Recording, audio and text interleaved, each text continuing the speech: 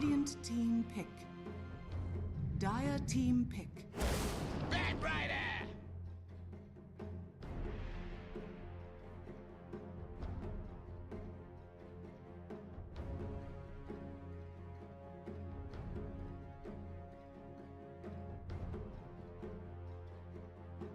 10 seconds remaining.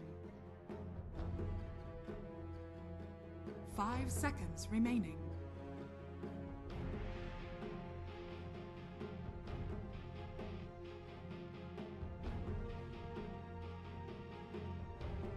Hey. All good.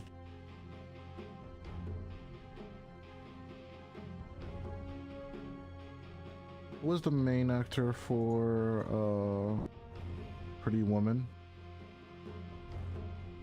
Radiant The team lady. back. Forgot. Jennifer.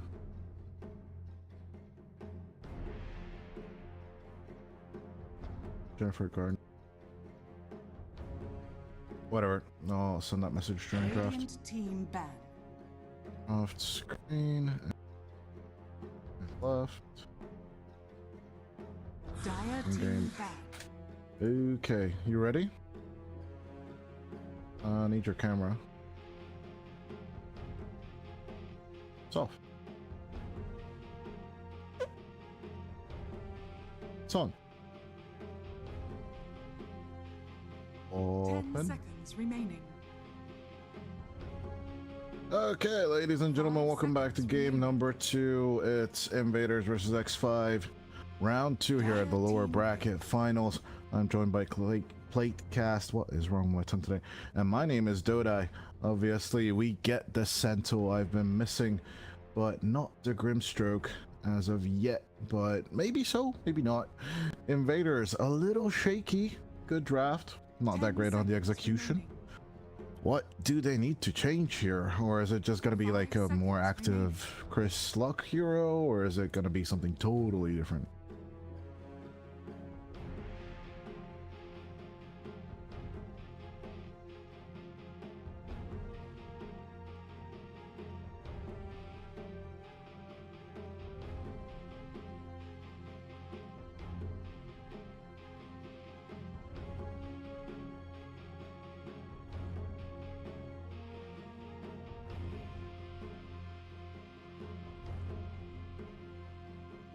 Radiant team pick.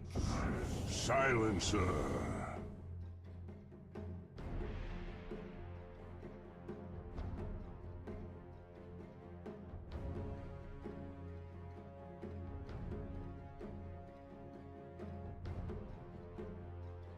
Ten seconds remaining.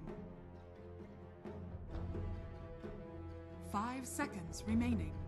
Yeah, despite it not being Chun, it's working out really great for them right now, so can't complain.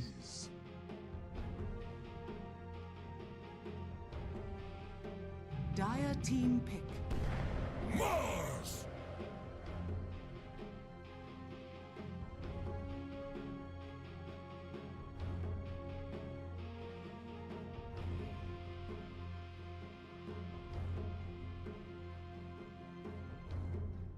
10 seconds remaining.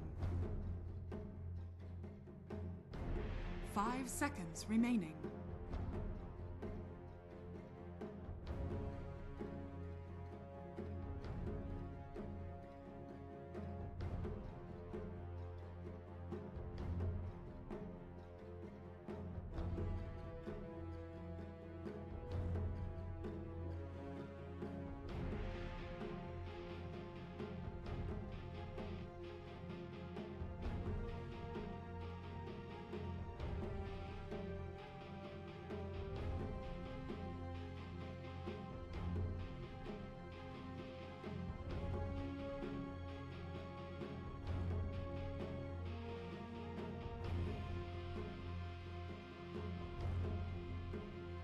Still think a Phoenix could be warranted here.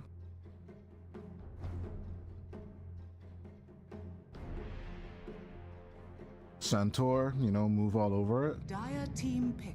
Position. There you go. There you go. Easy call. I'm more than interested If X5 pulled this off, man, the triple upset, that would be huge. 10 seconds remaining. 5 seconds remaining.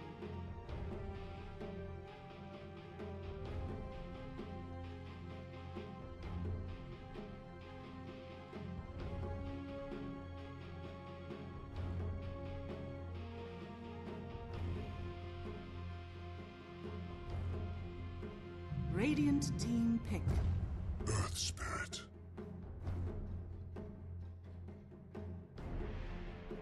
That's an interesting pickup right there. Throws us back to like 3 months ago times, but Chris Luck, I think he really wants to no, it's actually, wait, that's on the X5 side. remaining. What? Seba's going for it? It's no. 5 seconds remaining. I don't like it. I don't like it. This is bad.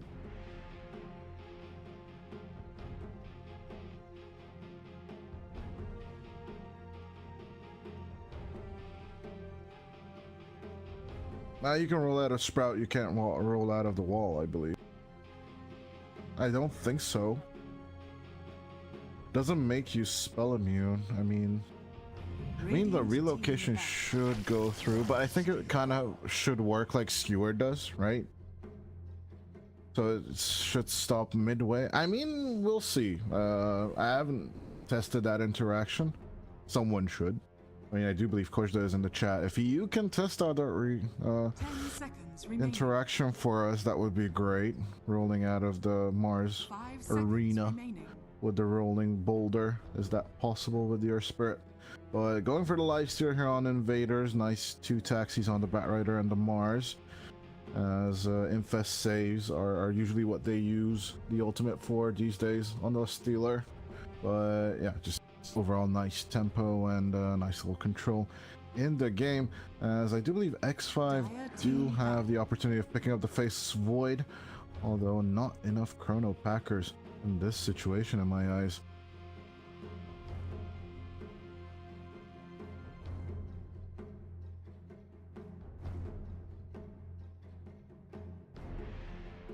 Ten seconds remaining. 5 seconds remaining. Let's just deny that global silence somehow, some way. Dire team As back. there's also the fact that X5 could just go Luna here for Kotaro, one of his best heroes, one of his favorite heroes. But let me just check that on our partner site, Cyberscore. Of course, link in the description. And yeah, let me look at that quick.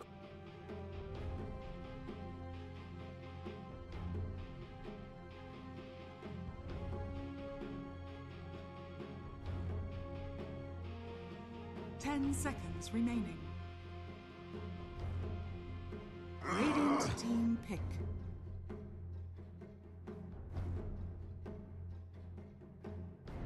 Dire team pick. For the Primal Beast. Is a Templar. Luna is there. Okay, Luna is still available as I believe he's against the Mars. 10 seconds remaining. PA is kind of meh. Patch. 5 seconds remaining.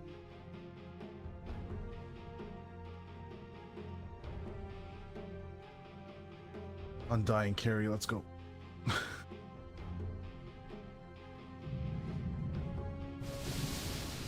You may now select your Ooh, heroes. I don't like Kotaro's Morphling stats.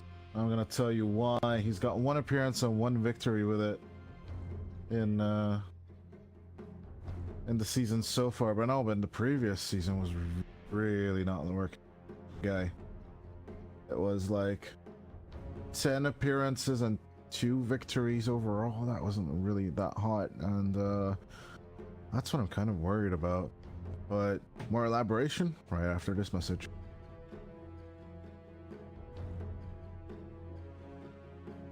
I'm not so sure. I don't think we're going to go 3 games actually.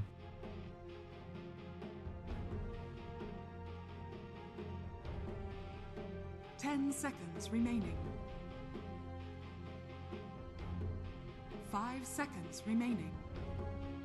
And we are back as, yeah, this is game 2. What do you think? Are we gonna go to a game 3, or is it just gonna be X5 doing the impossible triple upset?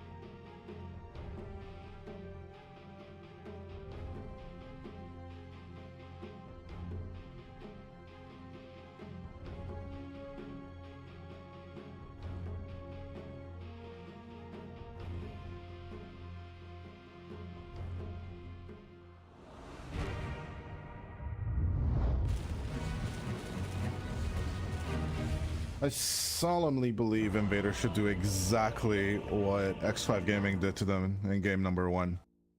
But exactly, but like asking and doing, it's a whole other thing. What?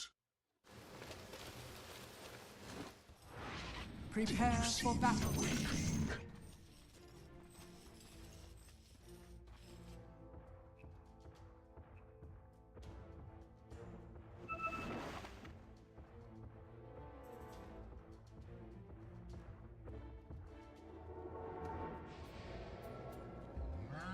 For the 5v5 smoke Sladen.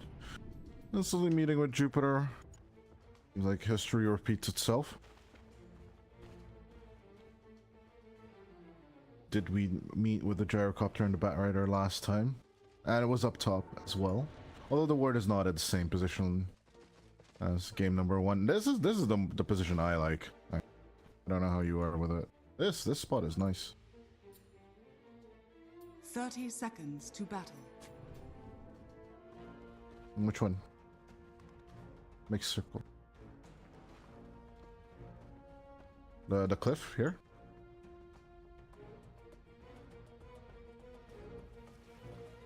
Meh.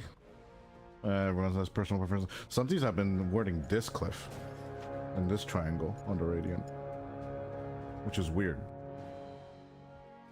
The battle begins.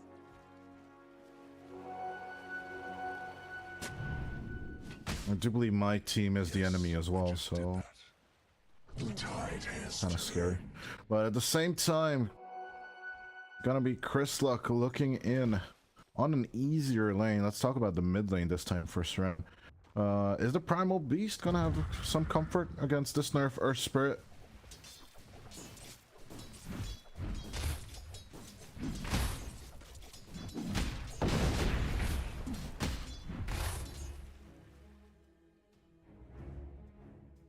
Making mistakes is the path to wisdom.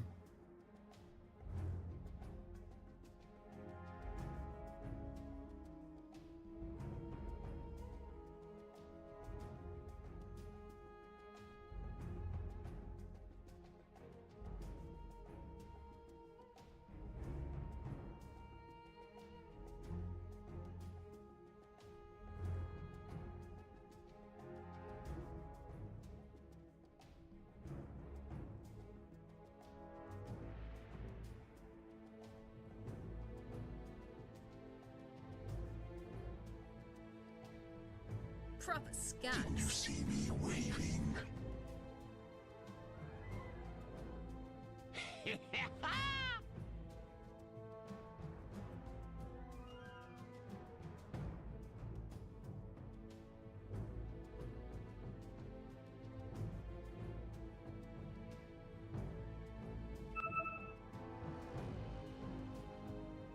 And then what about that top lane? How does that look for good old X? I think X5 should have a better time here. Say?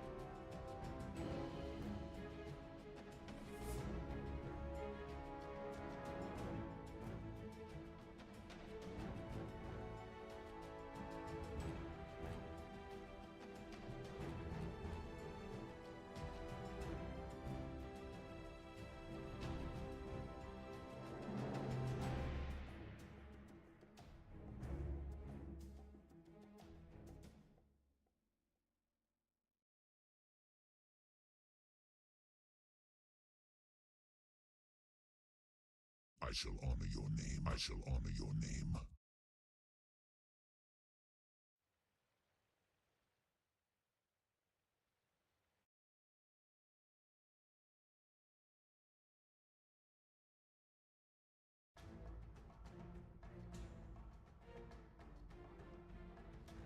Ooh, we didn't really talk about which team do we favor in this draft. Or did we? I think you said X5 maybe?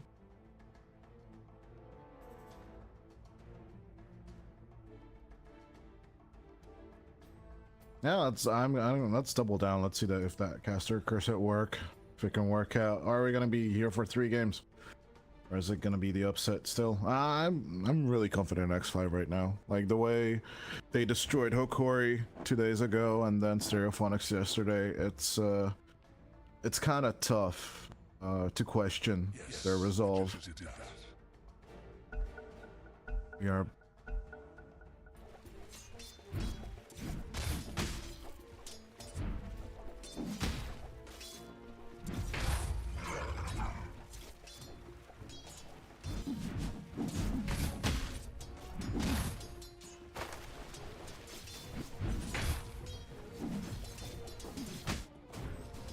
yeah, they need to get up that tempo and that aggression. Let's see if they can do it. For bounties, it was 2 for 2. I also need a reminder. Even as a caster, I get out of the game rhythm as Yambura getting a bit nickeled in the back. Chris with the rotation, getting that kill as previously mentioned. But yeah, MNZ back to safety as soon as Nature's Prophet arrives back here. But first blood going for Invaders. Similar to last time.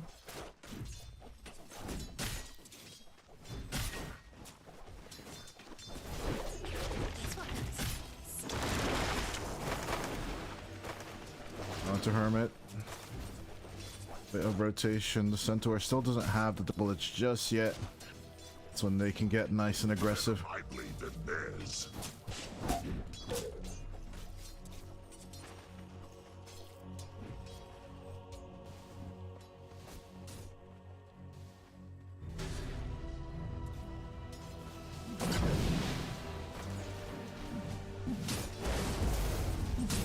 Approach just yet.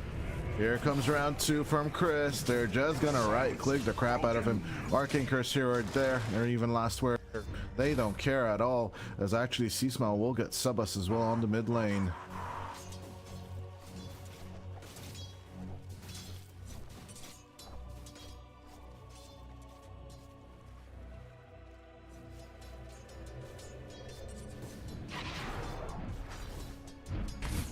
And love so far on the scoreboard for Invaders. That's a beautiful start here in the first 3 minutes.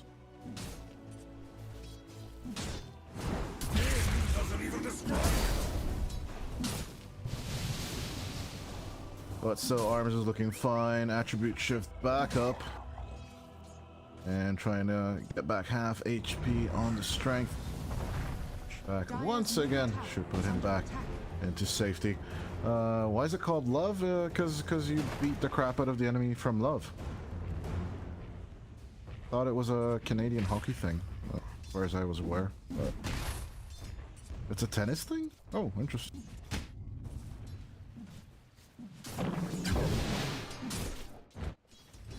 Ten is weird.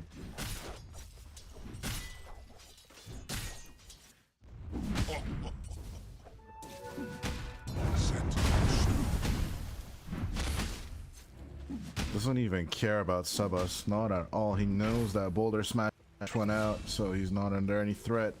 As Yambra gonna get picked up once again with another Chris rotation. Arms finally had enough of this, but they're gonna burn down the Morphling just a little bit. Another spear under, not under the tower, just at the very edge of it. But with the blood grenade, they're just gonna keep on sitting the Morphling.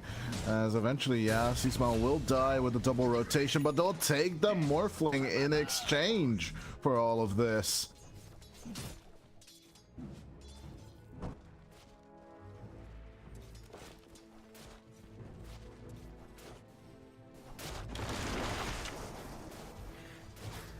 Radiant's middle tower is under attack.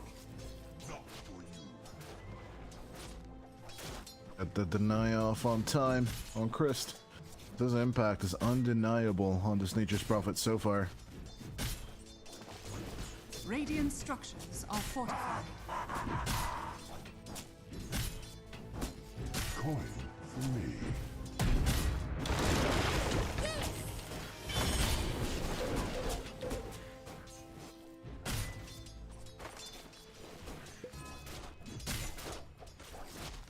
Sarah's all good.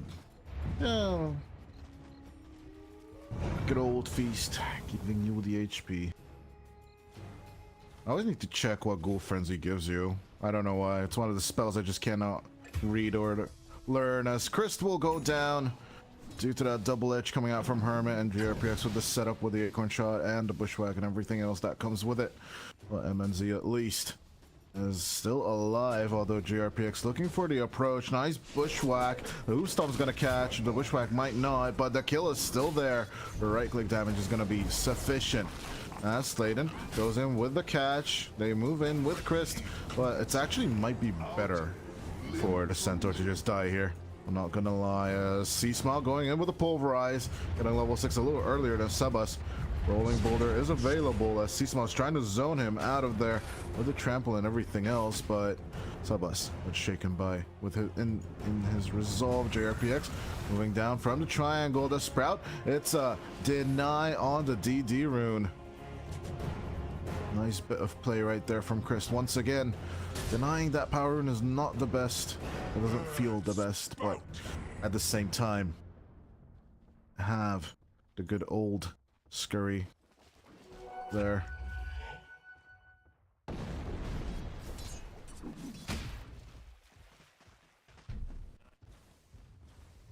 Radiant's middle tower is under attack.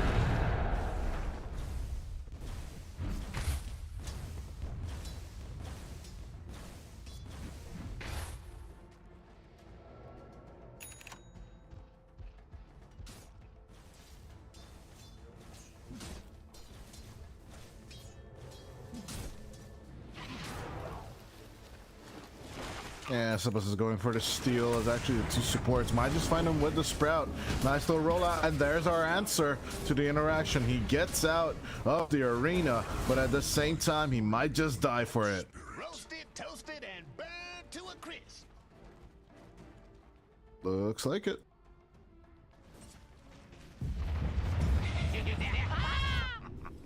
You learn something new every day.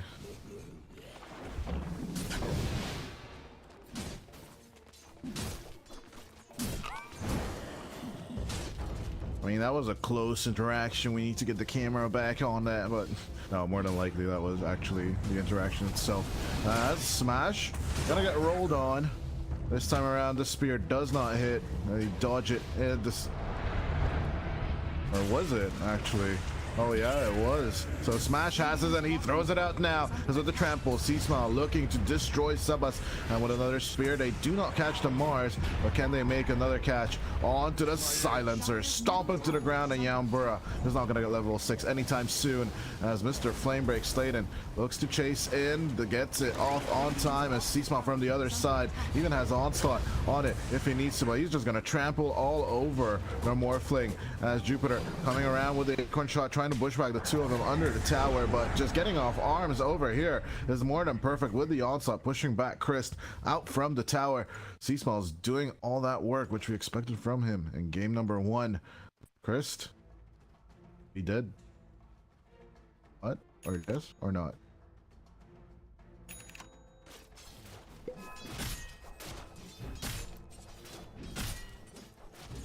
Did not want to. Did commit the stampede to help out, but it doesn't work out.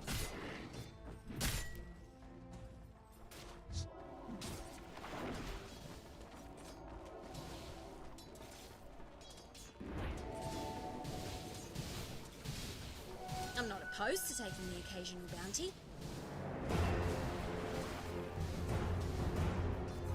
Think if you were the Morphling, you consider every angle, shouldn't you?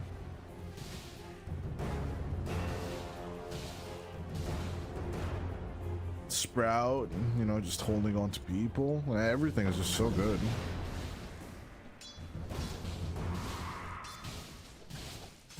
Sure.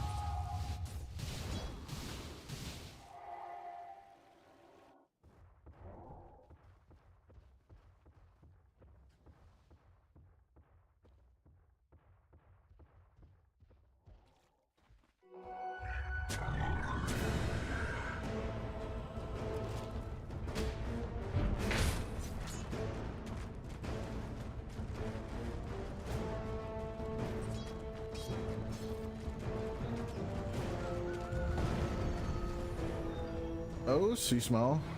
Just instantly finds out that there's a stack blocker right there.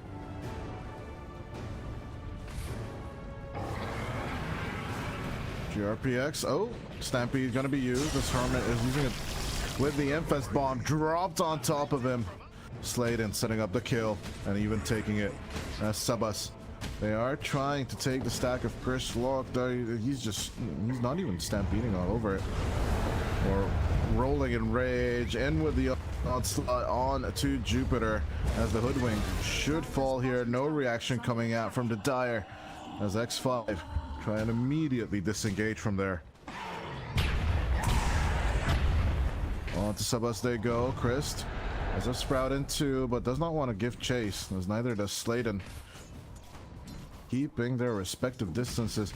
Christ doing his best to make it in time to the camp, and he's asking right now, Chris, look, is this camp the one blocked? And then, yeah, he's pinging it again. That's the one blocked.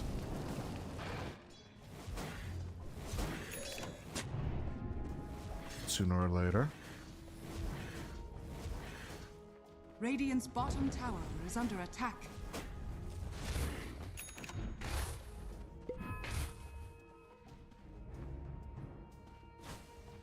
Radiant's middle tower is under attack.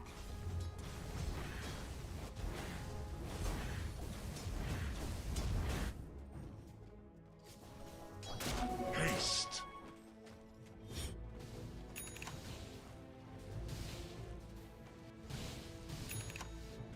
Oh well, at least they tried something, right?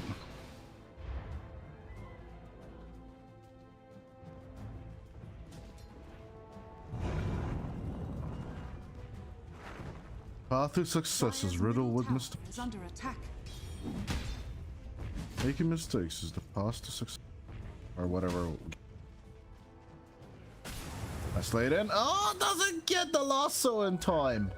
As even with the Centaur, in comes Mr. Infest. Radiant's bottom Looking for the approach. Kotaro will stun up, go for the Infest Bomb, and straight up on the Morphling they go. As the active shift immediately coming out. Chris looking for the vision. Will sprout it out.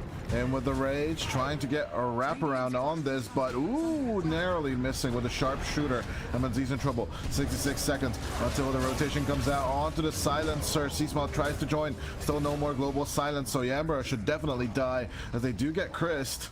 It is just going to be a support affair for now. Bushwhack coming out along with the lasso onto Sebas. Both mid laners stunned, but going on for the rotation onslaught. It's going to be an escape rather than a charging as Sladen dies to the 4. Smash also disengaging, so it's going to be 2-4-1 for X5. But overall, the rotation from all the team, is under attack. it doesn't really pan out for Invaders.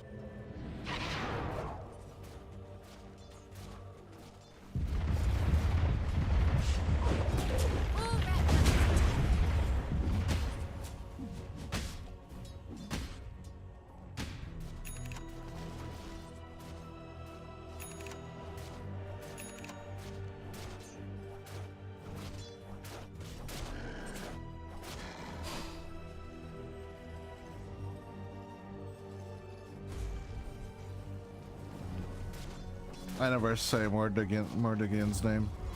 I don't think you say the second die. Radiant are scanning. Yeah, Armlet of Mordigan. You don't pronounce the second die. It's there, but it's silent, like the D in Django. Yeah, Phoenix, you mean?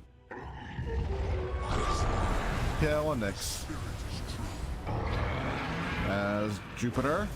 And I get not that caught out as the little bit of running away does come from the scurry, and Sea Smell that's knocked out as he immediately tries to make a play with a pulverize, but with a global silence. Sladen's also going to get caught out, and it's another 2 kills for X5 Gaming.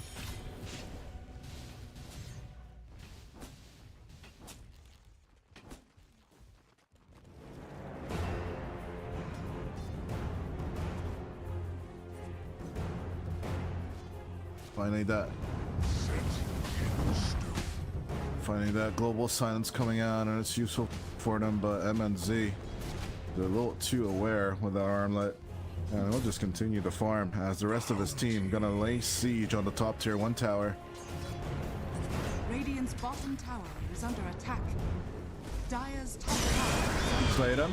Now he's got that lasso trying to pull in on the centaur, where but a beautiful stomp on time smash, looking in with the arena, knocking the centaur on the stairs, though not the perfect place, but until they get the kill it's worth it, as with the pulverized Sea Smell will just push the centaur in the ground.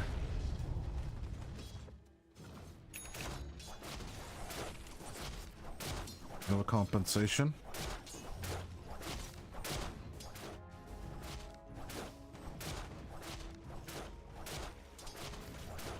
Earth's bounty.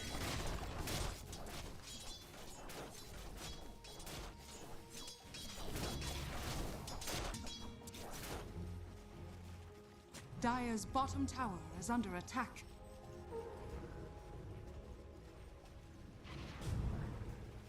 Sabas looking for the catch, and full well he's a little behind. We'll try and gun for the Midas. Once again, we have a pause. This time from the first time in the series. It's going to be X5 Gaming for the F9.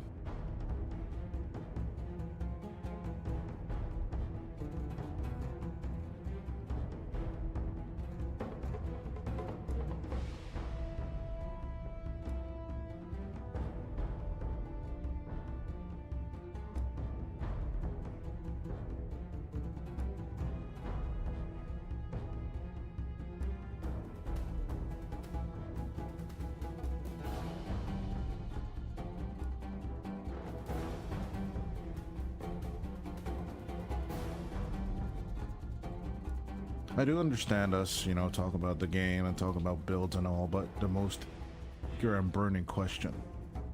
The Bat Rider is no longer riding a bat. Shoot the Bat Rider.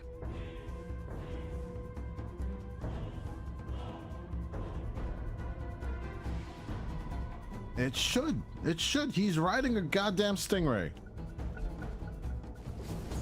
Exactly. Or Ray Rider, or when he gets the owl, it should be Owl Rider. I stand by this point. I will die on this fucking hill. I don't care, but they should rename the hero at that point, as the hoop stomp lands along with the stampede gonna be executed, and there's the sharpshooter on to Kotaro. And if he's not, he should be. Hey, it's an all damage, as they say at your southern neighbors.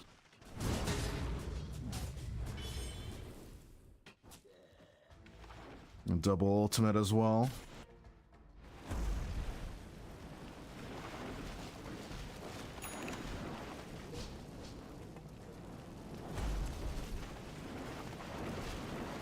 Alright, because if you don't silence him, you can just infest and get it the hell out of there.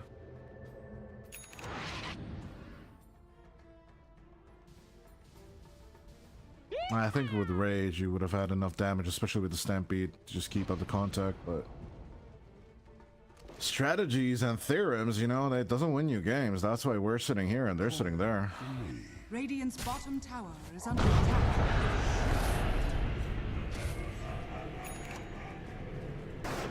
Radiant structures are fortified. Radiant's bottom tower is under attack. Such power. Radiant are scanning. Dire's middle tower is under attack. First objective coming up on the map for X5 as they will abandon their resolve. Well, kind of threatening their position, although they didn't have vision on the primal beast. They should be kind of aware of where the enemy is.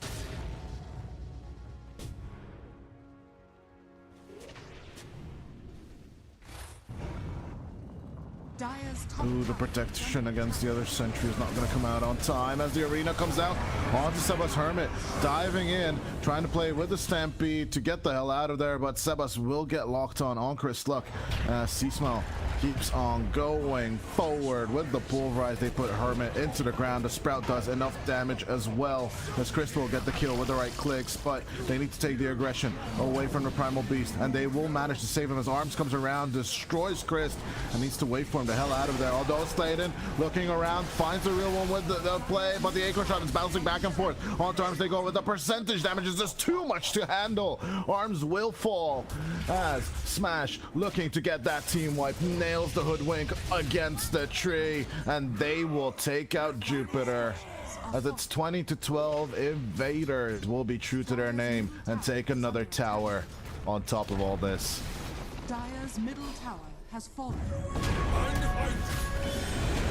Had the rage. Can he use it? Yes, he gets to. 20 seconds until Infest is available, trying to eat Hermit alive and heal himself back up. He's going to be successful with that.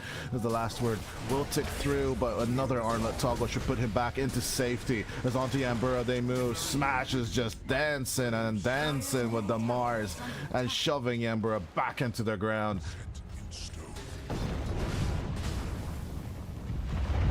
Dire's bottom tower is under attack.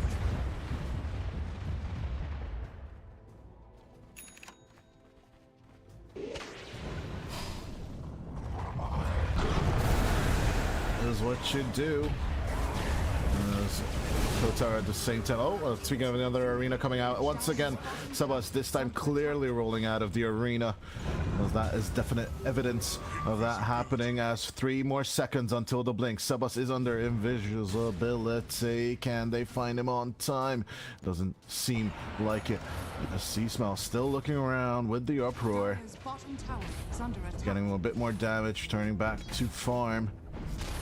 Could be expecting that it was an Invis rune or even a haste, but Sebas bring it around a little bit on the edge of the vision, going for the boulder smash. Smash gonna get rolled on, but at the same time in comes Slating. They will go with the Stampede, trying to hold on to the Earth Spirit. Finally there's the kill from Hermit, rolling all over the enemy, but Sebas still dying to the DOT damage of Sladen.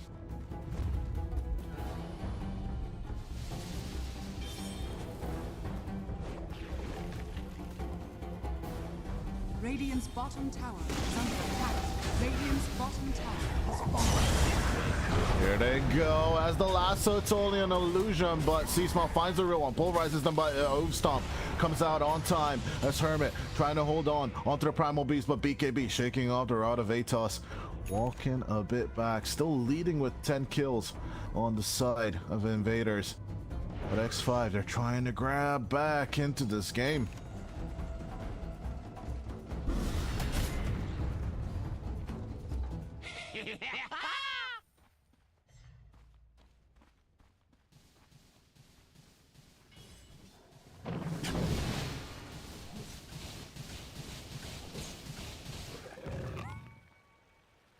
Radiant's middle tower is under attack.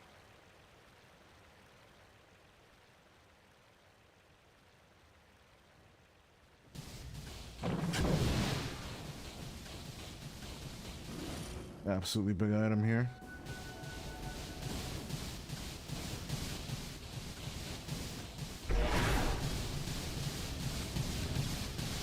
How the game is starting to focus a little more and give spellcasters a little bit more love, but at the same time we are not really getting our classics, you know, super back into the game.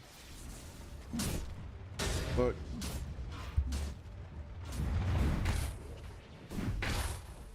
and Hermit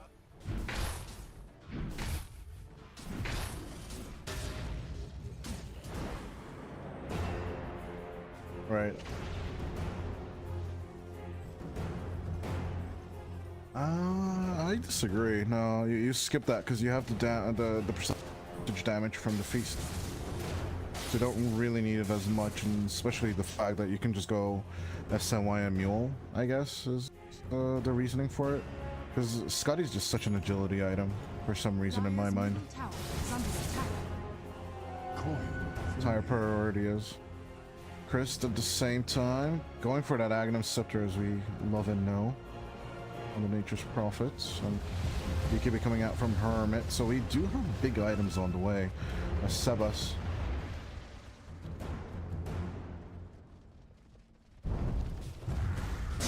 Oh, the wraparound, it's good as Slayton gives off the information, trying to pull Hermit onto a cliff. Will be successful as after the arena they just pop out and destroy arms instantly with the spell. Hermit will manage to escape, but the rest of his team will get dumpstered. As actually Small, he finds Hermit under the tier 1 tower very optimistically. And the Centaur will die as 4 will fall. Only Sebas survives after all that. Dire's bottom tower is under attack. They had Hermit on the cliff? Dire's courier has been killed. I mean, no, they still got the Stampede off, but it's just in zero control as Smash finds the control. And of course, losing arms that early into the game, that's just not a fight you want to take anymore. Dire's bottom tower is under attack.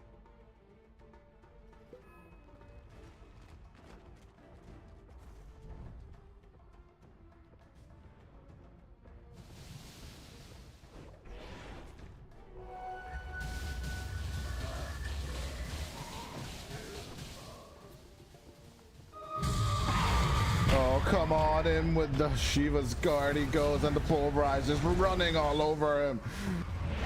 Arms doesn't even have the opportunity to shift back into HP. Well, the animal we got to use to know him as, doing his best to just even up the scoreboard right here. As another charge in, this time onto the Hoodwing. Jupiter trying to escape with the Sharpshooter.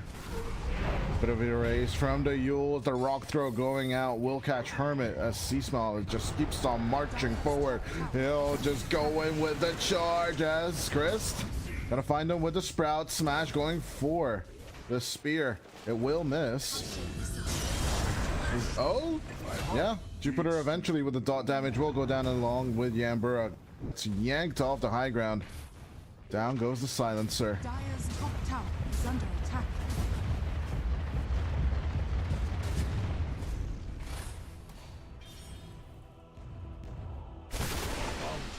Dire's top tower is under attack. Dire's structures are fortified.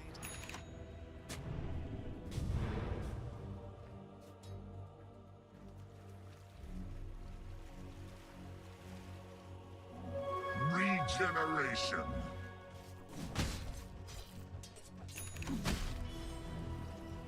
Radiant's middle tower is under attack. Unlucky find. Radiant's middle tower is under attack. You don't need it. Roshan has You don't fallen need to it. the Radiant. With that stat res up from the Sanjay Yasha, he don't need it. Give that boy some milk. But yeah, at the same time, Smash just shaking off all that and going for the straight up Hex. You know who's there? His main target with him, more likely to morph. C-Smile not queuing up anything yet. After that BKB and Shiva's Guard, we didn't see anything from him so far. Maybe Heart, maybe Blade Mail. Nah, I'd rather say Heart. Agent again. As another Infest play out onto Yambura this time around. And the Silencer new on his arms will be looking for the escape, trying to wave cut with the Manta Illusions. But tier 2s should be crying right now.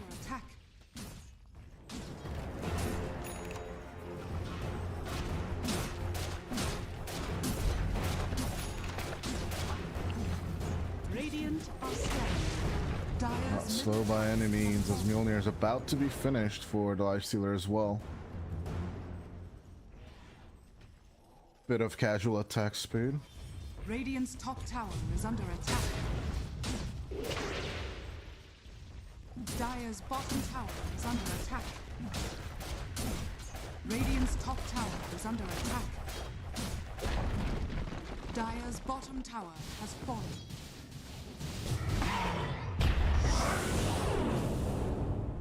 Might get caught out here. Global Silence coming out so that Seasmall doesn't even try anything. I mean, he did try to pulverize, but overall it doesn't work out. As a nice little combination of the arena comes out along with MNZ just walking onto this high ground. Backdoor Pierce, they're just gonna keep on shoving and pushing.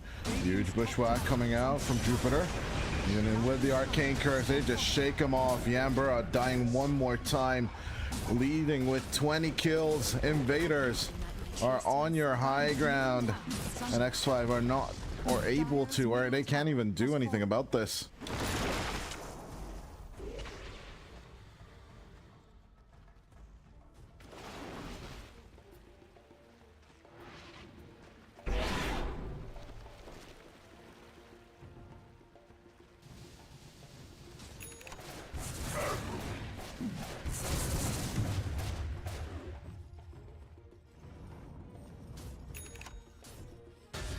Call for me.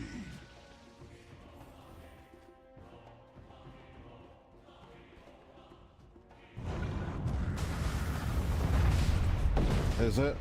Not that yet. Nice Geomanator grip, but he's still got the blink. He's trying to escape as much as he can. Shiva's guard is going to be committed. BKB was still available, but he was a little too cocky. But the rest of the team looking to arrive, trying to get some information as out comes Slade, and they do have a bit of lasso play on to the Centaur.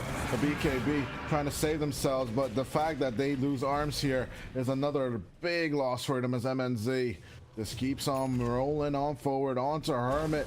A bit of damage, trying to push him back with the flame break. Gods rebuke him against the wall as it's a double kill for Kotaro.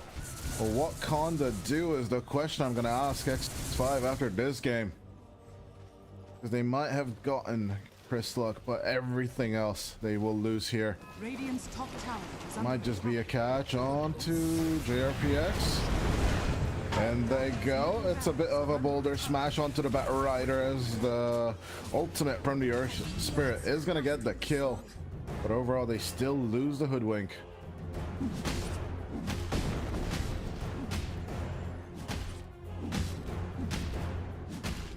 Dire's bottom tower is under attack. Dire's bottom tower has fallen. Dire's bottom barracks are under attack. Dire's bottom barracks has fallen. Dire's middle barracks are under attack. Dire's structures are fortified.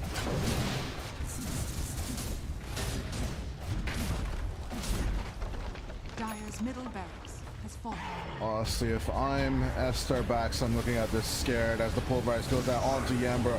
One slap takes out 2/3 of the HP of Silencers. There's that connection onto the pause 5 and half HP smash, and good old MNZ standing side by side, and that's going to be Aegis. But at the same time, they do get the little squirrel one more time. Seasmell will also off from the fountain as Arms tries to make the connection. Boulder smash back onto Kotaro into the thick of it as with the rage he tries to TP out and will make it. The rest of his team who came in with him will die as Sladen. The connection, it's not going to be there from Sebas. He will miss with the rolling boulder as the boulder smash will also miss there. Sebas just trying to find him but doesn't have vision at all with his remnants, so I don't believe Sladen's in trouble here.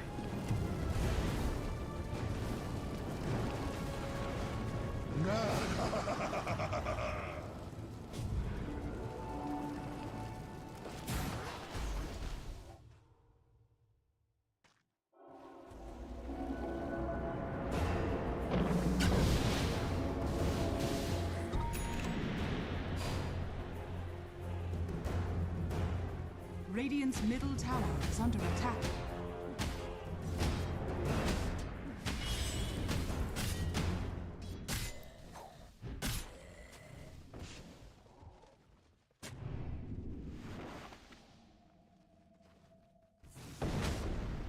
That's the case as we are rolling on our 33rd minute of the game. Arms slowly getting there as he's gonna go for the silver edge. Breaking the life stealer is a really good move in my eyes as they are looking to move on to Christlock once again. The Conda doing the works as a long Christ guy just get caught out here. Hermit, he's just more than happy to just give off the vision, and it's gonna be a double kill for the morph. Getting to those itemizations, Arms is looking good as they will look to siege the tier 2 tower.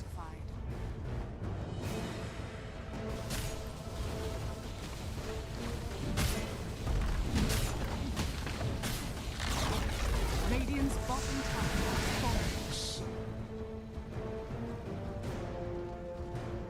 Radiant are scanning.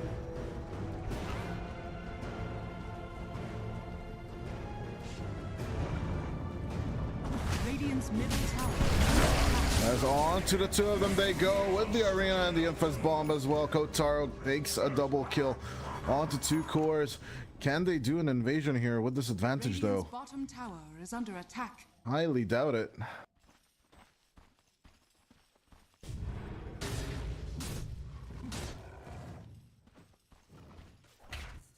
Dire are scanning. Dire's top tower is under attack. Dire's top tower has fallen. Come on! Before the catch, nope. Miss on the bushwhack, and Arms will immediately disengage. As with the Gleipnir, they do find him first at the BKB as Arms goes in with the Panda play. In with the lasso, a catch out onto Arms. Yes, Global Silence is out, but it does nothing as double buyback comes out from X5. They do need to do it on Hermit as well, unless they get Mega'd. Arms trying to look for the lasso play. They do get it as Arms trying to shake off the damage, but again, the chase is there. He tries to go in with a Shadow Blade, but under that ward, it's not going to happen as X5 will concede.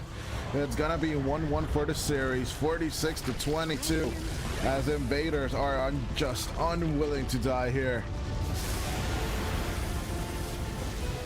31k net worth lead to end it all.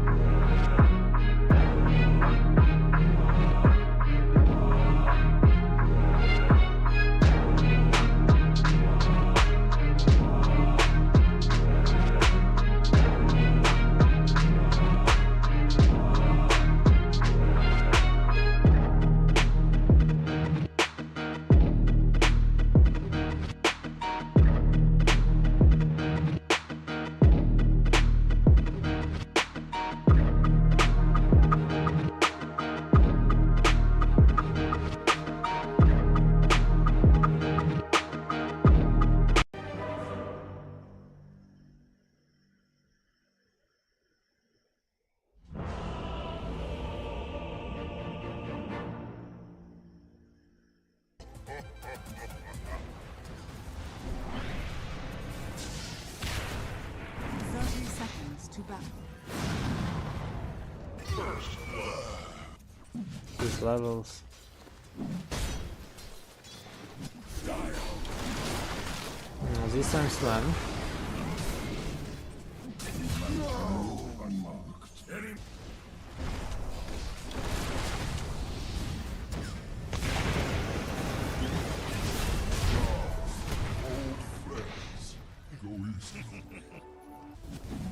It will be advantage for Team Silk.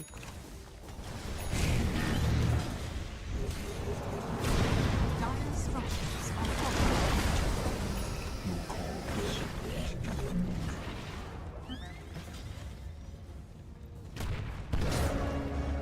Oops.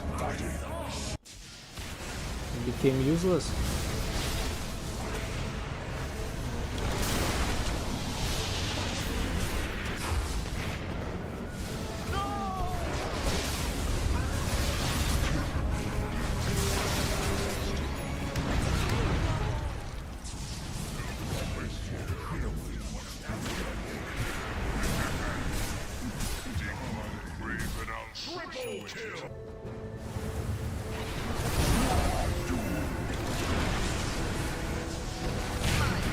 Dire's top tower is falling.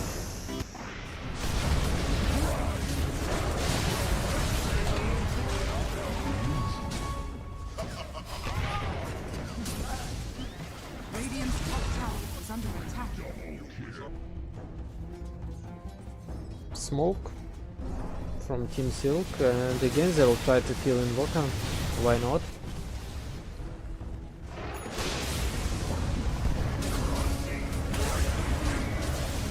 Dire's middle tower is under attack. Radiant's bottom Maybe tower Do will is find under attack. somebody.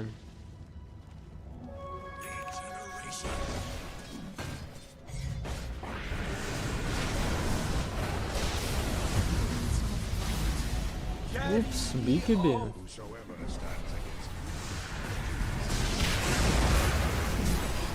And just without mana.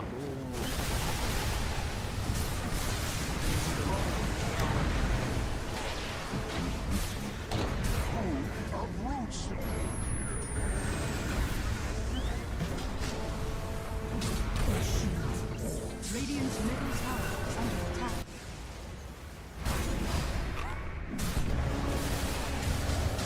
Mara's in a terrible position. Nature's Prophet came to die.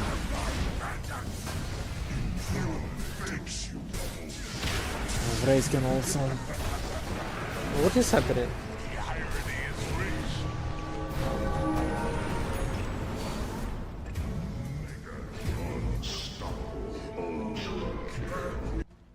In this game from Team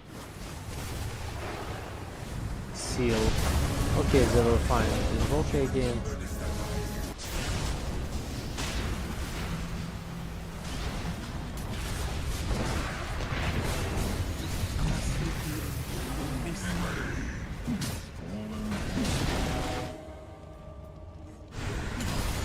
They forget to kill Doom. Nice.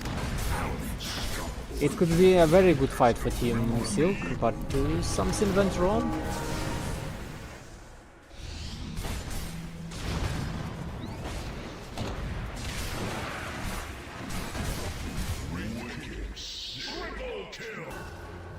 Dire's bottom tower is under attack.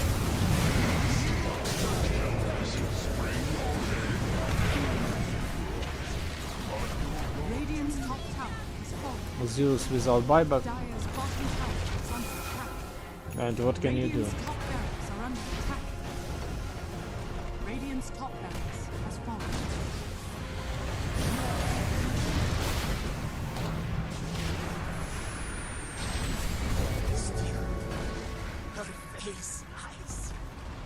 Radiant's top barracks has fallen. Radiant's top barracks has fallen.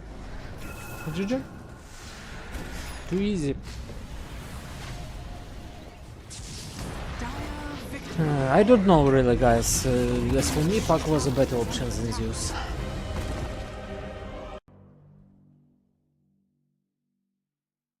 And his back, I believe, is from the Frankenstein set, but Yeah, that's one. It's pretty. Jupiter getting surrounded. In comes Austin as well, but with the Whirling Death, it's not enough damage, so the first blood will go down. On to Chan, actually double kill for the Undying, as Jupiter finally falls to LSM on him. But I think it's a compensation for the Retaliate, as Lumiere about to be caught out down onto the bottom. few more right clicks should do the trick as the Spectre will turn into mist.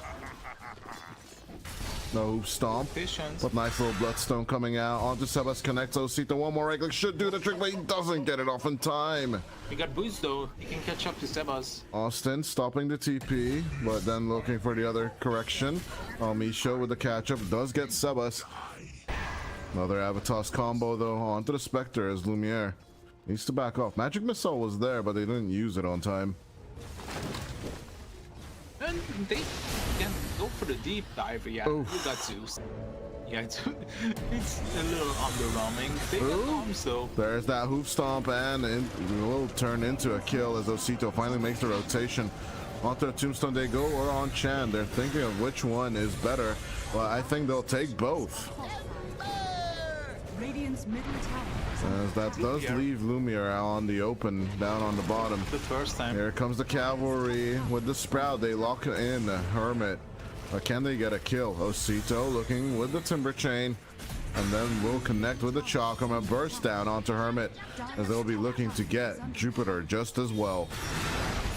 Spectral Dagger on him, and it's a killing spree coming out from Osito as the Thunder God's Wrath does give off position, but you cannot kill while the Timber Saw is just chasing on you. Don't really have mana for this turn. Nice triple decay coming out. As onto Sebas, they turn. They do lose on Misho, but they're still gonna get the mid laner as Osito and Lumiere trying to turn onto Chan, but all that level 3 decay damage is coming in hot. As Chan will take out Austin, will turn in with the Flesh Golem, and that is the power of the Undying early game. This hero is extremely broken, but Osito taking the kill and will get the Ultra kill. Will he go for the Rampage on Hermit? Nah, I don't think so. Radiant's male middle game. tower is under attack. Bob, Misho, he might be in trouble. Caught out with the Magic Missile as well. Sebas doesn't even turn around. Hermit with the Avalanche Toss combo onto the DP they go, and it's a double kill for the Tiny, and they can just keep on going. Osito coming in for the combo. Sprout available in 5 more seconds, but there's so many trees around.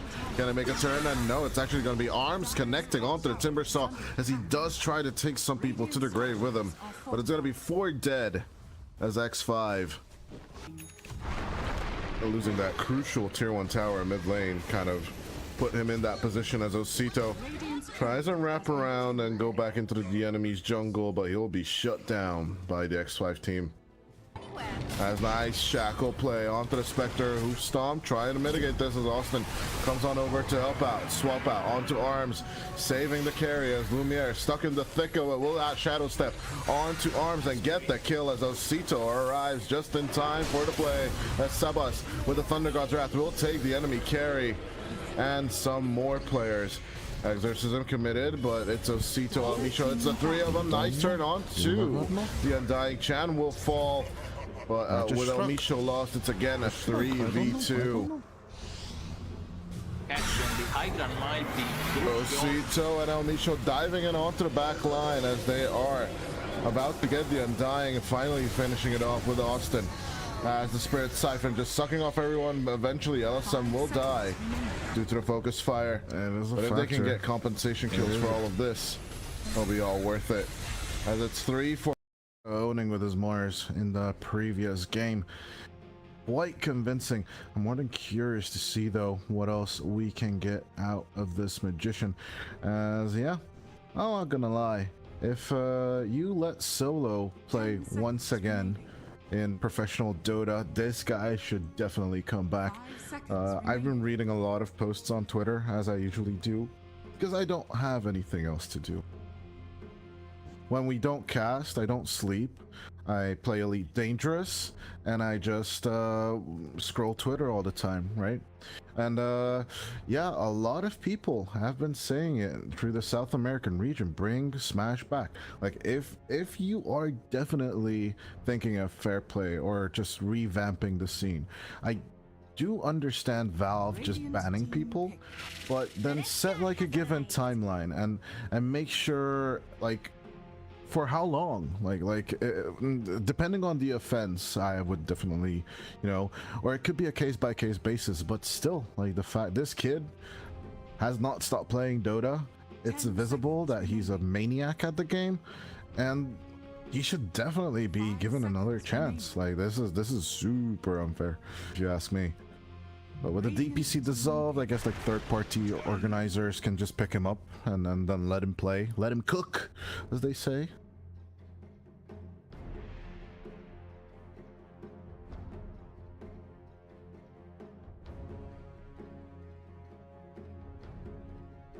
Ten seconds remaining.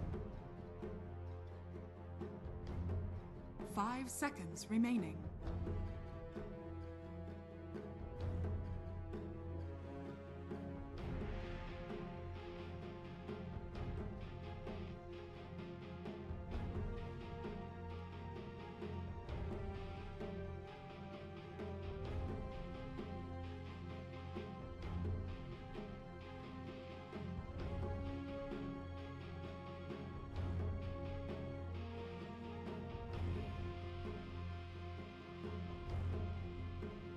Link in the description, guys. Check out that platform. You will definitely not regret it. As of course, X5 Gaming. Although it's not, I don't see Chan playing. So is it gonna be Yambura? Yeah, it's gonna be Yambura playing the Undying. They do it again. Strength offlaners. They pick it up from time to time, which I really enjoy, and that kind of puts the Tiny in position 2 or 3. So there's the questionable part, but it has worked for them in the past. So that's why I can't question it.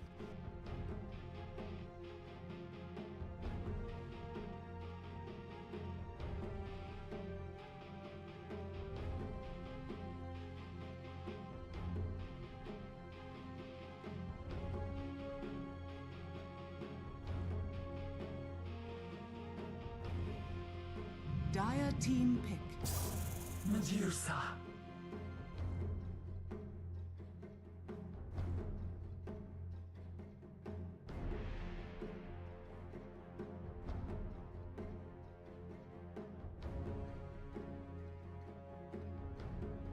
10 seconds remaining. 5 seconds remaining.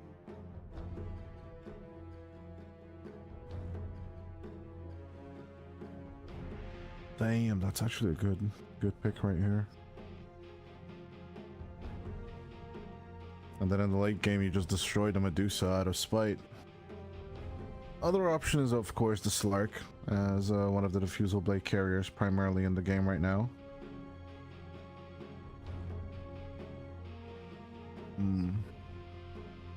Right. Or then you can just solve it with the mid lane Pangolier then, right? Ooh, but not anymore, not with the Treant Protector. Okay. Okay. Way better. I think the decision was between, oh no, it wasn't between the Treant or the Phoenix because the Phoenix was banned. But yeah, this is another option you can go for. Meepo, we've seen this matchup before. And I do believe X5 were actually playing, I'm actually thinking about it. Maybe you were casting it? Or was it Korzda casting it?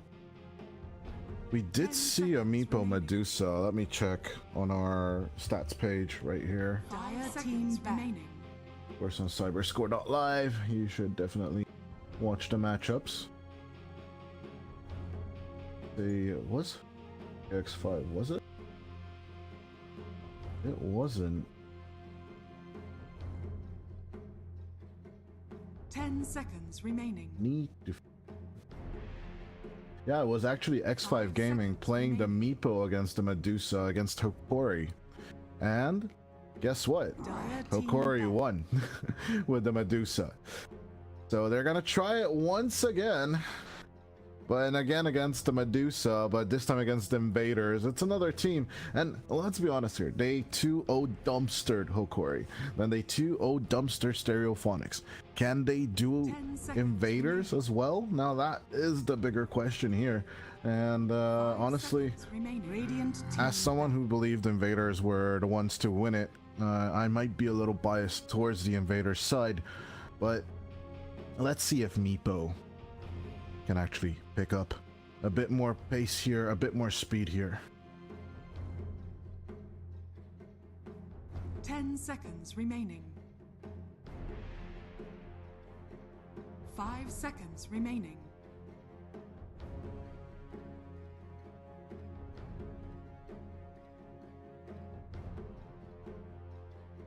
Do you like the Pangolier ban?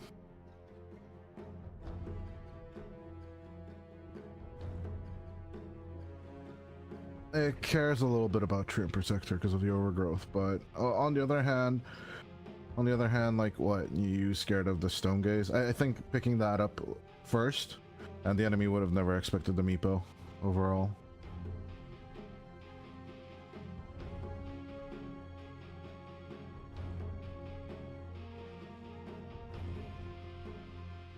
There's not enough farm on the map, right?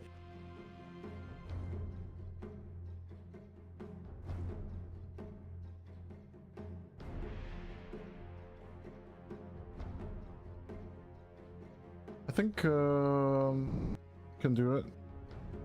Queen is quite decent about that. Quappa, we saw a few of those, but not next to the Meepo. That is true. It's usually like Zeus's and like things that don't really need that much of a farm, right? So, such as the Pango, they're gonna go for the Invoker though and get the combination off. But it's not the Cataclysm traditional Invoker, and it does leave them the option of putting the Tiny or the Invoker mid lane, depending on what Invaders react to this with Chris Luck. 10 seconds remaining.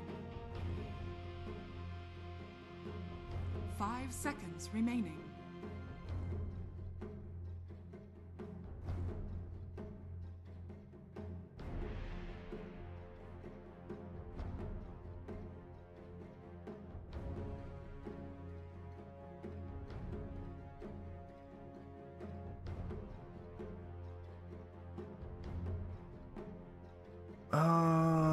No. There's Tornado, Earthbind, Avalanche, Toss, Lasso. No, it's horrible. I think. Choose your hero. Elder Titan? What the hell? Oh, and they do a switch out. Ooh! Chris Luck Mars, baby. Let's go. As it is one of the... I don't know if Smash can whip up something interesting with that, but I mean, it's great against the Meepo. It's great against the Meepo, isn't it? Ooh. Ooh.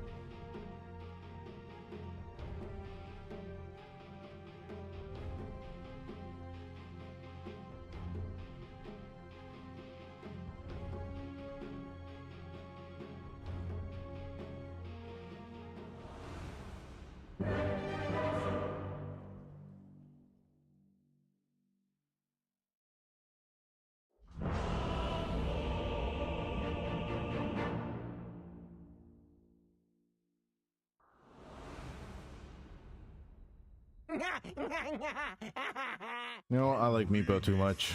I'm gonna go crazy. I'm gonna go X5 actually this game. For battle. It's a feeling, you know, it's intuition. I can't really explain it. But overall, just generally, I think Carl is just too strong of a hero, you know? So I love Chris Luck and I love these counter plays coming out from Smash, and I don't think Seasmell's gonna have a good time against the Invoker. I think that will crumble, and eventually with all the drops you just previously mentioned, I think they can do it. This time around they might be able to do it.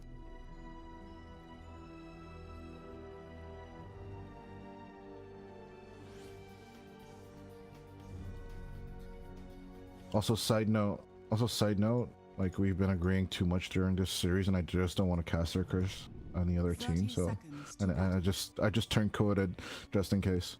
Okay, now I'm gonna turn back my mic on. Oh my shit, my mic was already on. Oh whatever, it's fine. This is fine. This is fine. No one is paying attention to the stream anyway. Right.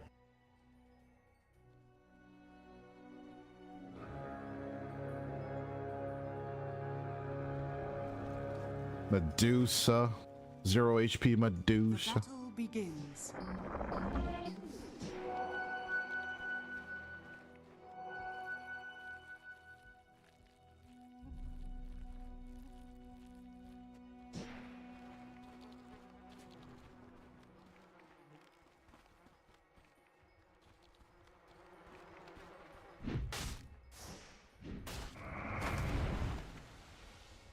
Was definitely one of the more classic ones of last season. Was Deraccio versus Collapse's Axe.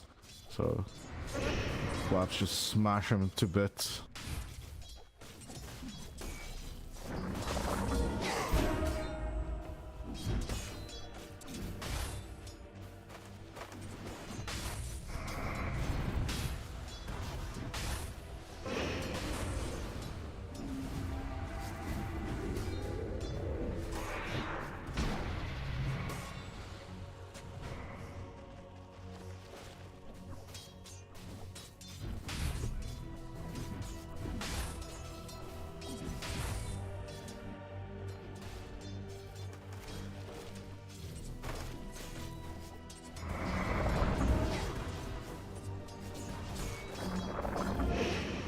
You won't be needing this.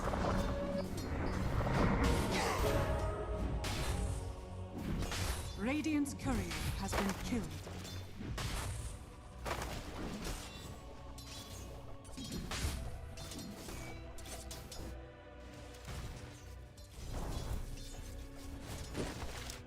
As in with the cold snap, Seasmall eating a bit of damage and losing some mana, but overall he seems to be okay with that. Already having the bottle, he should be fine. Hermit getting chased up top. We'll get back to that mid lane and discuss it just a little bit more further, but okay, the chase is gone. So yeah, this mid lane, it's more about disabling that Mars, right?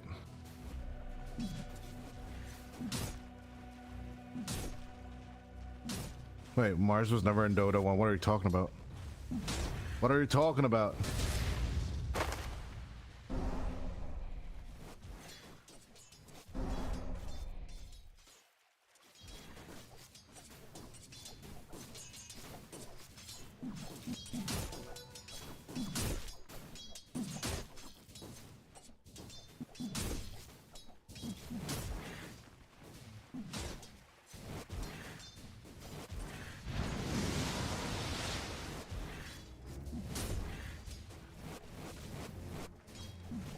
All things fall. Execution style. Yeah, definitely wait for one of the gangs to play, as this small approach with the God's Rebuke could definitely work out in favor of him in terms of damage, but overall he is kind of stuck in his ways with his bit of that damage play. But overall, yeah, even with the spell cooldown, it's still going to be Chris going down to Hermit and JRPX, as there's not going to be that kill onto the Treant Protector. You knew I was cold-blooded.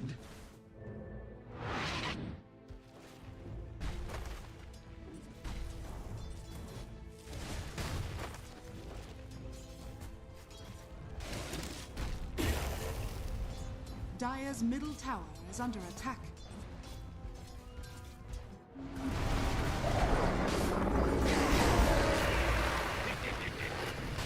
On with a chase, and they go, but Smash, he's trying to turn back. Still 9 seconds until the next Astral Spirit, but the Tombstone shoving out the wave as it usually does. Getting some brambles, but at the same time, Arm's going in with the Earthbind. They're trying to sit him, as in comes the Echo Slam, or actually it's not an Echo Slam, it's an Echo Stomp this time around. But Echo, same name, same difference.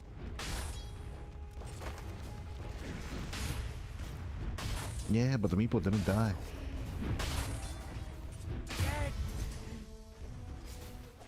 What? Arms?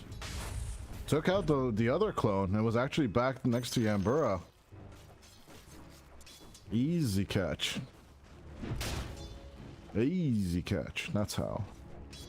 Arms didn't attack with the clone. I guess he didn't get the regen from it. And then well, even a casual little Shadow Realm did its work. And then took out the meeps. Nope. Not indeed.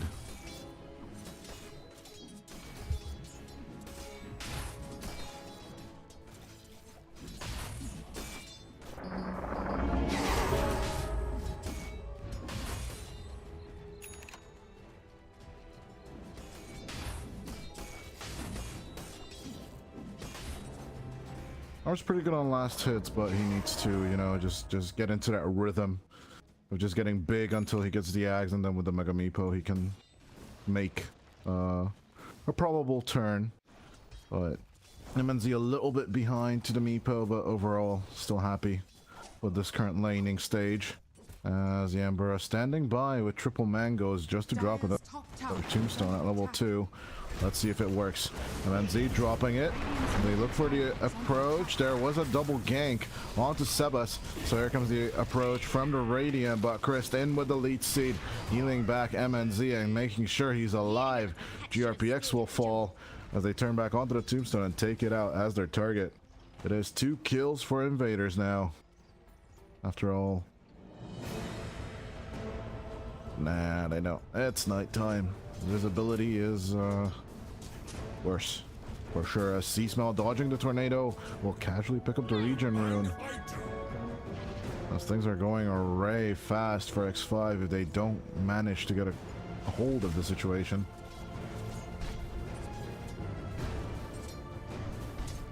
Radiant are scanning.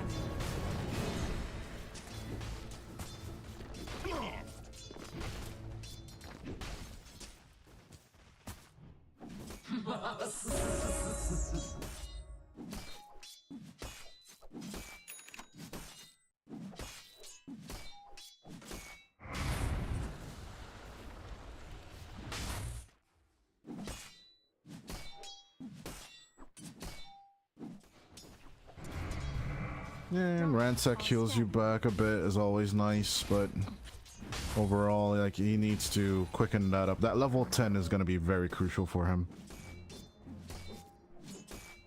I think it's 4, 10, and 18 are the 3 levels, if I'm correct, but you can check on the hero panel as well, because...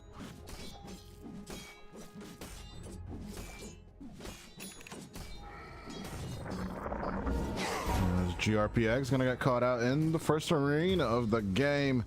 Easy kill onto the Bat Riders. That is the 4th one for Invaders. So what are those lottery numbers, my friend? Dire's middle tower is under attack.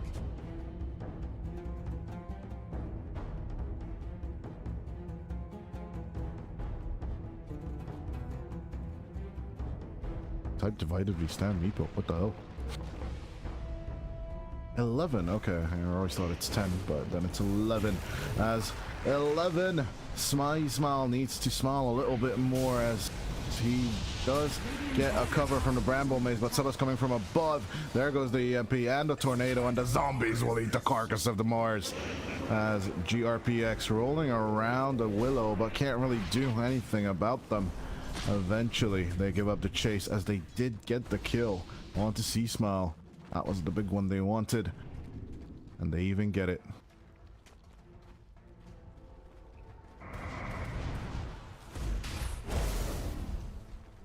Or actually, it's going to be Smash going on to Jupiter, but Christ looking on with the lead seed, but they need to give up the chase, knowing full well that the Invoker is lurking.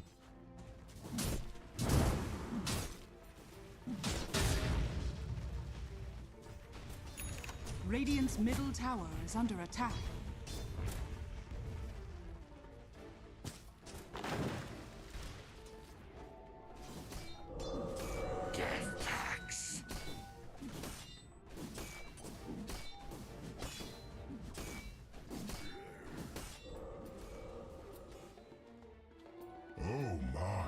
Yep, it's on the donkey on the way. What sort of prize is this? I do believe he should be patient. I would wait for the axe as Sebas is not patient. He's looking for the Medusa instantly. And with a cold snap and the flame break, it's just gone with the EMP combo. That is the drop we've been looking for since the 0-minute mark. Well, let's see. His arm's gonna get caught out. Dodges the Echo Stomp as the Astral Spirit still gives the vision on him, as there's the arena play on to the Meepo with the Earthbind. They catch up onto him, and with the Earth Splitter, they just rip Meepo apart. Are fortified. Dire's top tower is under attack. Radiant's bottom tower is under attack. Carry exchange, carry exchange. Radiant structures are fortified. Dire's top tower has fallen. Radiant's bottom tower is under attack. There's the MP pop once again. GRPX does not have Lasso though. Still only level 4 on the Bat Rider. A ton of damage. Needs to use the magic wand. Gets a bit of soul rip love from the Emperor. But here's a turnaround. On to 2 as MNZ's in the air will fall to their death. As Sladen also getting caught out. It could be 2 kills coming out for X5. Evening up the score right there. As Seasmell with the long ass spear. Even the Centaurs helping them out. But at the same time, Hermit with another avalanche going in. See coming out onto the Tiny, but Sebas is there getting a soul rip, looking for the combination, but no cold snap just yet. The spear doesn't connect to a tree, and even with the cold snap they're waiting for the enemy to arrive, but I don't think Invaders will want to give chase. Radiant's middle tower is under attack.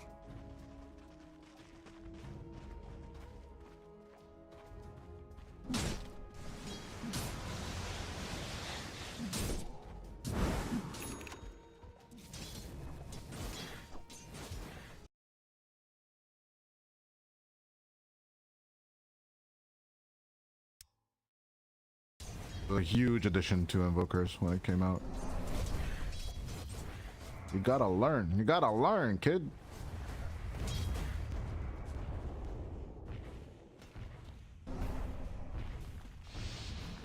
Illusion.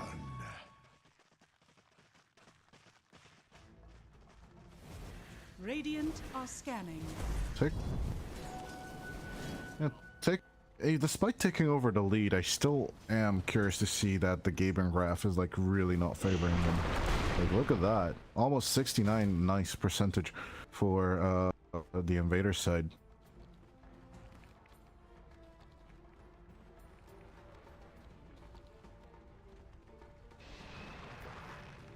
Radiant are scanning.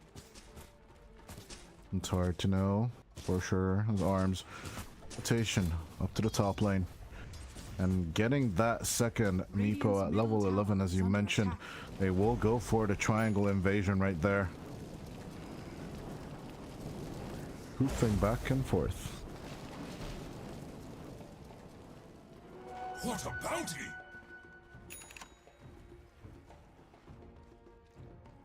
GRPX a little farther from his movement item. His arms goes for the invasion up top. Looking and searching. Can he find something here though? As in comes Hermit, coming it back. There's a toss back on from Mars, but the overgrowth coming out from Christ. As there goes the Earth Splitter as well. Arms needs to run away. Half HP instantly on the 3 clones. Gotta run, gotta hide, but the Tiny will get stomped.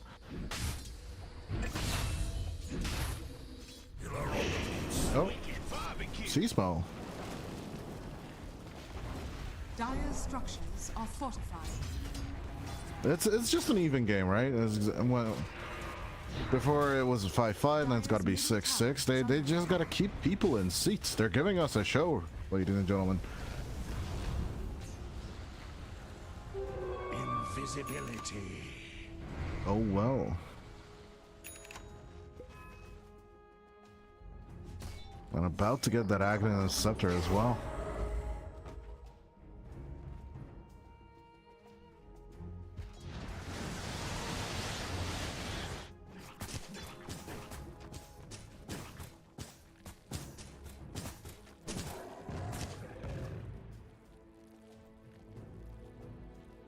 Gotta do the work. I don't know how MNZ can block that. Honestly, they're gonna try and go for the Manta first, speed up the farm as well. Manta dodging it is possible, on the other hand. And another... yeah, but like maximum should be... Well, I guess BKB doesn't work anymore on it, should it? No, like the damage goes through, but the Mana Burn shouldn't go through, right? Am I stupid on that?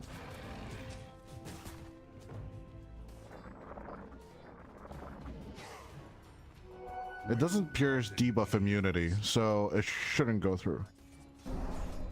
Right, so it doesn't lose the mana, but you still get the damage. At the same time, you know, it might not be enough. true. That is true as well. Okay, interesting. Interesting. Whoa. Well, and we get into spell theory, ladies and gentlemen.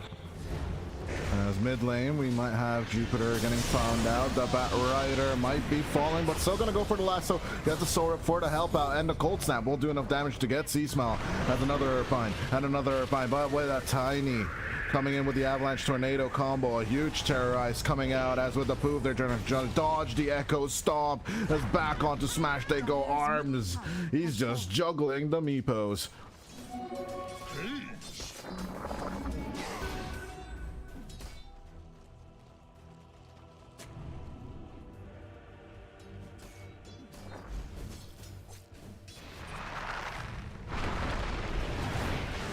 There's a Tram Protector in the air. Trees are not so good with flying, you know, as down goes Chris as well.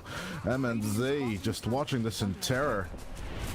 Was queuing up the Butterfly next, but I don't know. It's going to be the Butterfly effect of a catastrophe if this keeps on going on for Invaders.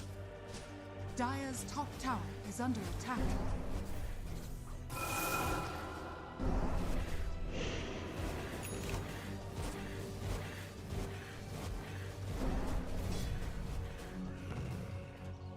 This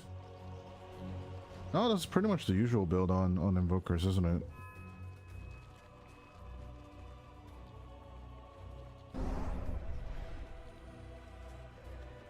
No, this is pretty standard, as far as I can tell. I've seen this combination so many times since TI9. As there goes the Sunstrike, just gets the vision down as Sea-Smile once again caught out with the cold snap and just gets stuck behind enemy lines. There's no way of saving him, and the Bedlam does nothing. Arms just dancing up and about up on the top lane. Could poof and Mega anytime.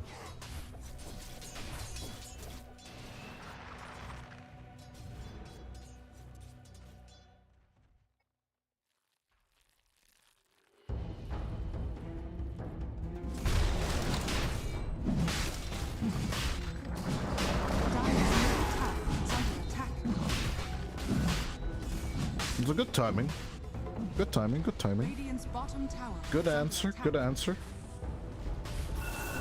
There goes the Astro Sprint into the pit, but does not find a Roshan there as it's coming back. In goes the Overgrowth from Chris, and with that arena, they set up a fight. But Lasso once again onto the Mars as the Earth Splitter comes out. GRPX might lose their life, but they still get Chris. On to the Mars they turn. Terrorize coming out, but it doesn't do much as Arms still alive with the Megas and the Meepos. As Arms gonna go back about in with the Earthbind. A poof goes out onto the Mars as Smash trying to run away from all this. Seba looking for the perfect tornado. It's gonna catch one as on to MNZ it goes. Toss him up in the air, make him lose all their mana. They're gonna try and go in with the the Stone Gaze, but that is all she wrote. Kotaro needs to go back to the fountain. It's gonna be 4 deaths, or actually a team wipe on Invaders, as Chris did buy back for the fight.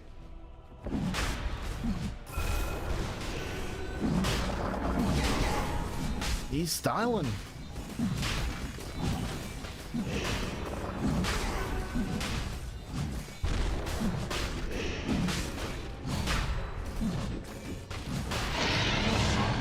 Fallen to the Radiant.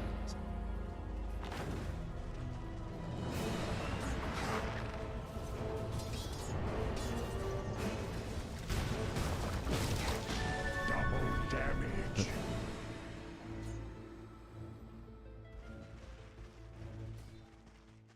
And even the Earth Splitter, they had everything. They did everything by the book, and it didn't do anything because Arms just turned around with the Mega Meepa, and he just, you know, just poof farted all over the Medusa.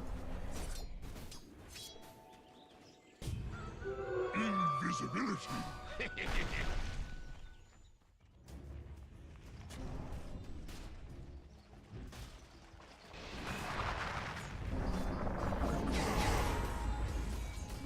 Arms keeps on looking, does not find Christ, but we'll move on to the first tier 2 tower of the game. As I did hear Sunstrike go out somewhere. Sladen got caught out, but Smash also getting chased by Jupiter. Echo Stomp will miss off the mark as the Flame Break Actually, the Firefly will burn down Smash. How you're doing is a valid question as the tier 2 falls. I don't think Invaders are doing well. Dire's middle tower is under attack.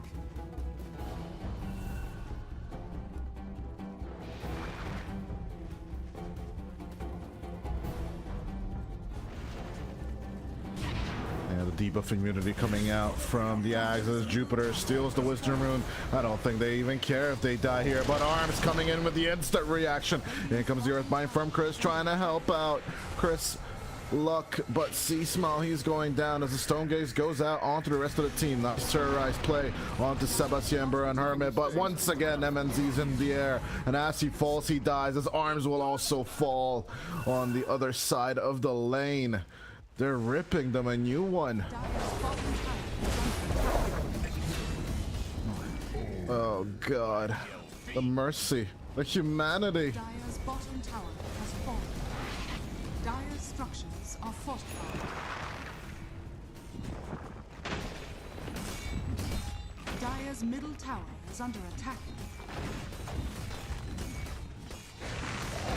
7k down as Arms moves forward.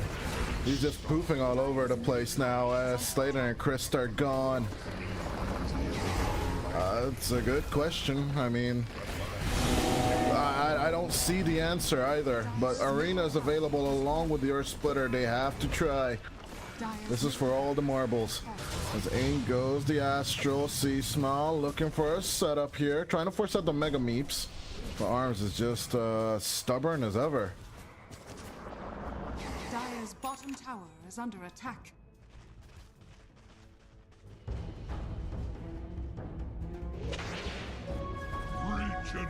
Debuff immune.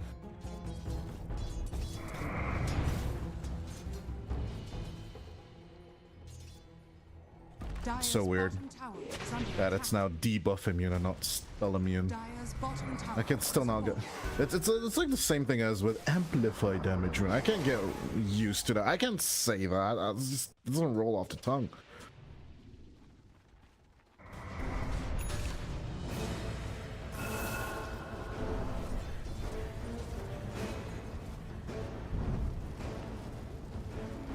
It's not bad though.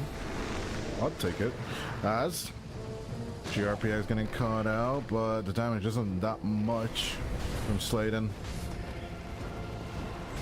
Managed to save him just in time.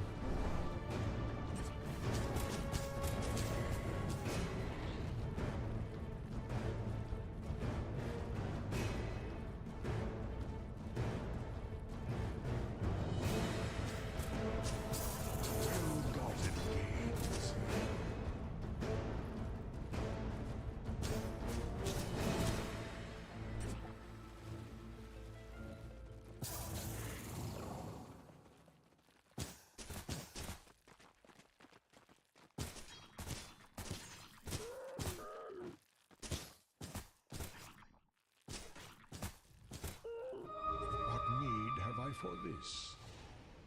Oh, yeah. That's the good stuff.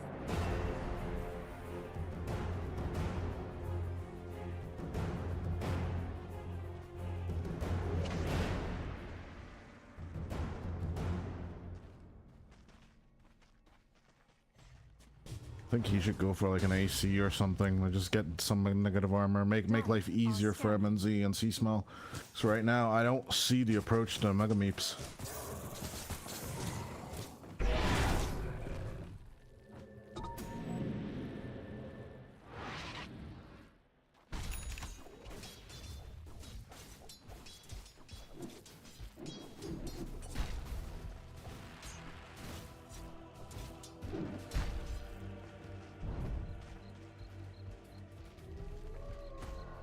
Dire are scanning.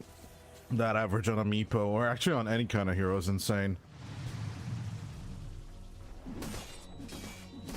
The fact that he's been like the 3+1 type of farming with it as well is just insane to me. Like, so much gold came from the kills. The C-Smell finds a compensation kill on GRPX. But, oh, actually, it's going to be Sladen taking it.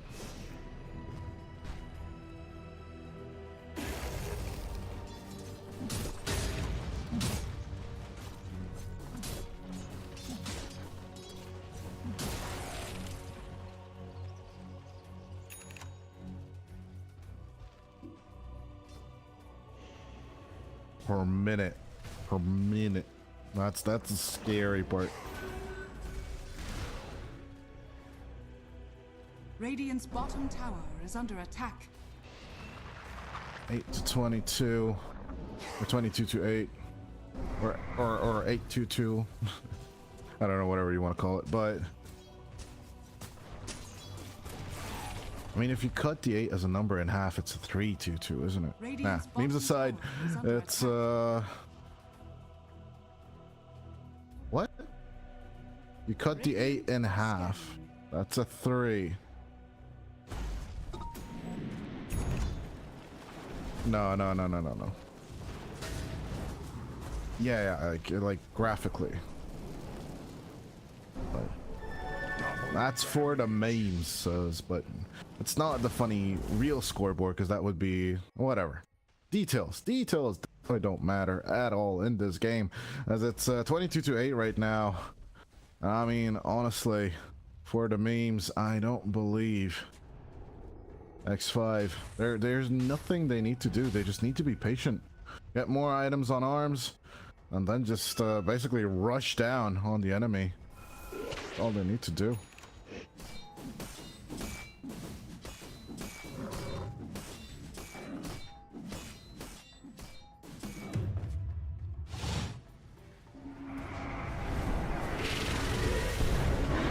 On to Sebas, there you go. Nice little play from C-Smell. And the Invoker is in trouble. The Tombstone was dropped a little far away, and it didn't even have the shard upgrade just yet. So, a catch out on to Sebas, but Sladen instantly gets clapped. At the same time, chase out on to Chris. Overgrowth being used, but the Earthbind is there. Arms going forward. They will get a bit of a play as the lasso's out on Smash, but at the same time, can another Earthbind come out? The Avalanche is going to be too late as well, as it will last long enough so that Smash gets away. Still a 1-2 exchange. I'm guessing X5 are going to be okay with that. So it is Night's Time Roshan coming in 25 seconds.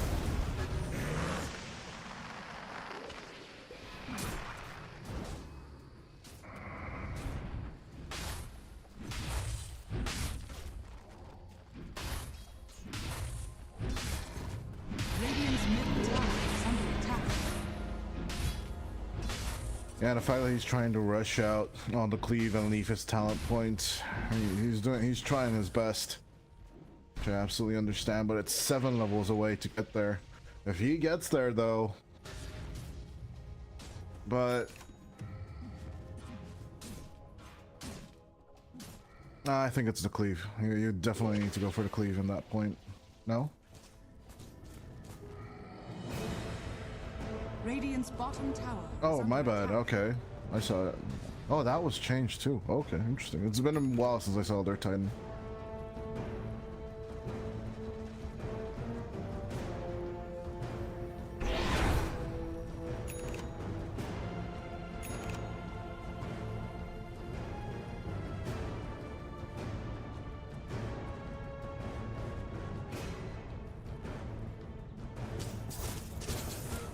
I would laugh my ass off if he would go for Conda. That would be so funny with the Mystic Snake, but alas, I guess he's not going to.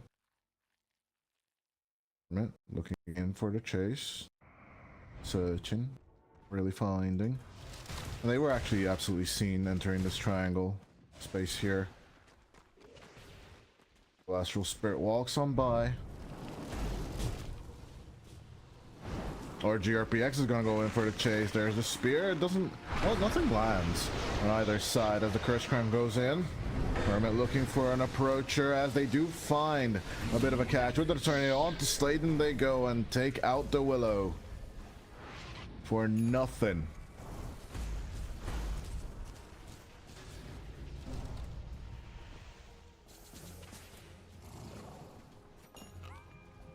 It's a lot of money.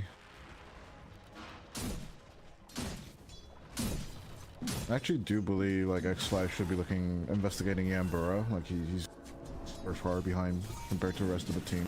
Same. Yeah. Absolute feeding from the Undying with a 0019 stat. Absolutely. As GRPX going in with the lasso, catching out onto the Mars. The Avalanche is doing so much damage, along with everything else. Hermit is an absolute maniac. As with C-Smell down, they go for the approach. Smash trying to play cool with his debuff immunity, but another Earthbind comes out with the Spirit coming back. Smash will just walk it off, half HP.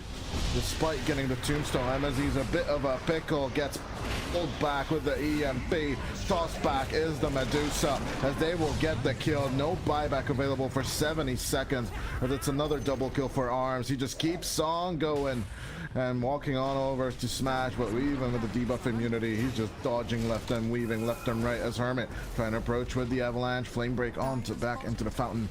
Arms is just taking care of the objectives, ripping the base a new one as X5 do the upset, and they will get the 2-1 against Invaders, and they'll be the ones in the grand final of Fast Invitational Dota Pro Season 2.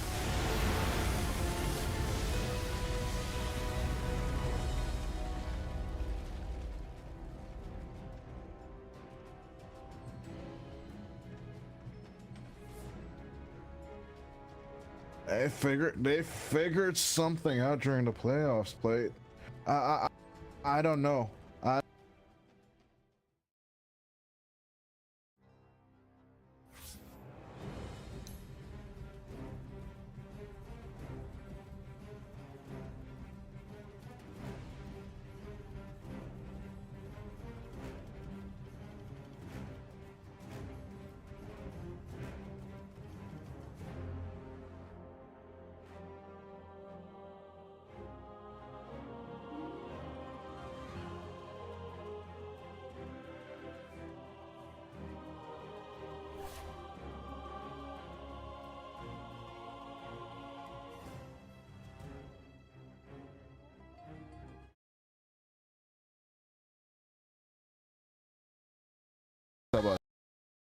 Doesn't even dare rotate over here with the Zeus.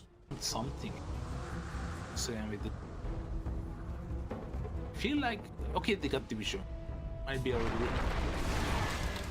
They're gonna go in with Hermit. Avatar's combination onto Austin and Lumiere. The Thunder God's Wrath reveals the enemy team's fleeing lineup. A little bit more RESP CT. That should be coming out from X5. That's Omi show. Caught out. Still managing to use the Glimmer, but even with the Stampede, it's just going to be a relocation spell. They cannot cut down the mid-wave, and they will be losing their tier 2 tower for it. So there's Osito. Getting chased by Sebas is never a good thing, as Spirit Siphon also. Just can't really shake off all this damage, and finally the Timber will die as Lumiere moves on over for an eventual Spirit as the compensation kill, but LSM also dying for this. Arms with the chase. There's the shackle. It doesn't connect to a tree, but Arms at least giving off information as Subus moves in as well. They're gonna surround the Spectre here with a toss play onto the Zeus. We got the BKB, so they see that Arms is there somewhere. Out goes the shackle with the focus fire. LSM will chase him back as the Thunder God's Wrath doesn't go through. Nice hoop stomp attempt at anticipating the Tiny as Lumiere diving into the thick of it, was the Avatar's combo just comes out from Hermit with the freshly acquired BKB. He's showing who's boss on the Tiny right now. Trying to escape, set up onto the DP instead, but another Avatar's combo should do the trick, and LSM just goes down as Osito should be next. Hermit keeping up with the contact. Nice shackle, but it's not really enough as the Timber is just so tanky, and I'll take that back as Sebas with this phylactery, he's just laying down the law on this map right now. Are you sure that you want to fight here, Hot Warrior? I feel like this is a good idea. Well, they're still gonna try as Okito diving forward with the Timber Saw. Nice avalanche coming out from Hermit. Setting up into this fight. A bit of spectral action from Lumia trying to connect onto Sebas as the focus fires on Spectre, but he's dishing back the damage. That is the Aegis though. As Lumiere gets locked down, Jupiter will also fall. They're looking to create more control with the Tiny, but saving arms here is the #1 priority as Sebas is out now safe. LSM sitting on the thick of him with the Exorcism, but he will just fall. It's only El Micho now left alone on this map. 3k HP on Zeus, he's just right clicking. As he should, and as Austin gonna get jumped on. Nice toss up in with a play. Swapperoonie coming out, but Jupiter, they're going in hard, but the position, it's not that perfect. There's the 3 cores of the X5 are looking a little low. Finally Sebas will fall with a 6-time streak gone. Hermit will also follow. Tito, he needs to keep on chasing. Onto arms they need to go. Get some vision on that Wind Ranger, but can they get the kill on that Wind? As it's dominating on the Wind. Osito, it's all up to him. Can he press? His whirling death on time as arms finally dying. JRPX with the swap. As Chan will take care of the DP. And Austin all alone gets shackled off, and there's that team wipe coming out from X5. 88 strength being stolen to DK. He was sitting on 7,400 HP. I am not a professional, but I think the mistake that they made this game is not buying enough offensive items, as you said. They already got huge burst damages. Lumiere just gonna get caught out outside his base as the Spectre falls for 90. This should be the game.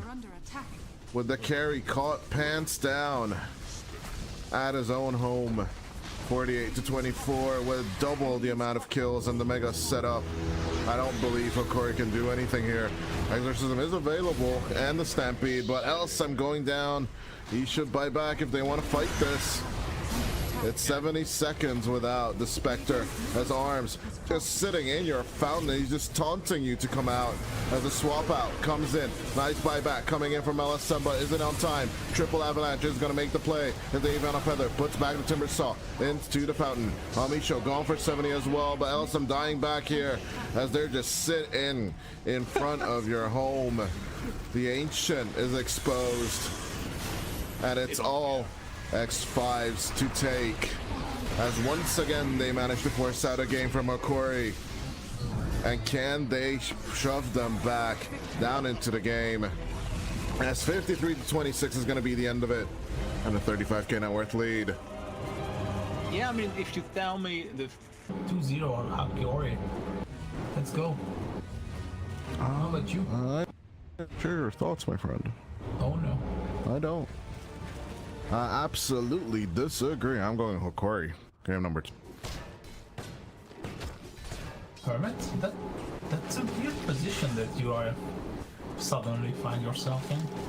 Surrounded by El Micho as well. It's going to be yeah, and Rage is definitely going to be Oh, Sebas on mid. big important factor. Seba's gonna get chased down. Hokori, El Micho setting up the kill. He needs one more right click, but he'll leave it for Osito. As under the tower to Grandma, one more right click should be needed at least. Oh, the tower. Chen should have chased, but yeah. I think he has someone bottom. I think he overstepped his boundaries. Oh yeah, with no help coming out from El Micho, it could just be turned around on. As it's 2 kills now, as it's a beautiful play. Lumiere does lose his life out here, as Osito actually put out the Mortimer's Kisses just to get Sebas out of the lane. JRPX still gonna survive for now, but the Lion is all alone here as a perfect rune falls for Osito. Arms with the Chronosphere. Still has the regen rune, but it's not gonna be enough to survive. Arms is Chrono. Arms, being careful. All of a sudden is zoning now. Now even level 7. You're gonna get Chrono, then comes Hermit and El Micho on the other side. Nice sprout zone out, but the avalanche is there for the follow-up. The Doom cannot be dropped. The two supports, I don't think they have much to do here anymore, as Jupiter is going to come around the bend to secure these kills. Earth Spike onto the Nature's Prophet as Hermit tries to be looking around on the other sides, hooks down onto the Clockwork as he's trying to sit with the Battery Assault, trying to hold back the X5 enemy, but Arms is just coming forward with the Mask of Madness onto Osito, and the toss-up. X5 Gaming looking to close it down here in the early game. Nice information though for Hokori to make the approach, but can they? No, Lumiere only finds illusions. LSM is burning. So then goes Hermit. Avatar's combo once again. The Doom thrown in for the fray. As out comes the Supernova. Lumiere needs to back off just a little bit. Aegis is available for one more minute as Arms comes in for the play as well. The two supports along with the offlaner just gone for Hokori. As with the Rocket Flare, they do find the Observer Ward. I just want them to fight. Lumiere, 36 seconds left on that Aegis, but I don't think it's going to do much. Lumiere meeting on with Sebas, trying to make the turn in. The Diffusal Blade doing the work. As onto Almisho, they make a turnaround. Jupiter running interferes onto Osito onto the back line as Almisho is just gone. Doom out onto Arms. This is the fight.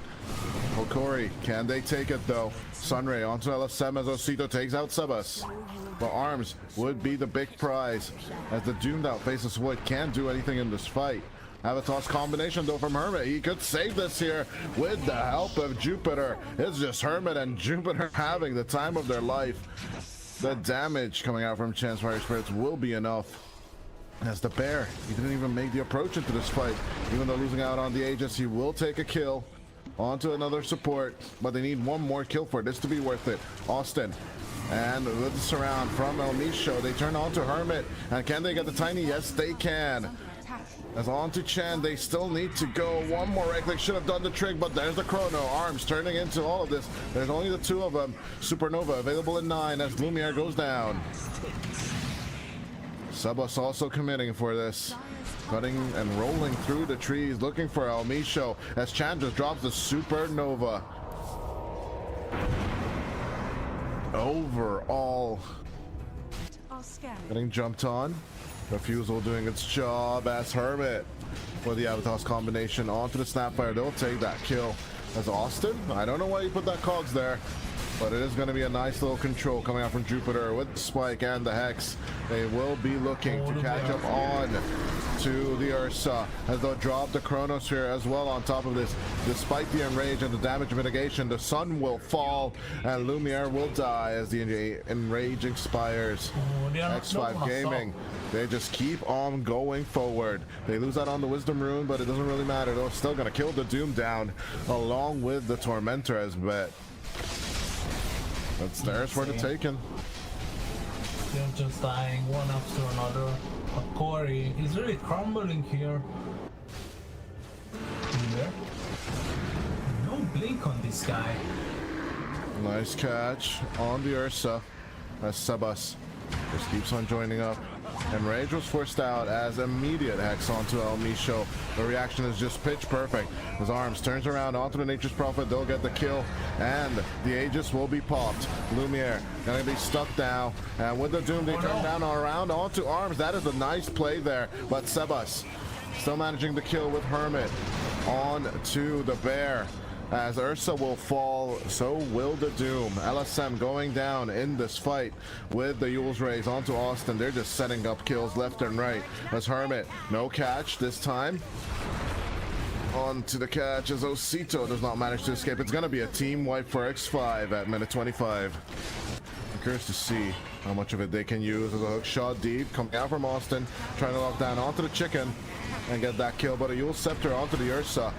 He's not doing much on this Bear. The Chrono will even drop on top of the corpse of Lumiere as they get ripped apart one by one. Oh, the drop from the Supernova and all those spells. They're just pressing their buttons on X5. That's weird. Lumiere, that start rush. Oh, the illusion. Sebas gonna get stuck with the rolling thunder, but overall, even inside the pit, Debate play from Okori. It's working out. Misho's running some interference, but he finally will die. Buyback is available on Nature's Prophet as Roshan, not even at any kind of low HP. And where is Lumiere? I'm looking for the bear. The Chrono will miss for the first time from Arms. It's solely empty as Lumiere will move in and get JRPX. Double buyback from the supports. Can they make it in time though? It's gonna be a tough one as the sun will fall. Lumiere gets thrown inside the range of the Supernova. Enrage at the very last minute, trying to jump into Sebas. But with the Doom, onside Arms, can they make the catch? Save the bear. That is all that matters as LSM will die for this, but even with the Avalanche, Hermit will also die along with Arms. Chan, he can be gone. Can they make this work out? Buyback from the bear as Sebas comes back just to finish off Lumiere. Even though Chan is gone, it's the two supports against the Pangolier as Lumiere just desperately trying to make it over here. A little lockdown onto the Pango, then with a hook shot. Austin holding on to dear life as with the swashbuckle, a bash goes through. But Austin, he needs to make another catch from the other side. El Micho with the muscle, but Sebas will need to jump out. Now Corey don't have much left since the Doom went out in the previous fight, although it comes down of cooldown. That's how long. Oh no, 2 minutes have already passed. On to Austin, or actually Osito they go on to first. The Grandma in trouble. Earth Spike and the combo. Buyback still available on Osito though, as Austin tries to run away, but it's not gonna happen. The jetpack is there, but the hook shot does not find creeps. Don't you feel like it's a bit late now? Anything it's possible, dude. It's Dota. You're actually right. Doom has double. Locking it in. Austin still running it back. Hook shot onto the Lion as the egg will be dropped. They're trying to disengage on all sides though. Misho, a huge mana sucking coming out from JRPX. LSM not finding the approach. Lumiere needs to disengage with the Enrage. About to come back online. They're gonna back off as Osito dies along with Austin. El Micho should be next. As buyback not available on the Grandma anymore. Damage once again as it's 24k net worth lead for them. Despite not having the ages, despite losing that previous fight. Nice Earth Spike onto two. It's Lumiere and LSM. They're stuck in there, but with the Enrage going out, the Doom goes in. LSM drops one and puts one on himself. But can they make the approach? Oh, Arms walking in onto LSM. But C doesn't really care about getting inside that Doom. Buyback comes out from the Phoenix and from the Lion. As onto Sebas, they want to hold the Supernova. They need a few more right clicks on it. The sun will drop as Lumiere will die for 2 minutes. And the team wipe. It doesn't happen. But at the same time, that is the victory for X5. There is nothing Hokori can do to respond to this. This is it. X5 with the upset. There's the GG, and it's well deserved. As X5 Gaming, after losing in the group stage 2-0 to Okori and losing 2-1, oh, the mantle of intelligence is dropped out from Arms. The 62-22, and a little bit of BM thrown on top, a 25k.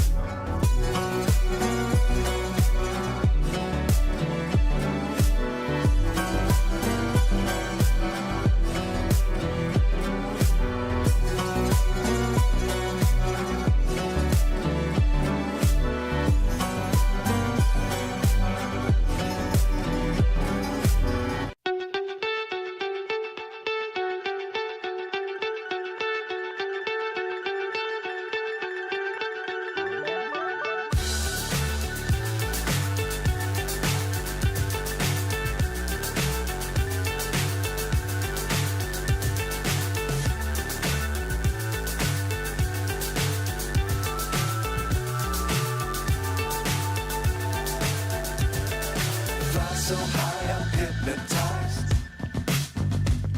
What's up is down, what's left is right. Chasing stars and holding you. I can't see the end, but we'll see it through.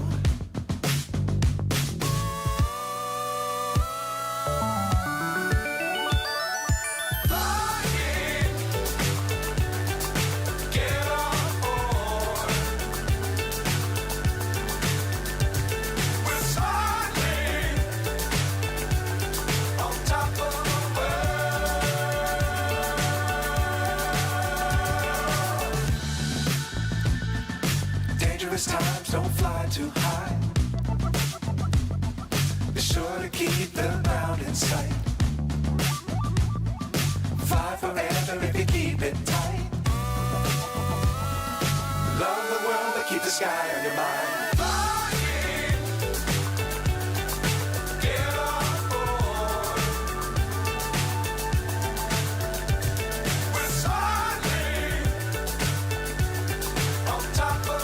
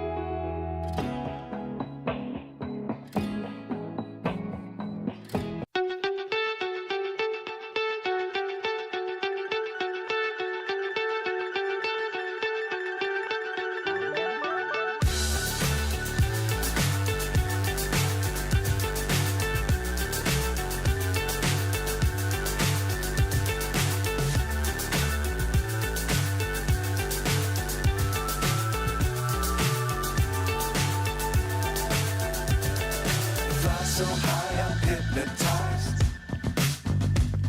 What's up is down, what's left is right. Chasing stars and holding you. I can't see the end, but we'll see it through.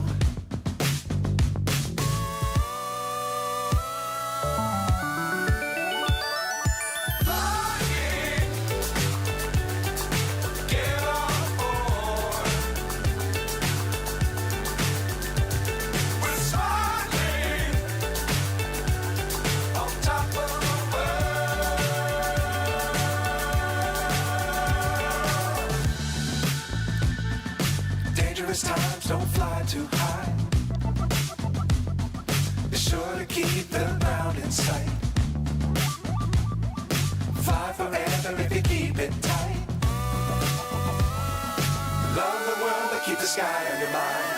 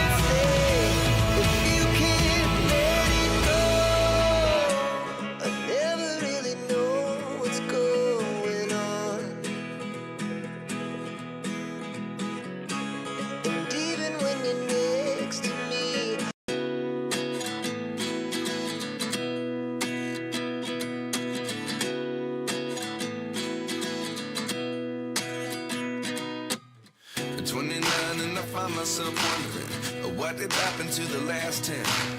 I ran away with my life, fast forward, never turn back again. It's kind of funny that the more we pass time, the more we need to set the rewind. And 19 was the year I had to leave you, but now I'm seeing all the signs.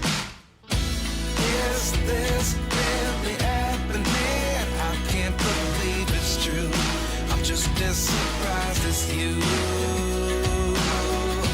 Is this really happening? I can't be too sure, but one day I'll be yours again.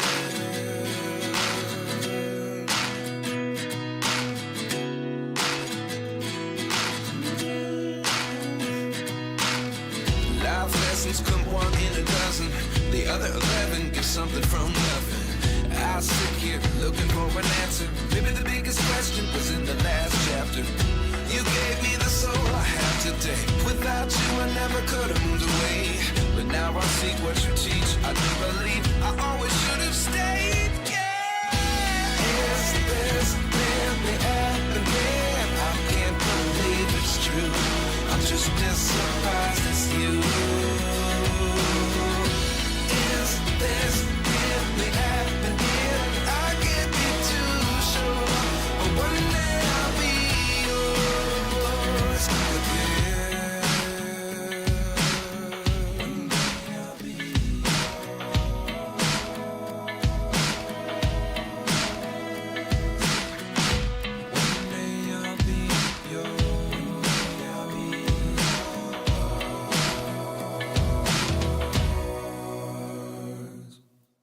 Life lessons come one in a dozen. The other 11 give something from nothing. Life lessons come one in a dozen. The other 11 give something from nothing. Life lessons come one in a dozen. The other 11 give something from nothing. Life changes just open the door. One thing's certain, I'll always be yours.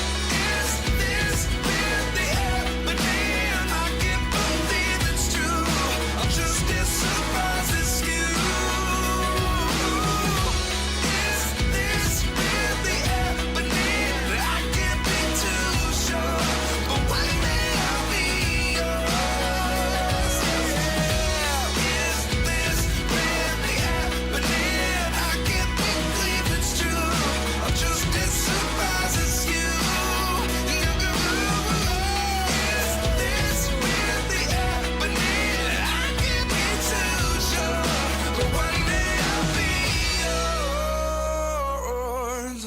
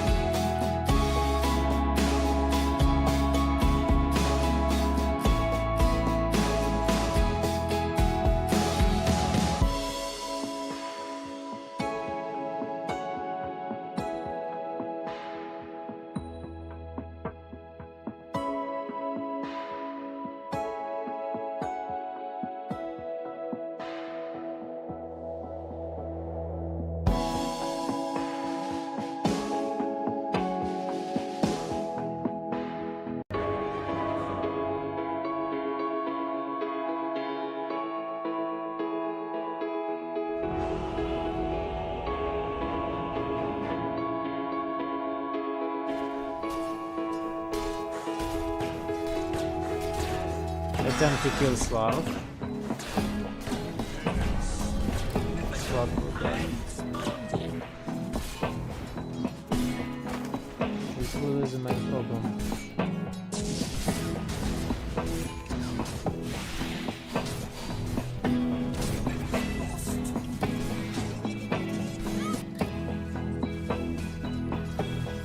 Do you see how to destroy also vulnerable against?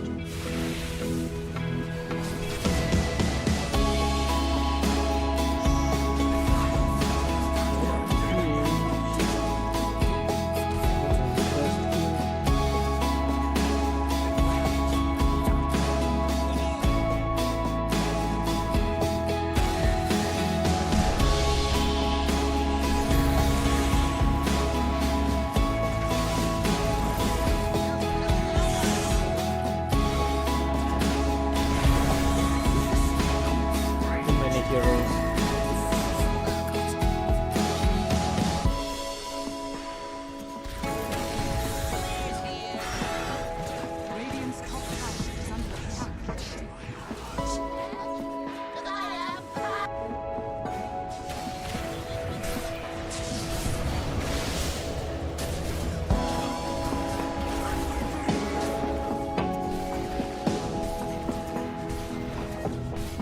Radiant's middle tower is under attack. Radiant's top tower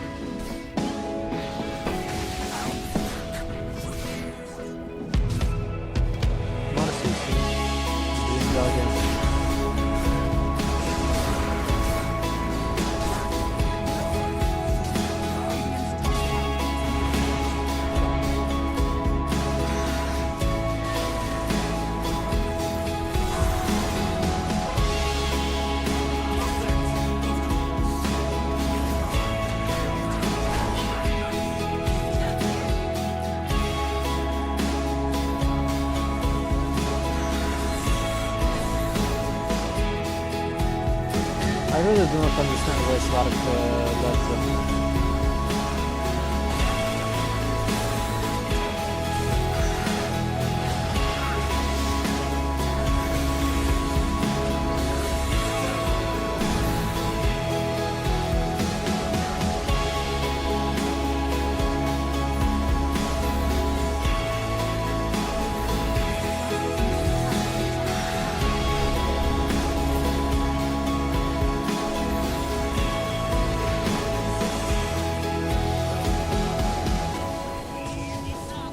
And as for me, it feels like a draw.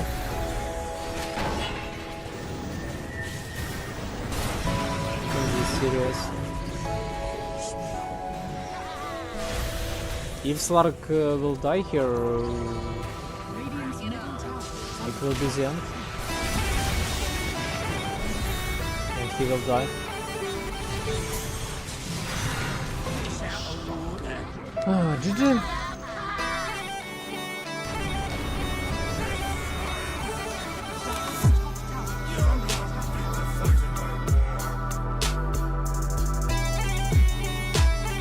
When we win the Wyverns, we will get agony. Will be the soul.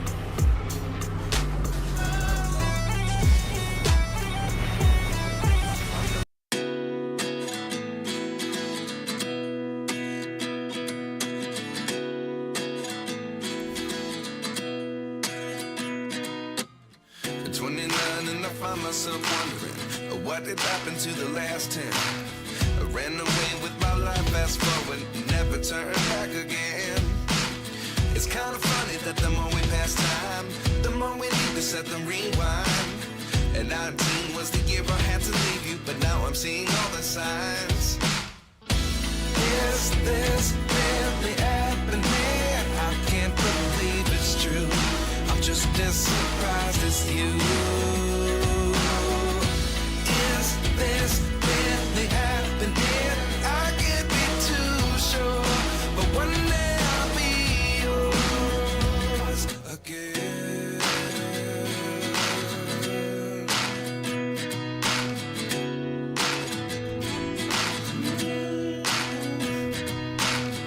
Life lessons come one in a dozen. The other 11 get something from nothing. I sit here.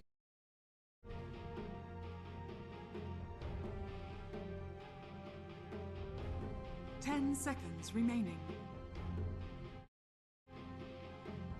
5 seconds remaining.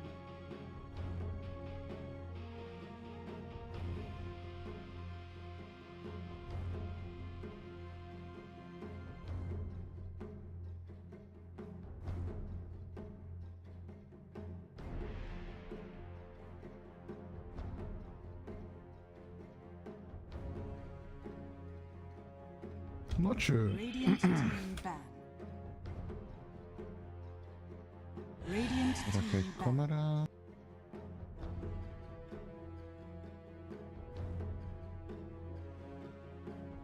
Ten seconds. Dire team ban.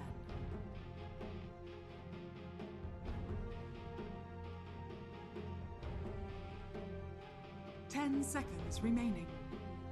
Holla. 5 seconds remaining.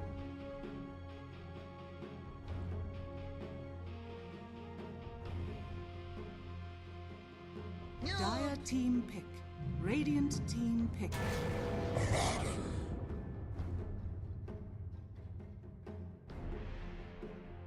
Boom.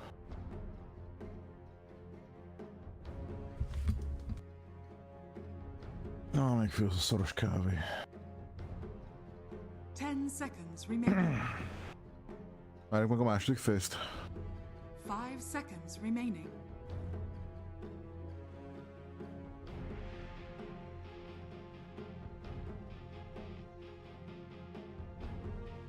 One month follower only mode.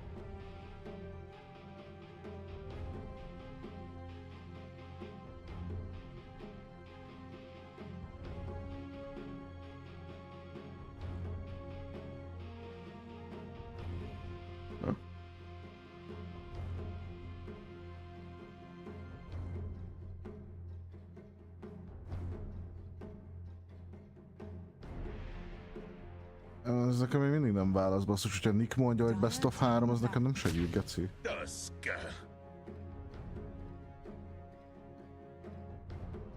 A Liquipedia még mindig geci. A Liquipedia még mindig best of 5 van.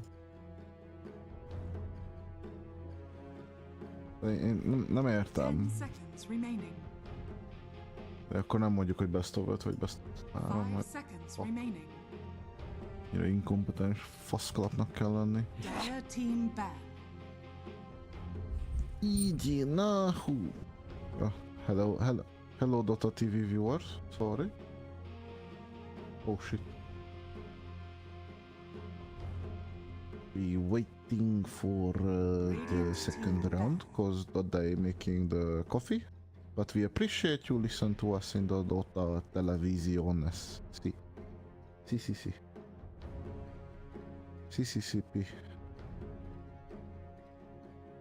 Hallottad ezt a nagy bakatályos nagy hülyességet? Hogy ruszkiknál lesz LAN? Kínai csapatokkal? A Games of the Future. Horribilis. Oh my god. No, ez is egy olyan dolog, ahol mindenféleképpen izélnék. Fognám a zsét, azt feladnám a felét én is az ukrán hadseregnek. Hobbiból. Hobbiból.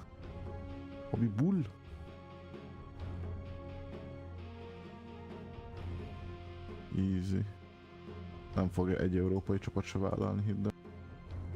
Biztos nem. Ha akarsz európai szponzorokat és Európában akarsz maradni anélkül, hogy megköveznék vagy firebomboznák a házadat, akkor nem. Megnézem azt a szaros kávét, az bérbe.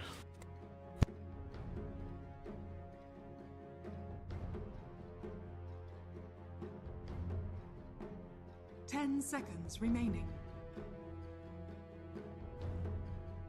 5 seconds remaining.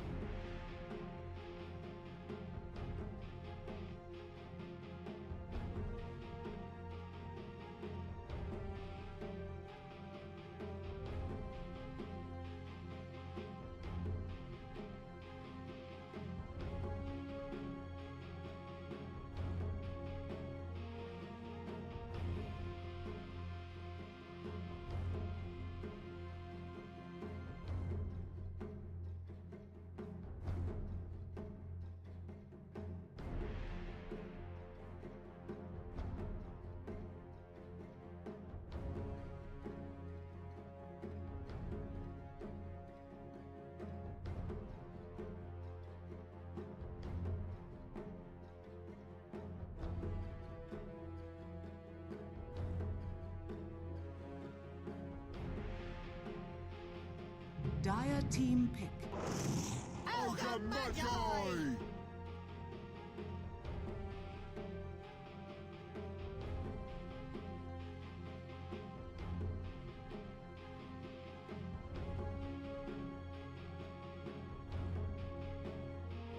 10 seconds remaining. 5 seconds remain. Dire team pick. Radiant team pick. Slaughter.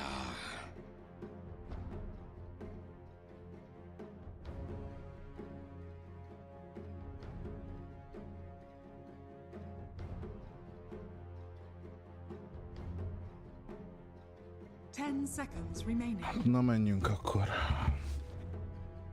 Wala 5 reklamo. seconds remaining.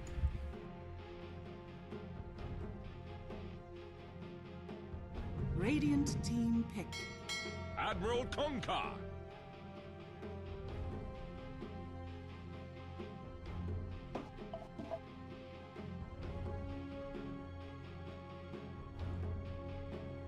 Okay, ladies and gentlemen, welcome back 10 to the seconds end remaining. of the season. Ladies and gentlemen, it's Starbacks versus X5 Gaming, and Starbacks coming from the top, and X5 Gaming coming off with a triple upset. Dire team Can they do it for a fourth time, Kojda? As I'm going to be your host tonight, my name is Dota. The Fast Invitational Dota Pro Season 2 coming to an end. As what is that hero? Shadowfiend, the best hero in the game. 10 What do you mean? seconds remaining. It's the perfect counter to melee mid laners. 5 seconds remaining. Nevermore? You can run it as position for Nevermore? crazy enough. Yeah, I guess. In 2024? I almost said 2023. I still kind of feel like we're in 2019. And the year after that never really happened. Never.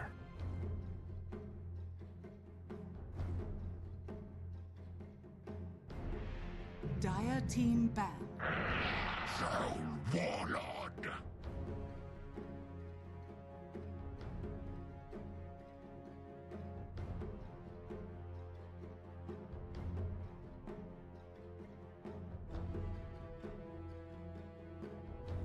Ten seconds remaining.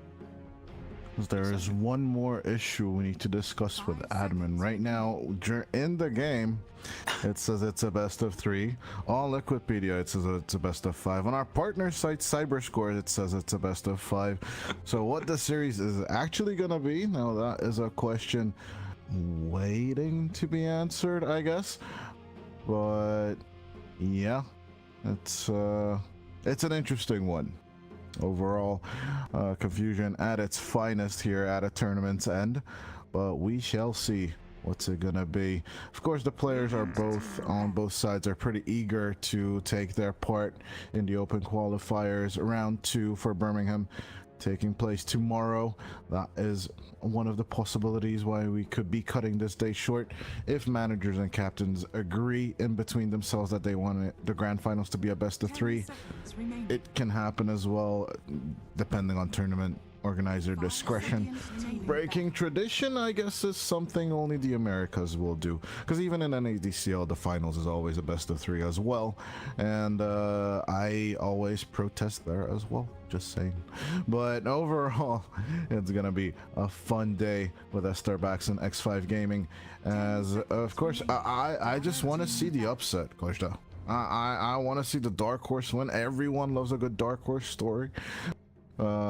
Most recent one and the most popular in recent years, of course, is the Team Liquid and the double OG runs, although OG always approached it from the top, and 10 seconds of course Liquid almost did it twice, although from the lower bracket the TI curse did burn them off.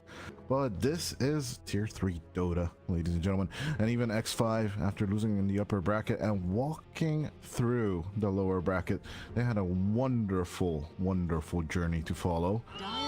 As follows. After losing to Hokori 2-1, they walk all over Kali 2-0, then Hokori again, and this time it's a 2-0, then Stereophonics a 2-0, and in previously you saw a best of 3 go all the way to 3 games, and it ended up with X5 Gaming winning 2-1 against Invaders.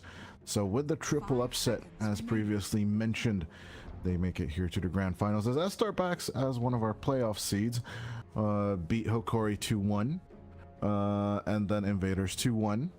And if they follow a pattern, then they will win again. Most likely 2-1. But overall, I'm really happy that on a Tuesday night you decided to choose us as your source of entertainment, and we're gonna close out the draft for X5 Gaming with a Zeus. Oh, Okay. will it be matched to the Alone Shadow thing? It could be a carry SF, can it? You don't think so? I certainly believe. You don't think Naok plays it? Make it cool of. Or wait a minute. I mean, I think Alone can bring out something else, although it is in Alone's repertoire. That's the only reason. And with the Frank Darkseer closing out the draft, I'm more than confident to see that the Alone Kunkka is. Oh, whoa, wait, what? And it is going to be Jim partaking the Shadow Fiend to the carry. Whoa. Hold up. Wait a minute.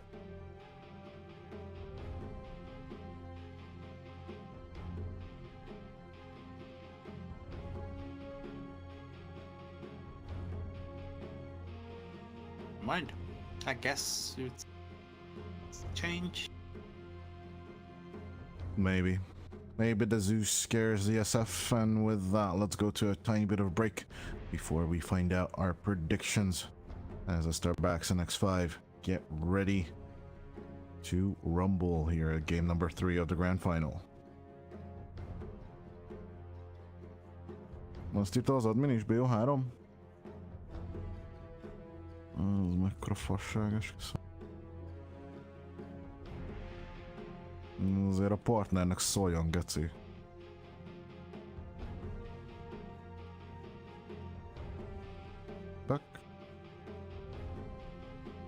Okay, ladies and gentlemen, I'm gonna root for the underdog right off the bat here, my friend Kojda.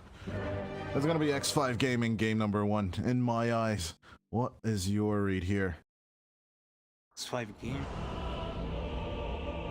It's once again X5 gaming drafts, which is that which is not something you everyday fashion. What did you expect?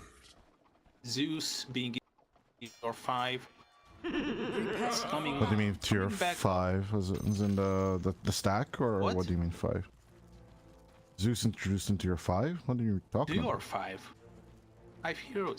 Oh, okay. Lively now. Your admiral is on board. To your 5. Okay, yeah. You need to work on the pronunciation, mon ami. It's it needs some work. It's a bit hard to keep up. But yeah, as it is officially said by the admin, it is going to be a best of 3 final right here and now. No matter what our other sites say, no matter what even our partner says, it is going to be a best of 5. And you will have to accept that, ladies and gentlemen, as we get into this grand final. Although, is it still a grand final if it's not a BO5? I mean, it's a final on one end. Whether it's going to be or not, the teams decide this. Their gameplay of, and you're going X5 on map number 1. Making mistakes is the path. I feel like you made me become X5 fan as well, but I just feel like this game number 1 should belong to Starbucks. Oh, okay. Going against you. Okay. So, 1-on-1 on the division. As for now, it's going to be 2-on-2 on the runes. And nothing special for the start. Not even. Oh, maybe a tiny observer word exchange. Is the path to wisdom. Arms some XP right there.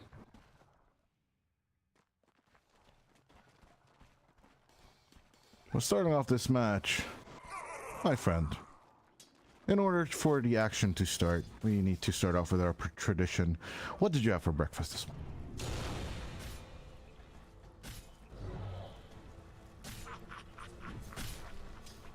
Some water. Ouch you.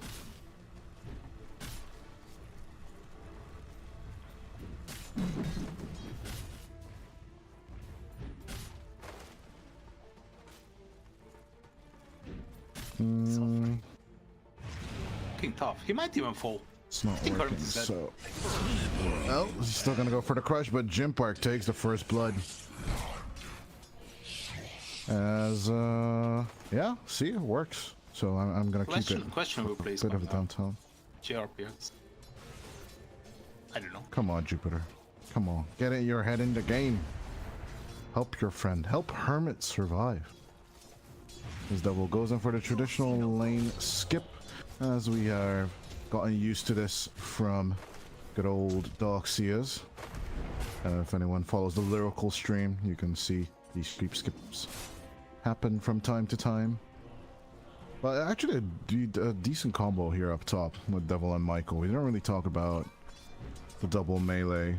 And whenever it's with the Dark Sphere, that's the only time I feel that the double melee is okay. You know, with Nyxes, Clockworks, Tusks. Yeah. It's been a long time since we last see Darkseer lane. But I mean, Tusk works as well, so... Especially with shards, with the snowball. But now he's gonna tag or stick with tag team. Now, your admiral is on board. First blood attempts. And with a stun, Jupiter. Yeah. We talked about this Stinger. It is actually him. Can you check the it's ID? him. But it should be him, right? You know, Okay. because his account got compromised. Regalame So he's using a new items. one. Regalame items. But yeah, it's interesting that he got held out, and of course the Mad King's drama ensued. But yeah, overall, I'm quite surprised that he actually goes for the pick. Like it's one of those, but overall, I'm quite confused as to why. I mean, I do get the slowdown, but the approach, you can't really melee against the Slardar. You can't even get close to the Hoodwink, to be honest with you. Is it me, or does the Shadowfin projectiles look like they are going faster? Look at him last clicking. I don't know. Maybe it's been a long It time. should be you. I think it's been a while since you saw the hero. Are fortified. Maybe you watched way too many like slow-moving projectiles over your old age. Maybe some slow-mo guys. As Devil getting some love in the back, but the Aphotic Shield should send him a bit back. As actually they're gonna make the approach. Devil still 2 levels in the Ion Shell. He does not level. He finally goes for the vacuum and tries and sit on the 2 of them. His arms is in big trouble. The creeps are helping out a lot. Devil trying to reach the play, but the Aphotic Shield deters him once again. No kill on arms just yet. That's the double snowball onto Yambura. Can they sit the Abaddon? That would be a good one. Trying to put back the Aphotic Shield once again, wasting the enemy's time, but still giving the kill to Devil with the Ion Shell.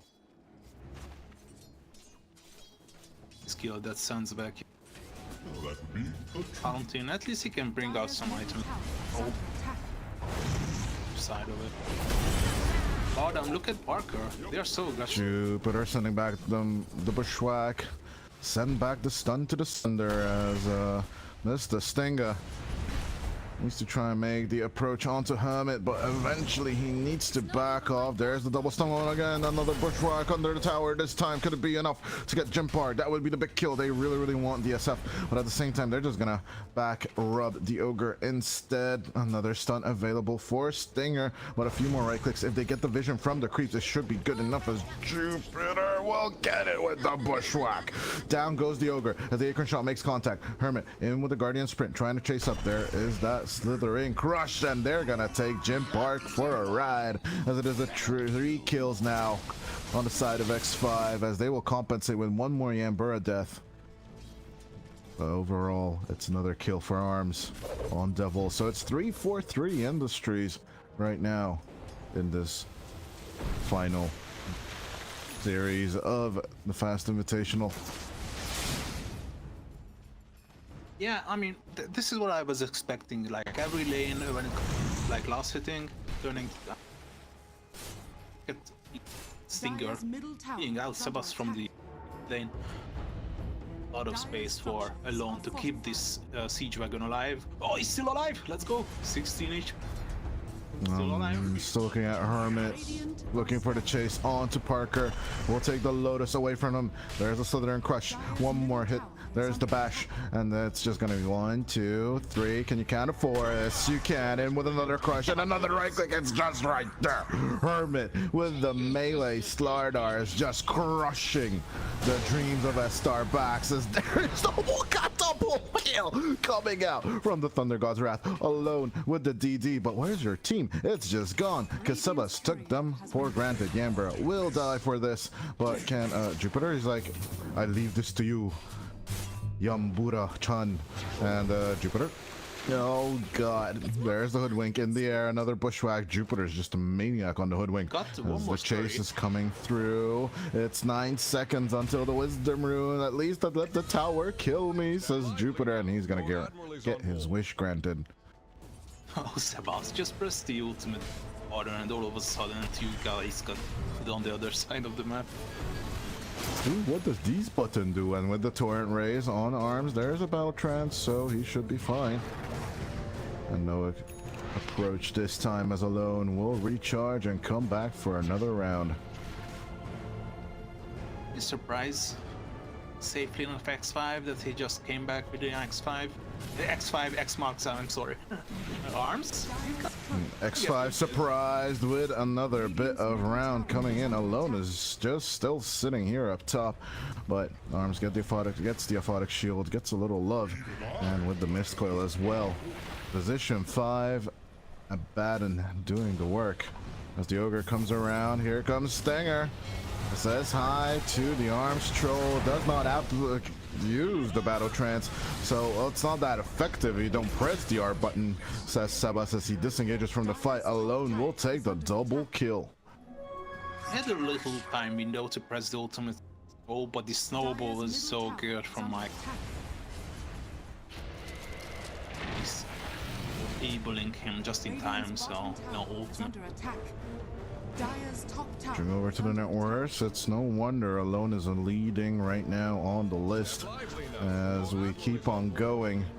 It's actually Hermit doing the best on the X5 side. We've seen this happen to other tier 3 teams. A Stinger goes down, Michael comes in as well, but facing the two cores right here. We'll snowball back towards the creeps, but there's no escape as the Baltrans goes out. Arms is gonna chase him to the ends of the earth as the tusk goes down.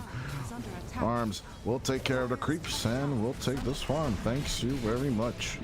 Radiant structures are fortified. Dire's middle tower is under attack.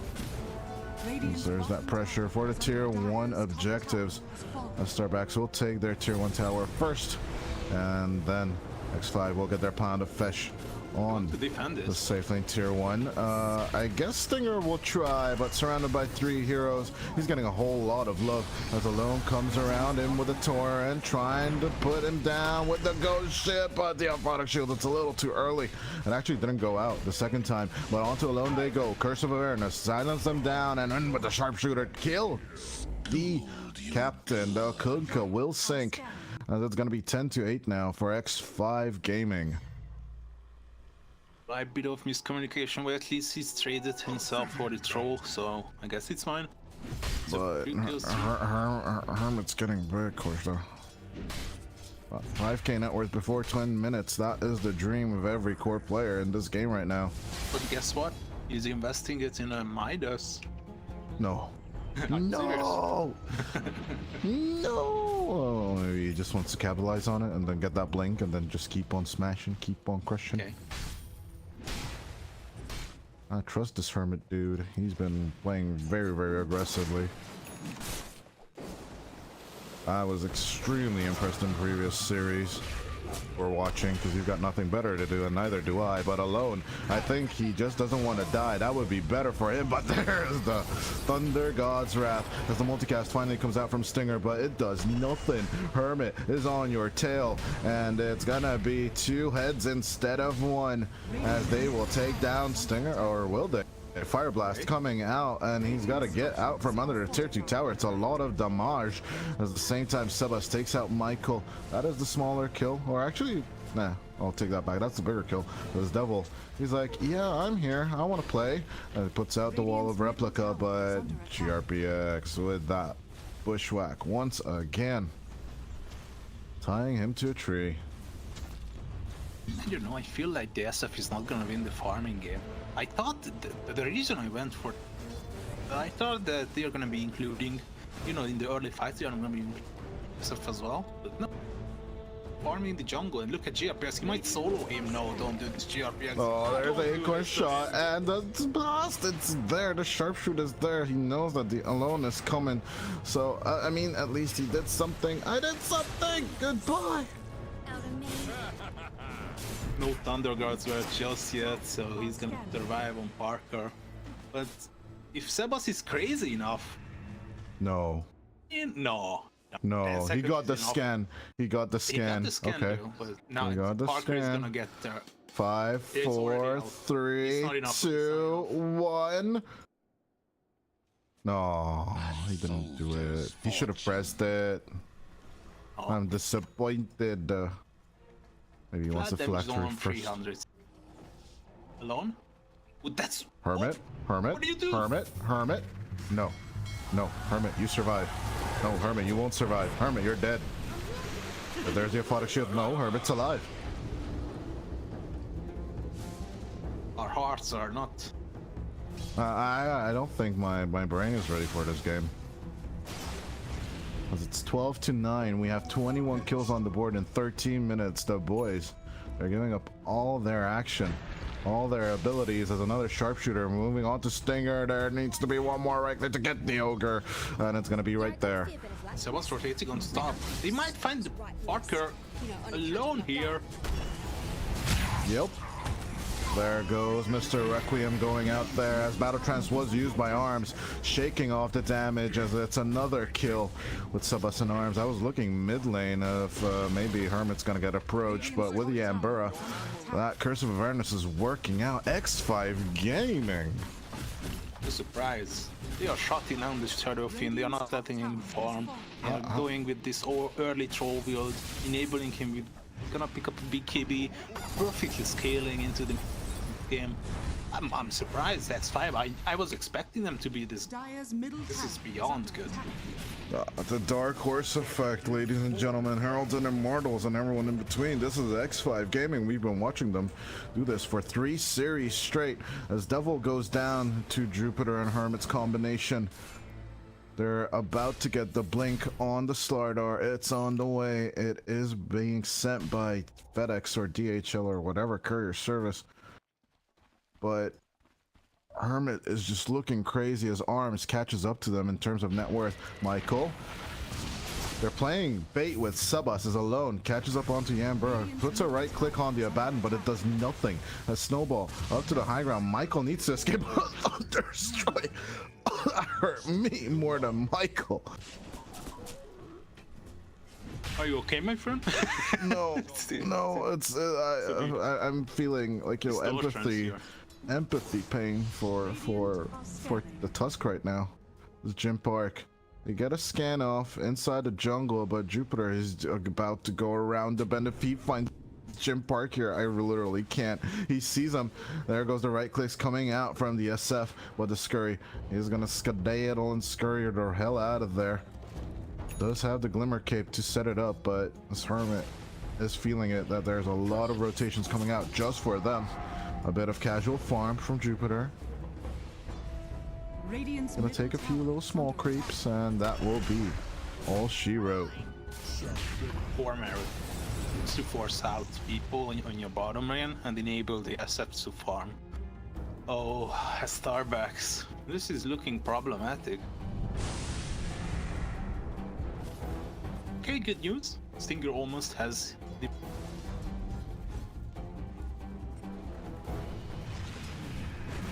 Stinger's in this game? Question? Nah, but he is doing that classic Rush Ogre Midas build, Brown Boots Midas, which can be hit or miss, you know. Fortuna is a dumb B word, obviously, but he is a gracious goddess sometimes, so let's see The Starbacks can rely on her as Yambura gets caught out. Burrow time gets activated, but that gives time for the cavalry to arrive as Yambura will do a backflip, but in comes the help. Wall of Replica coming out as Jupiter trying to right-click them, take away their attention. Sebas is coming in with the phylactery, doing a lot of damage. Surge onto Jim Parker as X-Mark goes out onto the Zeus, but does nothing alone. They're backing off as they eye up Arms now. Hermit though, looking in, they have the vision on it. They're gonna go straight up on Jim Park. Battle Trance available on Arms, so if he's in a pickle, he needs to use it. Steel Crush on Devil as Arms needs to press that R button. Yes, he will. As the Ghost Ship comes out, there goes the Thunder God's Wrath onto Devil. They go. There's that one kill. Requiem of the Souls coming out onto the Troll as they will find Arms, but they need more kills on X5 for this to be worth it. Onto Jim Park, they should go. X-Mark the spot, pulls back Hermit as he will turn back onto Michael with the Crush, but out comes the Snowball alone will have been seen to die as Sebas will crush them down with electricity. The team wipe goes out for X5. 70 minutes into the game, 22-10 with a solid 10k net worth lead. God, I mean, they get the troll. It's quite a good opportunity to find something on your end, because you're gonna be having the BKB and up and ready in a second. So you just kill him before that, but I mean, early game slot and the Zeus, you just cannot touch this soon. X5 going all the way to take the team by Starbacks. Straight for the Manta on Sebas. He wants that lightning hands all over the place. Even just as a dispel, it's a really useful item as Hermit and Arms going for Roshan, getting that first Aegis on the Troll as is tradition. Alone. Offensive X marks now. That is not a good sign at 18 minutes into the game. This is tough. Tough as nails. Up in Battle Trance just to be sure that you're gonna take the rush. Dire's bottom tower is under attack. Solar Crest almost stopped on Yambura. They catch Jupiter though. This might look good, but he's tanky. Bit of hold out, but does have sharpshooter. He shoots it forward instead. A nice tidal wave play coming out from Alone. 22-11. I love poetry. Look at that. Double the amount of score on X5. That's what they wanted, you know, our OCDs to be satisfied with that scoreboard.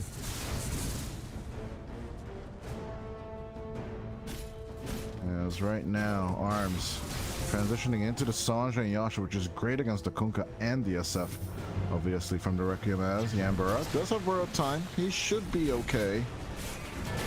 Puts on the Aphotic Shield and the Pavis, gets borrowed time, then he's just buying time, wasting space, make them use all their spells on the Abaddon. I mean, it's still scary if you think about how Starbacks can scale the late game, so the more this game is gonna be lasting, chances I'm gonna give to Starbacks, because they have the better team fight in my opinion. And if it happen, they acquire enough gold, last long, maybe. They need that Midas. They need that BKB and they need that Requiem of the Souls to make the combination. And I really want Stinger to succeed. Midas, like as an ogre player, that's the only thing you wish for. Like, give me triples, give me doubles. I'll take anything, just give them to me, right? That's what you want with the Midas, as much as possible, as much as you can. As Hermit, and with the Searching, he is under vision, gets ignited immediately, and with the fire up, Snowball coming back out as the Fire Blast double will hit through on Hermit. The Broken Ogre wants to back up, but Sebas comes into the Thunder God's Wrath, getting vision on everyone. Jim Park at the same time gets stunned up. There's a beautiful Bushwhack coming through as they will activate the ultimate on Arms just in case with the BKB. Even through ages, they just don't want Arms to die. As back onto the tier 2 they go. 21 minutes into the game. X5 Gaming. This is what they've been doing with every other team. They are not stopping anytime soon. Alone. The next objective. They are taking a lot of damage. They might need to invite. Oh, what are They you got the doing? tier 2 first. This devil diving forward. Arms is just thick and thin. We'll go through all of this. Is on to Michael. He wants to go Hermit. Will be stunned up, but it doesn't matter. On to Stinger. Arms will go as the troll wants to connect there. It's Torrented and Tidal Wave. Still has the Aegis, mind you, so he doesn't really mind dying that much. Solar Crest available from Yambura. They can make this turn about. Jim Park wants the ultimate but decides against it. Finally, another tidal wave. Pull with the back. Jim Park wants to use that ultimate, but the Glimmer Cape on the troll once again, saving him. Pull back with the Ghost Ship. The run buff could work out. There's that Requiem of the Souls we wanted to see, but again, Jim Park bushwhack. Pull back again with the wave. But Hermit diving in. He is deep. Gives off the information as Stinger will fall. Hermit will ensure 2 more deaths on the side of X5. What is this team? A sharpshooter takes off Michael as Devil. He's like, what do we do here? What are we doing? We're just dying. Yambura is basically this troll alive as long as he's supposed to be. Photic shield and Photic shield and Solar Crest and Photic shield. Pressing W more times than a bristleback on cocaine or something. Has arms. Ooh, gets fire blasted. There's a lot of damage going through onto Arms with the mist coil again, along with the Aphotic. Stinger is just gone. His Arms needed to use the battle transducers to survive this. They need to back off. No, you can't not let yourself do this once again as another sharpshooter goes out, but this time it's Jupiter going down. But 29 to 14, more than double the amount of kills once again on X5. They're just keeping up this tempo. If they keep on living this pressure, my friend, this game is over. Yeah, I mean, the only thing it got going for you is the right clicks. You looked pretty promising from Parker, so the SF still got the damage, but I mean, just don't really see any time soon that he might be capitalizing on it.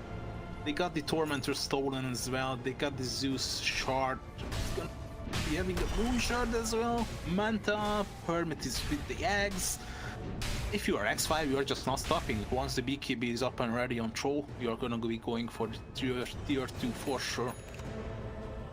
There's just no point in waiting for Roshan. You're just so freaking strong. And as you mentioned, yes, the clock is ticking on the X5 side, so they definitely don't want to get into that late game. As Torrent Storm is coming up for Alone sooner rather than later. And I mean, Jim Park is not a factor, but the problem is that there's that little word called yet. If you let that SF get more and fat, more items, fatter on the SF, it's not a good time for you. Your X5 Gaming, as you mentioned, as soon as the BKB cooldown is over, they instantly move the troll onto the tier 2 tower, as the rest of the team is actually going for a cheeky bit of a hunt. You know, every time it's on the packaging it says smoking kills. As they move on to Jim Park, there's the catch with the smoke blade. They instantly just delete him. Oh man, What's happening in this game? X5, they are unstoppable. When you really feel like you finally got X5, you finally laid your hands on, just pick the... And now they're just popping off. It's like, I don't know, these aren't even comfort picks. These are usual everyday meta picks, and they're owning with this. I don't know what's going on anymore on this map course though. It's like they are not third day in the business. They just don't care. They are playing their own. That's what I was talking about the other. X5 started not caring about the other team. That's how you play, as they use up on the Kunkka. It's a bit of a join up, but eventually the X mark, you know, it ends and pulls back the Kunks. Perfectly timed overall. Doesn't get pulled back, or doesn't get held out for stay. Although nice attempt with the Yules overall. And now no more outer objectives for S-Star backs. Shut down. way. I really don't want to purchase a BKB on a Shadow Fiend. It just feels weird. It's just like, you know, throwing out 4K out window. Jim Park is being caught once again. No man. And with a chain stun, Hermit just needs to keep on hitting as the Bushwhack will keep up the chain stun. Jim Park, not even with the Manta, my friend. Not even with the Manta. Stinger will check out what his house looks like from the air as the Curse of Awareness connects. Jupiter takes the double kill as Hermit. In they go. They want to get connection onto a low, and the captain just gets ripped apart. The BKB shakes off the ultimate as Hermit and Arms are stuck just a little bit, but then they will go up to the high ground, get that second set of a tier 3 and maybe the full racks this time around as buybacks are available, but what to use them for? That is the question. No Ghost Ship. Requiem is available, but there's no BKB on the SF. There's no way you will survive any of this. And not even with the Satanic, I guess. I don't know what you do here, Krishna. I have no idea how to come back into this game, to be honest. You're getting caught in every part of the map. I mean, you can hold on to the high ground.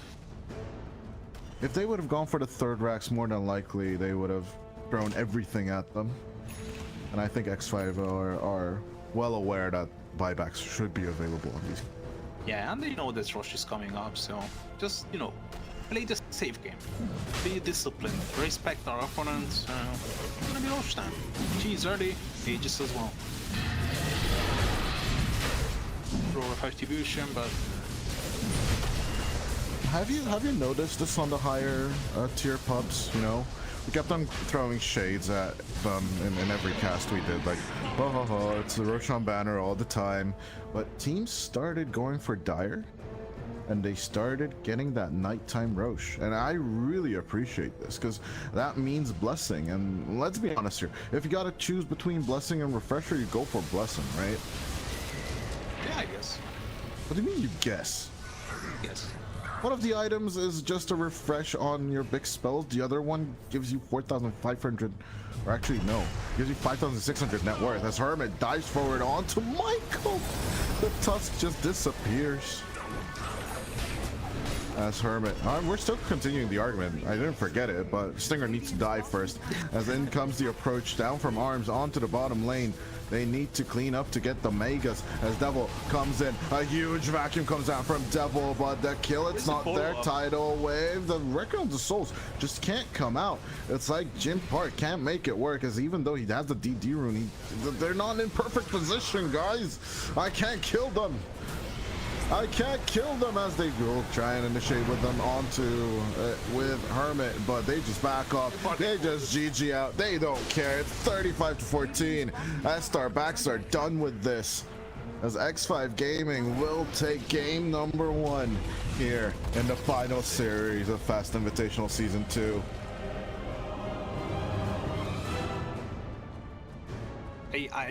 I'm speechless.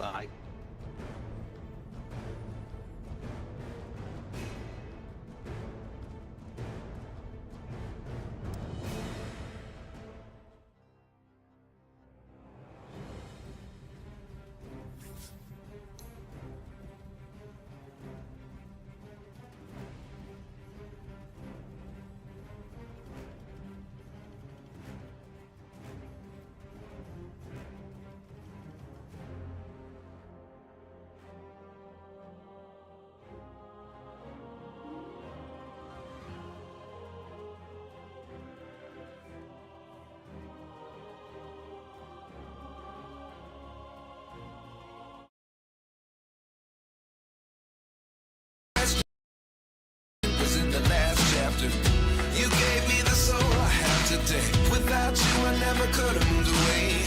But now I see what you teach. I do believe I always should have stayed. Yeah. Is this really happening? I can't believe it's true. I'm just as surprised as you. Is this really happening? I can't be too sure. But one day I'll be yours again.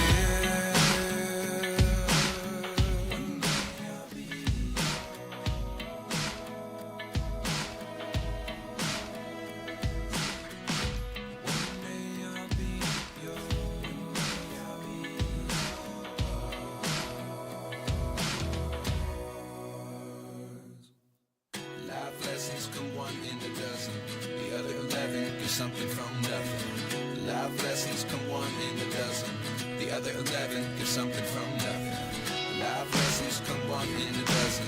The other 11 is something from nothing. Life changes, just open the door. One thing's certain, I'll always be yours. Is this really happening? I can't believe it's true. I'm just as surprised as you. Is this really happening? I can't be too sure, but one day I'll be yours. Is this really happening? I can't believe it's true. I'm just as surprised as you.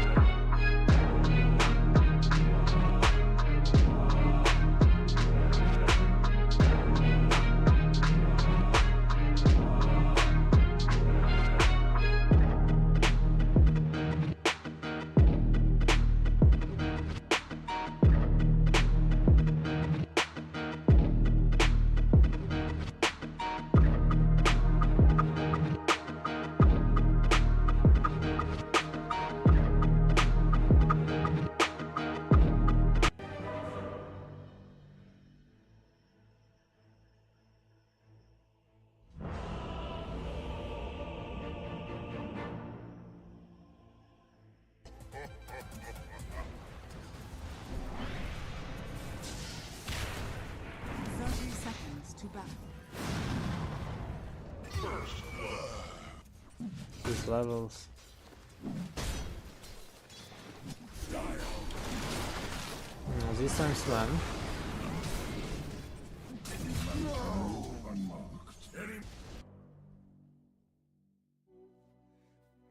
And his back, I believe, is from the Frankenstein set, but Yeah, that one. Is pretty. Jupiter getting surrounded. In comes Austin as well, but with the Whirling Death, it's not enough damage, so the first blood will go down. On to Chan, actually double kill for the Undying, as Jupiter finally falls to LSM on him. But I think it's a compensation for the Retaliate, as Lumiere about to be caught out down onto the bottom. A few more right clicks should do the trick, as the Spectre will turn into mist. No stomp, but nice little Bloodstone coming out. Onto Sebas, connects Osita. One more right click should do the trick, but he doesn't get it off in time. He got boost though. He can catch up to Sebas. Austin stopping the TP, but then looking for the other correction. Misho with the catch up does get Sebas. Another Avatos combo though onto the Spectre, as Lumiere needs to back off. Magic Missile was there, but they didn't use it on time. And they can go for the deep dive. Yeah, you got Zeus. Yeah, it's a little underwhelming. They got bombs though. There's that hoof stomp, and it will turn into a kill as Osito finally makes the rotation.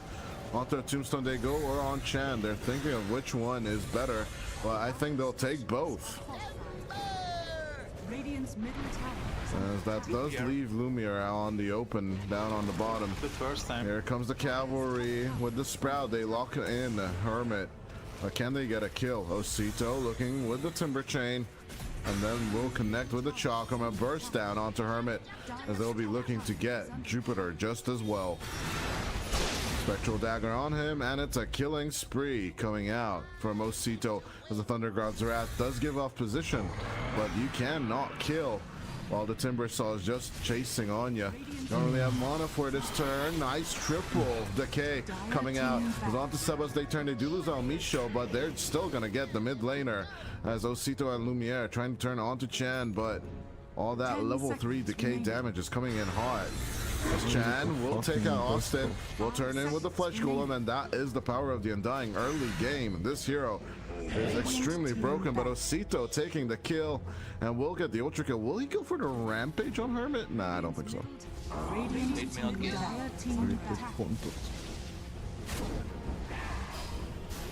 Misho, he might be in trouble. Caught out with the Magic Missile as well. Sebas remaining. Doesn't even turn around. Hermit with the avalanche toss combo onto the DP they go, and it's a double kill for the Tiny. And they can just keep on going. Osito coming in for the combo. Sprout available in 5 more seconds, but there's so many trees around. Gonna make a turn, and no, it's actually gonna be Arms connecting onto the Timber Saw as he does try to take some people to the grave with him. But it's gonna be 4 dead as X5. Ladies and gentlemen, Heralds and Immortals, and losing that crucial tier 1 tower mid lane kind of put him in that position as Osito tries to wrap around and come back to the finals of Fast Invitational Dota Pro Season 2. Oh my god, that's a mouthful, but still, great tournament, great name. And of course, despite having the grand finals of best of 3, I think this game number 1 proves it all. X5 Gaming at the verge of $8,000 with the match point and S-Star backs. Are they gonna go home with 2K in the bag, or is it gonna be the 8? Yeah, I mean, you wanna go deeper. You wanna get more, of course, and with names like Jim Park and Stinger, who actually attended TI 12 last year. Can you afford the shame of losing? I mean, it's if a team is this good, it's not a shame to lose. Like, if I gotta choose, I'd rather be last than second, obviously, you know, as someone who used to compete, you used to compete. I'd do anything else but second. Like, second is the worst place to get.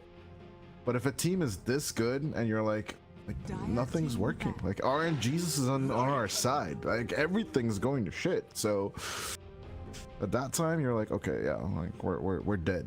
But I mean, you still want to fight back, right? Like, even when you're getting stomped 2-0 against like Team Spirit, or if you're newbie and you're looking at down the 2-0 path, you gotta fight back, you know.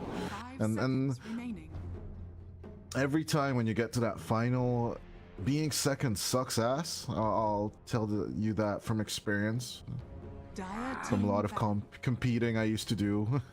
And yeah, so I feel for S-Star backs, but still, I want to see them go all the way to a third game, and they gotta show us that they've got it. Yeah, anything can happen here. S-Star backs, they turn up with the Fury on first pick, not a big surprise. But on the other hand, this is a very questionable first place hero. A lot of people would vouch for it, others would look at you if you're like crazy or something for speaking like I can. But I think it's very, very decent. Hermit, if you are interested in stats, you should definitely check out cyberscore.live for the stats of everything, basically, available in 4 languages, of course. So back to Hermit, and 186 professional games online, and hear me out, this is crazy. 70% win rate. This guy is a beast, you know, because he's playing like him, but certainly it's gonna be an interesting game for the position 3 player. They've been out your ever so mentioned illusion hero, which is the Naga, and they have not picked the Batrider. How do you like this lane? Like and Batrider? If anything, the last series to go by, Batrider just owns the game. And I'm gonna be honest with you, if Jupiter gets this hero, it spells trouble. Trouble for S-Star backs. As the lane is pretty okay. Harassment with the wolves and the Firefly is kind of painful, so whatever goes to that safe lane should not have a good time. My thought on that. I see. You remember the other day we checked out on Dota buff which hero is the worst in the game, and we got Batrider, yeah, you know, among all the games available from single draft to gold draft. South America's like, hold my cerveza. And they're proving us wrong, super wrong. They're proving the whole world wrong right now with this Batrider. 3-0 in the last series, actually, as Stinger goes in for what works for him. He will go for the position 5 Lich. Lich gonna have your mana as they pick up the Ember Spirit for the mid lane as well for alone. as I'm not so sure about that move. 10 seconds But I guess the remaining. Starbacks will take it. I mean, it's a decent Panzer. I really like him. Got the searing chain, and with the slide of this, you can hit all of the little creeps that the Lycan is controlling. It's a decent-ish answer, but I feel like we have seen countless times how GRPX can Radiant basically lock down people with this bad shire, even though if there might be an Ember Spirit or something along those lines. Vengeful as well. This is looking really good for X5.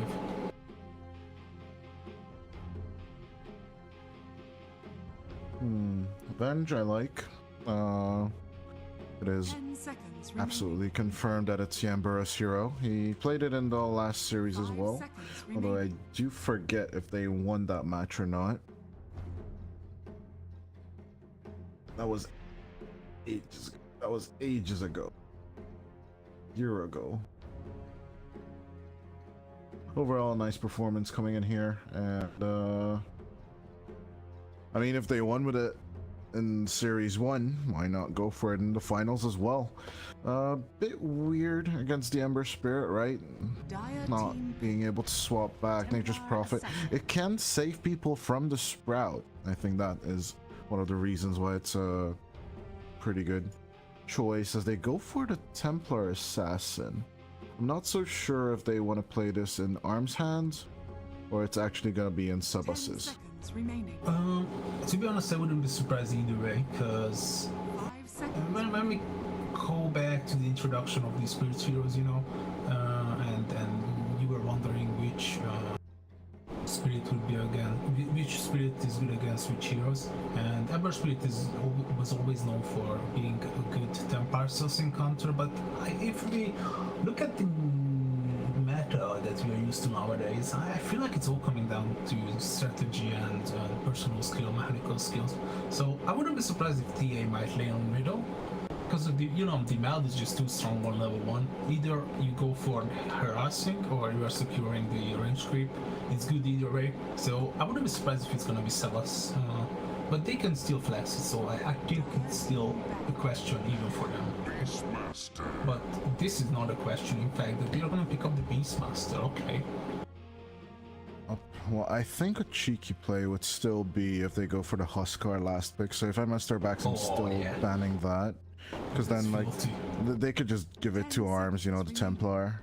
And, if they want to go for the absolute lockdown, can we get another Meepo? What do you think? I don't really feel like this tempo is gonna be one that suits the Meepo. Right. I just feel like there's so much farm Right. already taken away from your team by the Lycan, by the TA. Even Better likes to, sit in jungle for a while just to farm his jumps or Bleeding Dagger. So I don't really feel like you have enough room for this Meepo. I see. But I wanted to see it so bad. Yeah, I mean, That's their backs. They're gonna double down on the Invoker, so maybe they are seeing what we're thinking as well. Ban on the Slark for Jim Park is very wise. As let's see, I might also go for the Luna. 5x5 here. Ban that out so Jim Park doesn't get it. But what does Cyberscore say? What would be the primary bans, especially the top 4s against Jim 5 Park right now? seconds remaining. It says Templar, Morph, Sven, and SF. With the Sven being at 70%, that sounds quite decent, but I don't think the approach against this team would be good enough for the Sven. Morphling I might go for if I messed our backs. I don't think that's super bad. Especially if you get that shard. Oh, never mind. God damn it. God damn it. They were listening, man.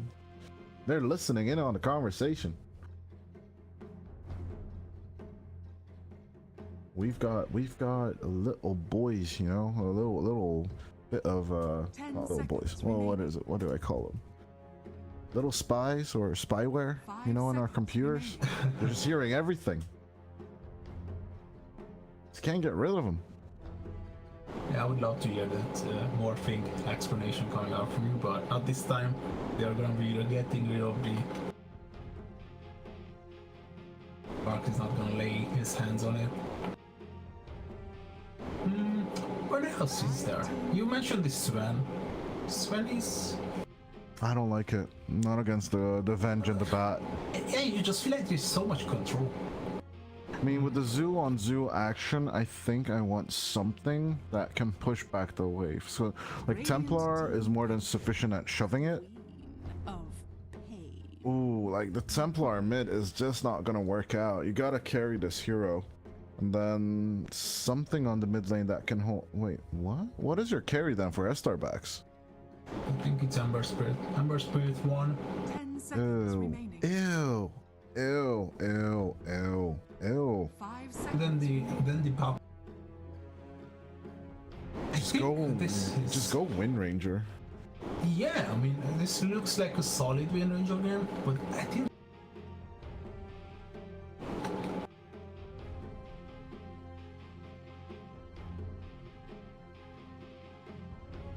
this cries for another Zeus game.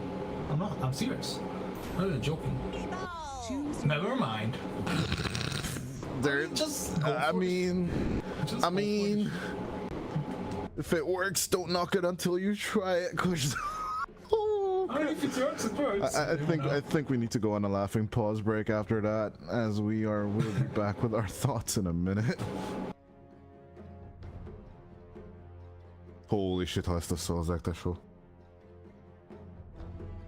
Mégis ők érzik, hogy mennyi farmot kell nekik hagyni, szóval ezt hülyeségül mondtam. Nem, egyetértek vele, a Templárnak szerintem nem lesz helye. A Sebasznak ez egy nagyon szar meccs lesz. IMO. Swapping back. Okay, ladies and gentlemen, match point for the X5 Gaming side here at Fast Invitational Dota Pro Season 2 in the finals. It is a best of 3, for better, for worse, but my name is Dota. It could be the last game of the night, as previously the Meepo has taken the game from Invaders. What are your thoughts here, my friend? Meepo last pick, I mean, of course, why not? X5, once again, they're gonna give the Meepo the arms. But I wonder how this Meepo is gonna be performing, because he has a few nemesises on the other team. Beastmaster, you know, can build the eggs. The Drums of Slum is something that it's pretty good against the Meepo. Ember Spirit used to be a huge Meepo counter back in the Battle Fury days. Alone, your damage. Can we have triple Battle Fury on Gym Park? Thank you. Don't even remind me. The good old days. Oh, the good old triple cleave days. Yeah, triple cleave, farming the lane with your double Battle Fury. If you are really interested in some nice Battle Fury plays, check out the TI5 Invictus Gaming versus MVP Phoenix. Oh, that game was hype as hell. That was one you told me to go back and watch. But yeah, back in the day, I'd never followed TI through its entirety. I used to only just watch the finals, and then you gave me homework back in the day, I remember. And you still do, which is kind of stupid, because I don't want to go back to school, you know? But yeah, that is definitely a match to watch. Smoke up by X5. Arms? Wait a minute. Arms? Just checking on vision, you know? Okay. I was wondering why just smoke break. But it's weird. It is weird indeed. As yeah, the Radiant sees him, but the Dire does not. And as soon as Michael goes under a tower, They'll never find I see him. But bit of taunting going back and forth. 30 seconds to battle. What the reasoning might be behind that sort of voice line that Sebas just said? You will never find your grave. Why not? Well, they're gonna dig them 6 feet under, which is actually like watch your step. It's fixed 6 feet down. Now that's actually a really good voice line from from the Lich. The battle But begins. just referencing that, or is just plainly telling them that you're basically done for. But let's see if the arms Meepo can do that pop off it did in game number 3 of the last series. And on to Michael, they go straight up. The bird turns around from the call to the wild as about to be gang potential coming from Michael's teleportation. That buff is definitely useful, even for short distances, as the Wolfos do find Stinger, Yeah, Stinger. and he's already half HP. Jupiter keeping up the contact. Flame break available once again in 13 seconds, but that could be a little long as the Wolfos go back once again. Don't want to go under a tower just yet. But talk to me, if you're already here, what is this Ember Spirit safe lane gonna do? It's not 2015 anymore. Yeah, not at all. It's gonna be having it's gonna be having a free lane, in my opinion, because the Leech is quite good at securing last hits and avoiding the Batrider to make any plays, because high burst damage is there, and you can always go for the Sleight of Fist build to achieve the last hits. Miles away. I don't think this is a good Flame Guard game, because you know the wolves, they have 40% magic resistance. Yeah, You don't really want to push the waves, I'm sorry. yeah, it doesn't protect you that much either, right? Yeah. He goes for that protection first. Maybe he was more than aware of the blood grenade and the flame guard and the flame break coming out. So yeah, flame against the flame break, he's gonna use the flame guard for now. On level 1, shoves out this wave, gets that level 2 for that Sleight of Fist. Look at bottom. As on bottom, we have a bit of a dive. Arms taking out Michael for the kill right there for the first blood. Yambura just throwing out the wave of terror and the stun, securing the kill. As tell me a little about this mid wave. Why does Sebas go for the god damn it, Stinger going down, not following the rules of engagement. As Michael comes in to the mid wave, he needs to go back down on bottom as Jimpark gets left alone. 2 more seconds and Stinger is back. Searing Chains on level 2. Jimpark is desperate here. Oh yeah, it definitely spells desperation to me as well. As talk to me. Why does Sebas use the refraction on the mid wave before action erupts once again on the map?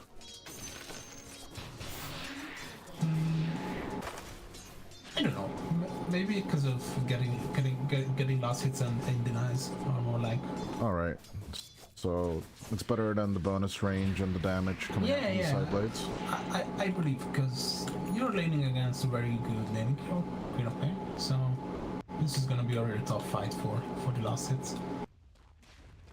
Right. And it's additional damage. On top though, Jupiter gonna be Going down to the triple rotation. Michael came in with the Nature's Prophet just to get the kill, and they get the wolves as well. Hermit all alone will be left behind, but still, it's only the first kill for our start backs. I think X5 will be okay with this as Arms.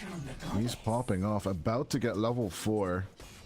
That would mean the first Meepo clone getting online.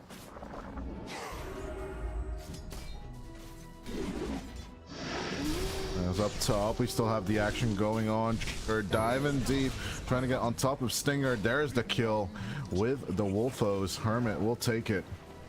They're chasing back Jimpark and Michael back to their place.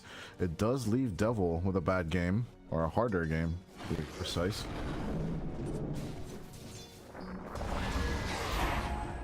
Arms going in. And with that catch near another Earthbound going through with the magic missile. They're going to keep contact onto Devil, and the Sprout is there, but they're going to cut themselves out of their arms. Going to get into the arms of Michael. A few more right clicks should do, but no teleportation will be used to get to the other side. The clone is just getting some information as Arms will go home, and we should return with the poof. Devil also getting forced back just a little bit here. Minute 5, you're shoved under your own tower. How bad does the situation have to be? Yeah, this Meepo is certainly pushing the waves. So on one side you are unlucky, on the other it's quite good. But yeah. Arms? Come on. No, chill, Meepo, chill. I already thought he was gonna go for it. Minute 6 is up. Jupiter or GRPX rotating on the long walk. It's Hermit getting harassed just a little bit. I don't know why Esterbacks are not realizing that the Lycan is all alone. As here he comes. Still 25 seconds until the rune's online. The vision will apparently be seen by GRPX. Rotating up top as Hermit gets abused by 3. But in comes Yambura and Jupiter. They are going to go move on to Michael, get the compensation kill. Can they get more? Oh, the Centaur helps out a little bit with the hold inside the flame break. Jim Park goes down to half HP, but in comes the rotation from Alone, which does leave the level 6 power rune for the Templar to take, as Yambura will also die. It is going to be 3 kills for side of Esterbacks as they even up the scoreboard. Nice rotation coming up from Alone. He realized that they are in need of some help on top, and basically just some right clicks are gonna be enough. Change gets everything else. Alone doesn't even mind the curry. He just wants to get back onto last hits. All he cares about. Arms getting a little low against Devil. Those wild axes will be twisting and turning.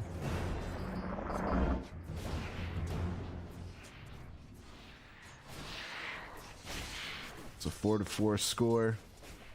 Arms will try and rotate into the jungle as the Wisdom runes are about to spawn. They need to camp the area, so Yamburo is already next to it. Holding on to it, getting it as well. Michael, not even scanning and not even attempting the rotation to the Wisdom rune right there.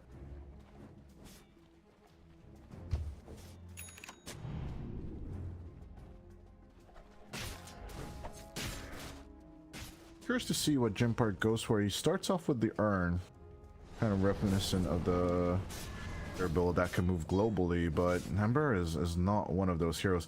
He will continue with the PT. Is it Maelstrom as traditionally on the mid lane, or are you going for something different of a build? It's really interesting that he's holding on to a lot of money. I wouldn't be surprised if he just goes for the travels. Now he's gonna go for the vessel. Yeah, I mean, a bit of an unorthodox, but I'm unsure. I'm unsure though. Like if it will get you the kills as Sebas moves on forward alone, all alone as his namesake. Does have a blink a little, but can he jump up in time? There's a trap inside the trees though. Sonic Wave as the trap will be activated. GRPX will still take the kill.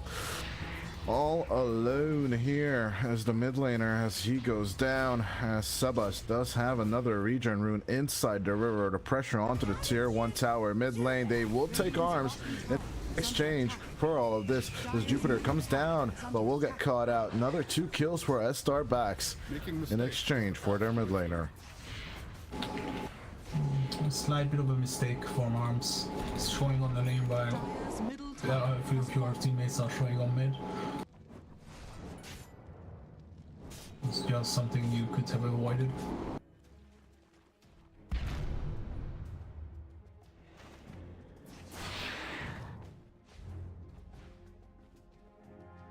Helm up, dominating the Verpine Rider.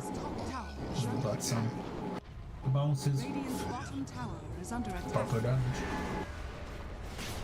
6-5. We're at the 10th minute, and right now it's looking quite okay for X5 Gaming. If Arms can do that pop-off, he did. He starts off with a Diffusal Blade just like last time, but this time it's not double Wraith Bands, it's only the single one. Is he gonna go straight to Aghanims right after? No, he's skipping the Diffusal, going straight Axe. As up top we have Hermit going back into Shapeshift, but can he escape? Gonna get the Sinister Gaze. There's another Chain Frost bounce that's gonna go off. He's still surviving as the rest of his team fighting back. Michael and Stinger gone out of their way as Hermit is dodging left and right and escaping everything. Lasso up on Jim Park, gets the kill as Sebas will execute the Ember Spirit. As onto Alone they go once again. The trap will activate. There's a slowdown with a good play. Sonic Wave gonna swap back Ember and wants to keep on the contact thing. They will get the triple kill onto Sebas. It's under attack. That's creep, did a lot of work. Verpine Rider basically right-clicking everyone in this fight. And the Sebas acquiring the triple kill with only 2 levels in Sideblades. Oh no, it's once again looking scary for Starbucks and all of this. I mean, wow. I'm gonna reiterate what Plate said. Where was this team during the group stage? Where was this team? They were looking lower bracket bound and then they win the tiebreaker. What is going on? As Hermit gonna get caught out in with the chains, and the Sprout also doing a lot of damages on the Wolves as they want to go, but there's just no sentry ward under them as Sebas gets another kill on the Stinger. And they're just chasing them down as they're tracing onto the Dark Troll Summoner. But Sebas, they're just gonna go for the swap around with Yambura, get the damage mitigation on to the Templar Assassin as they just take out Jim Park like it's nothing. Like it's nothing, Kojda. As onto Yambura, they do get the return kill. But oh well, they're giving so much space for Arms as he is super close to getting that Aghanim Scepter. Multiple armor reduction is just insane in this right-clicking heroes, and Arms is gonna be pretty lucky and pretty happy with that one as well. He's almost on the eggs, and even Sebas is surpassing the Meeple. For now. I'll emphasize that, for now. It is the big problem, you know, with the 2 cores right now on X5. The amount of space they need to, how should we say, balance their economy with, right? So Arms can't farm on the top area just yet because Sebas needs that to pick up the tempo, get the Blink online along with the Desolator. And until then, Arms is most likely not going to go for the farm as the lasso goes out onto Stinger. Jupiter might die here for that as the exchange, but Alone gonna be found once again. They're gonna try and go for the stun. The swamp is there. The magic missile. Yeah, bro, it's a freaking animal. Another catch, another kill. I want to play Venge like this. Another one. Why can't I play Wench like this, Costa? Because we are not professionals, sadly. Oh. Parkour realizes that this game is rough. He needs a Radiance to solve his problems. What the problems? Michael with a smoke trying to save Jim Park. Getting killed one more time. The RPX going in, and they will take Stinger for a ride as Jim Park tries to come from the other side. Magic Missile straight in the face of the Ember. Sprout up onto Ember. They'll get that kill. As Jim Park wanted the Venge, and he wanted it bad as another trap pinging on the Ember Spirit, causing a lot of damage on the Ember, might I say. Same time, yeah, Estar backs are unwilling to just lay down and die just yet at 14 minutes in. Arms. He's got the Ags, but needs to go back for the defusal now. Michael, he's banking 2,800 gold. He's a bit confused what to go for. Know what to go for? I wouldn't know what to go for. Let's check on current gold, actually. I'm curious now. Yeah, he's the one holding on to the most. And then after them, it's actually GRPX who's most likely going for the Blink. Then Jim Park with still with 2k. He wants to go Radiance against the Meepo. Is that the solution though? I believe that's one answer. Absolutely. Still thought the Mule is something that like solves all your problems. But apparently not. Jim Park disagrees as the Rod of Atos coming out. They want to Gleipnir the Meepo as much as possible. I don't know if that mitigates you from getting the Mega Meeps though. I don't think so. Right? Oh, there's the lasso play onto Alone as the chain stun is there. Sebas with the amplified damage will just take the kill. Primal Roar onto the Templar, trying to damage mitigate Sebas as much as possible. Yambura and Sebas will fall as it's the invasion coming out from Starbucks in the mid lane. They're desperate. They want this, and they want this now. As on to GRPX they go as well. The Vessel doing the damage. As Jim Park will take the killer's arms, throwing out the Earthbind, and they go. Hermit coming in with the shapeshift. There is a Remnant thrown out behind, but Hermit with the approach. Bro, Sebas with the freeze PC. Oh, the Lycan froze.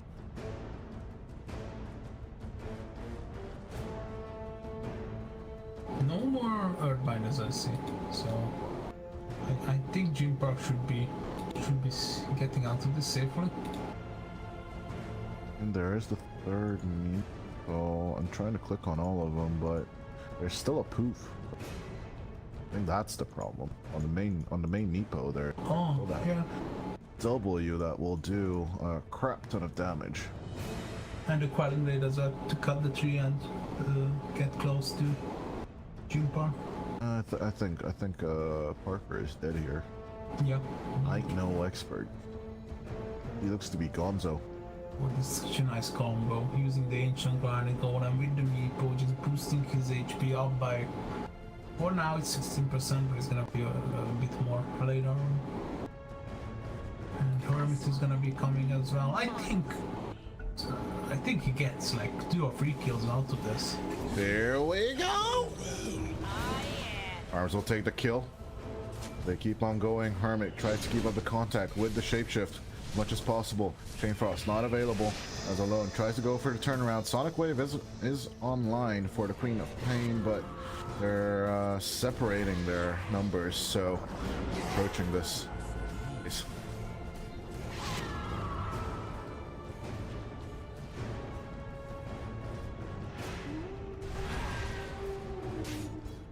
see where the Meepo is gonna be farming, so are they gonna be making any plays here?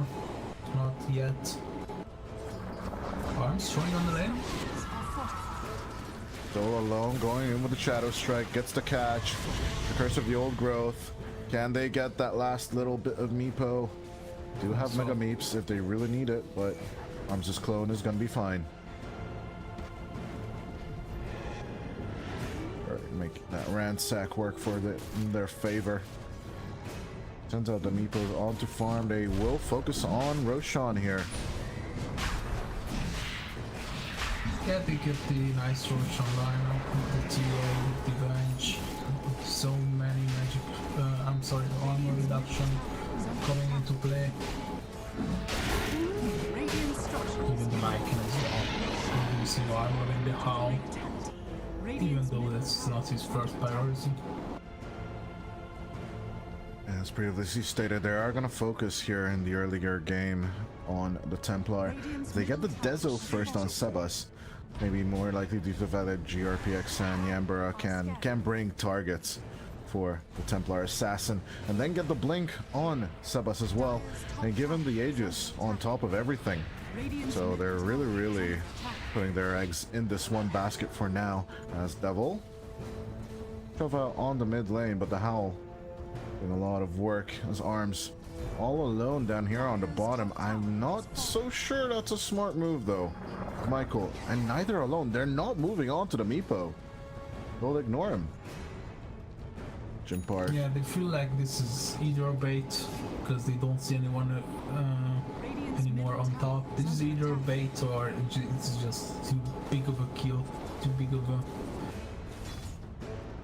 And they're not even reinforcing the thought of a bait, as right now, like, there's no one on the mid lane, so they don't see any of X5. That's not going to be sufficient information for the Starbacks. The movement of X5 is just hypnotic. Sebas already trying to put some psionic traps inside the triangle, set them up for the mid games, later stages.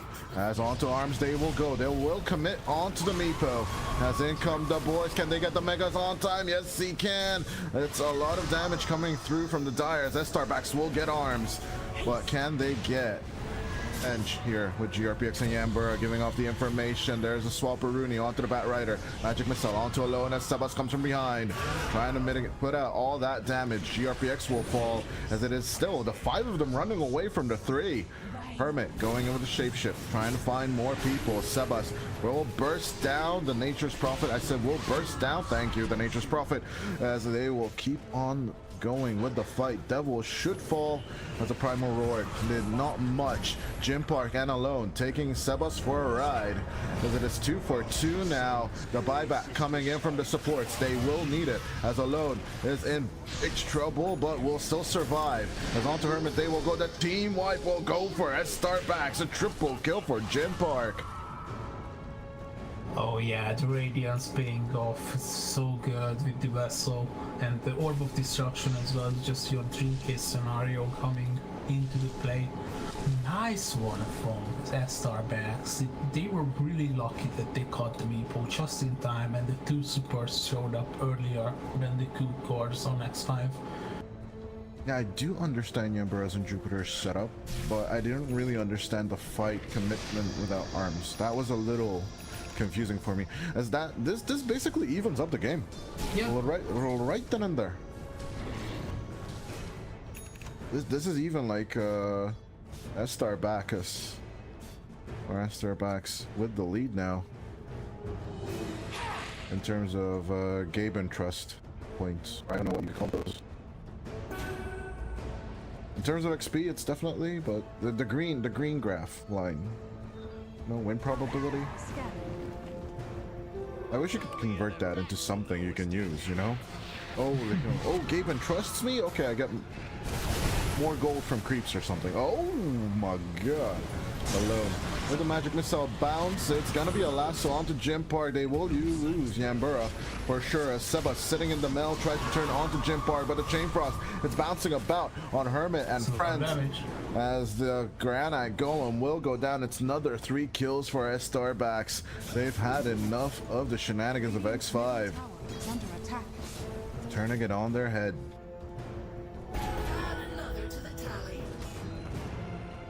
Arms in trouble here.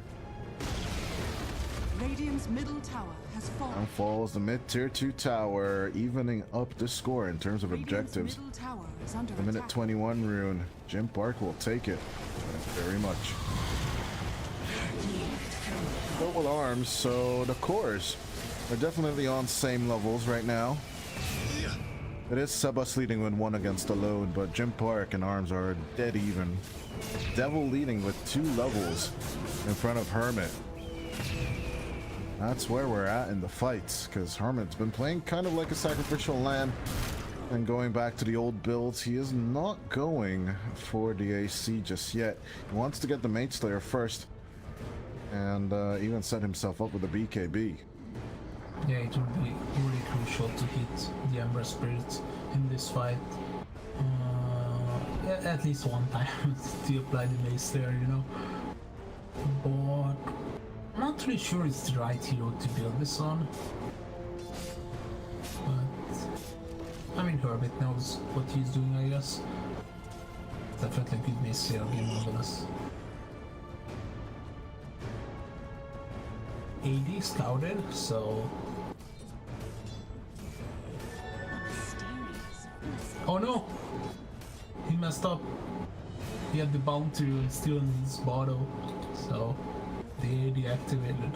Oh no. Little misplay. Looking at Hermit with the Triceratops. Can he find something? He moves on to Alone. They try and predict with the Earthbind, but they don't find just yet. Arms brings in the backup.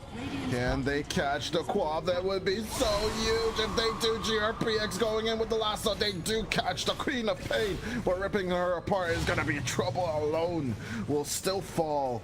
50 seconds without the Queen of Pain as arms. They keep on going.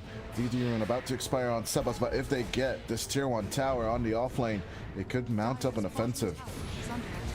They will try. Jim Park looking about, finds Yambura as Michael with the Sprout tries to put up more damage. The swap mitigating damage, but still finds the Vengeful Spirit to fall. Arms Trying to run away onto the west. Earthbind does not catch Jim Park, but this time it does finally. In with the remnant he goes. Mega Meepo on from arms. Can he run away as it's actually like a huge train of people chasing him? And with the Rod of Atos, GRPX covering him, and with the Force Staff, the Disperser working in his favor as they go for a turn. Hermit. Disperser.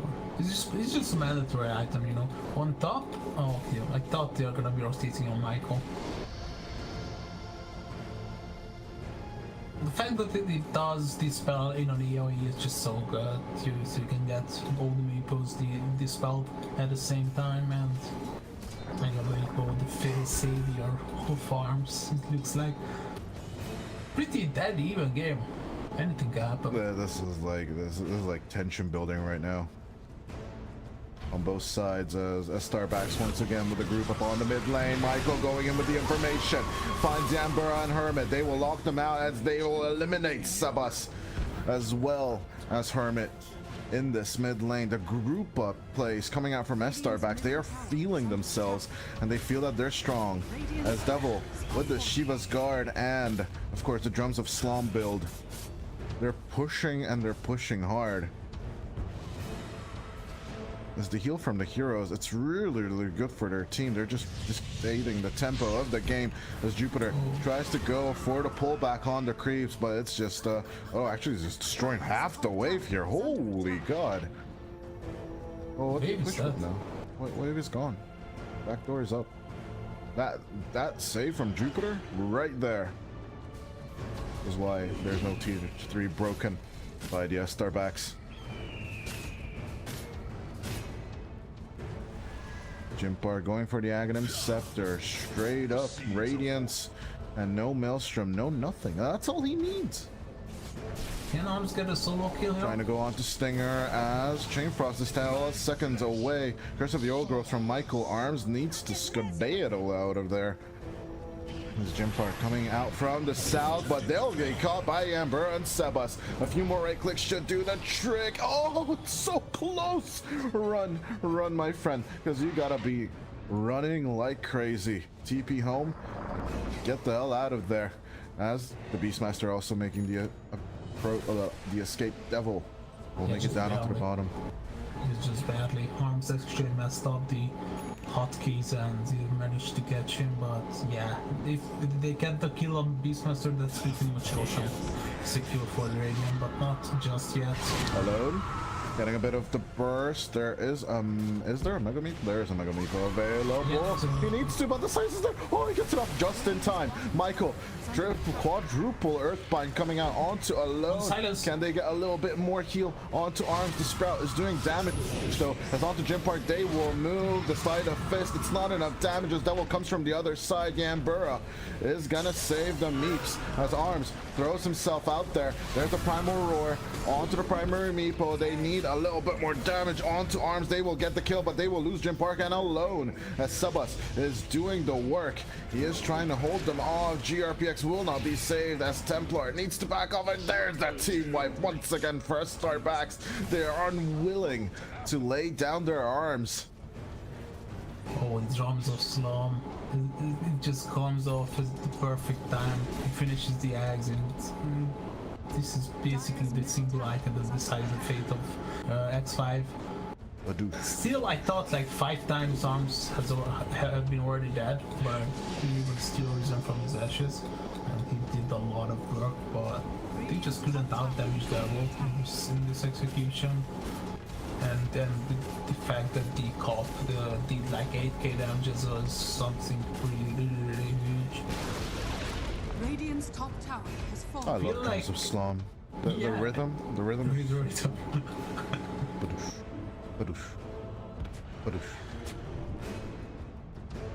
It's hypnotic. Like, I love things in the game that are just, you know, like a chill and hypnotic.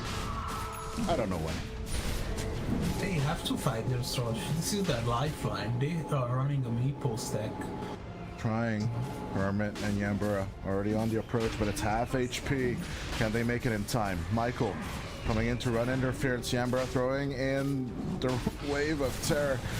Out come the sentry, in goes Yambra. They're gonna try and throw in the flame break, but Aegis on alone, and Cheese will be picked up as well. Sonic Wave coming out as Arms just throwing in an ominous Earthbind. In goes Arms with the Mega Meepo, but instantly 2 dead as Arms in stuck between the 4. He is getting picked off, and he's picked off fast. He goes through the twin gates. He's trying to run away. Earthbind on to all of them as he tries to poof out, but they will get the Meepo. 70 seconds without him. This Jim Park's courier will at least die. That does mean no Aghanim Scepter for a while for this guy. They are cutting the waves, but not on bottom, so they're gonna be choosing bottom as the lane to push. Can they get GRPS here? I don't think so. They're gonna try, but Michael arrives a little too late. I think GRPS is quite happy with this. They are committing on him, not pushing bottom. Stinger looking about and around. We'll put in the high ground ward. We'll do it without getting detected. Great news for our Starbacks. They get some information off the HG as Jupiter tries to pull the wave now on bottom, gets rooted down.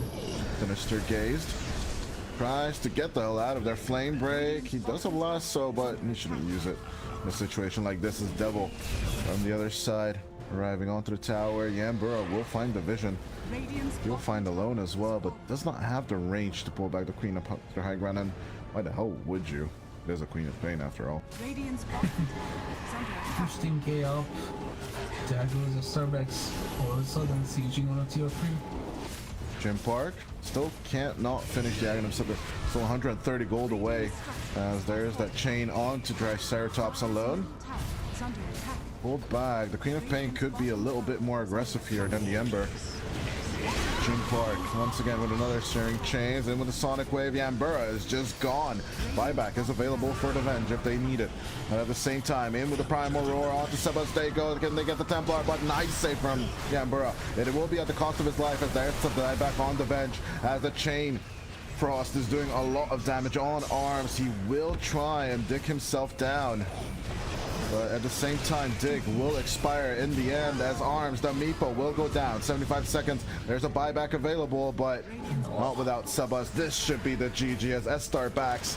They are going to even up this series here at Fast Invitational Season 2. We are going to a Game 3 for a second time today. 41-23 with a 23k net worth lead in 31 minutes.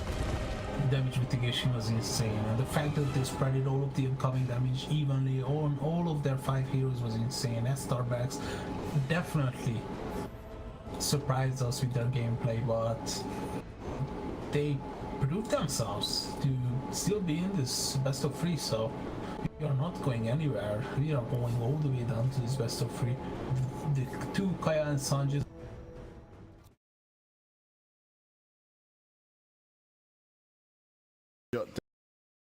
down by the X5 team.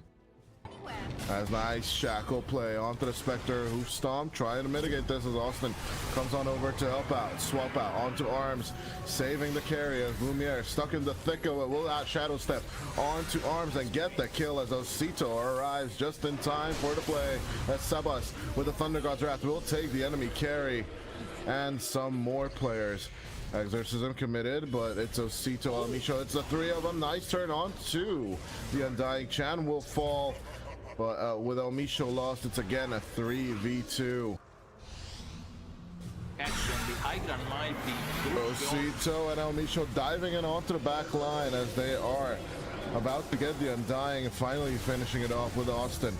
As the Spirit Siphon just sucking off everyone, eventually LSM will die due to the focus fire. But if they can get compensation kills for all of this, it'll be all worth it. As it's 3-4-1 now. Sebas doesn't even dare rotate over here with the Zeus. something. Same with the... feel like, okay, they got the vision. Might be a regret. They're gonna go in with Hermit. Avatar's combination onto Austin and Lumiere. The Thunder God's Wrath reveals the enemy team's fleeing lineup. A little bit more RESP CT. That should be coming out from X5. As El Micho caught out. Still managing to use the Glimmer, but even with the Stampede, it's just going to be a relocation spell. They cannot cut down the mid wave, and they will be losing their tier 2 tower for it. So Zosito getting chased by Sebas is never a good thing, as Spirit Siphon also. Our Mirza just can't really shake off all this damage, and finally the Timber will die as Lumiere moves on over for an eventual Spirit as the compensation kill, but LSM also dying for this. Arms with the chase. There's the shackle. It doesn't connect to a tree. But Arms at least giving off information as Sebas moves in as well. They're gonna surround the Spectre here. The toss play onto the Zeus. We got the BKB, so they see that Arms is there somewhere. Out goes the shackle with the focus fire. LSM will chase him back as the Thunder God's Wrath doesn't go through. Nice hoop stomp attempt at anticipating the Tiny as Lumiere diving into the thick of it, but the Avatos combo just comes out from Hermit with the freshly acquired BKB. He's showing who's boss on the Tiny right now. Trying to escape, set up onto the DP instead, but another Avatos combo should do the trick, and LSM just goes down as Osito should be next. Hermit keeping up with the contact. Nice shackle, but it's not really enough as the Timber is just so tanky, and I'll take that back as Sebas with this phylactery, he's just laying down the law on this map right now. Are you sure that you want to fight here, Hakori? I feel like this is a good idea. Well, they're still gonna try as Okito diving forward with the Timber Saw. Nice avalanche coming out from Hermit, setting up into this fight. A bit of spectral action from Lumia trying to connect onto Sebas as the focus fires on Spectre, but he's dishing back the damage. That is the Aegis though, as Lumiere gets locked down. Jupiter will also fall. They're looking to create more control with the Tiny, but saving Arms here is the #1 priority as Sebas is out now safe. LSM sitting on the thick of him with the Exorcism, but he will just fall. It's only El Micho now left alone on this map. 3k HP on Zeus, he's just right-clicking. As he should, and as Austin gonna get jumped on. Nice toss up in with a play. Swapperoonie coming out, but Jupiter, they're going in hard, but the position, it's not that perfect as the 3 cores of X5 are looking a little low. Finally Sebas will fall with a 6-time streak gone. Hermit will also follow. Tito, he needs to keep on chasing. Onto Arms they need to go. Get some vision on that Wind Ranger, but can they get the kill on that Wind? As it's dominating on the Wind. Osito, it's all up to him. Can he press his Whirling Death on time as Arms finally dying? JRPX with the swap. As Chen will take care of the DP. And Austin all alone gets shackled off, and there's that team wipe coming out from X5. 88 strength being stolen to DK. He was sitting on 7,400 HP.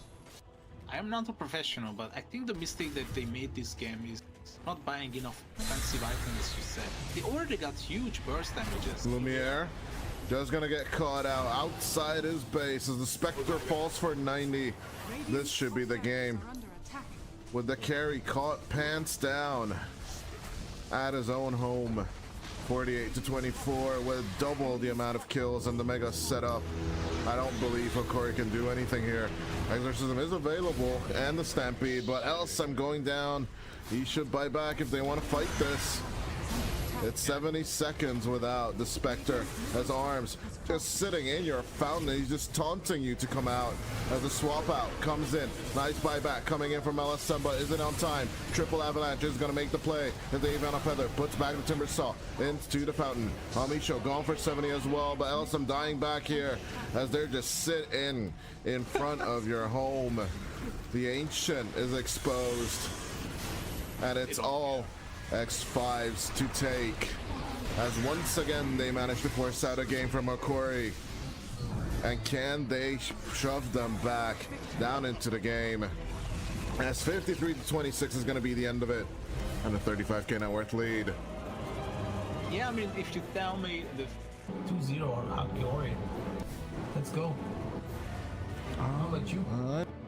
Share your thoughts, my friend. Oh no. I don't. I absolutely disagree. I'm going Hokori. Game number 2. Hermit? That's a weird position that you are suddenly find yourself in. And surrounded by El Misho as well. It's going to be... Yeah, and Rage is definitely going to be Oh, Seba's a on mid. big important factor. Seba's gonna get chased down. Hokori, El Misho setting up the kill. He needs one more right click, but he'll leave it for Osito. As under the tower to Grandma, one more right click should be needed at least. Oh, the tower? Chen should have chased, but yeah. Can I kill someone bottom?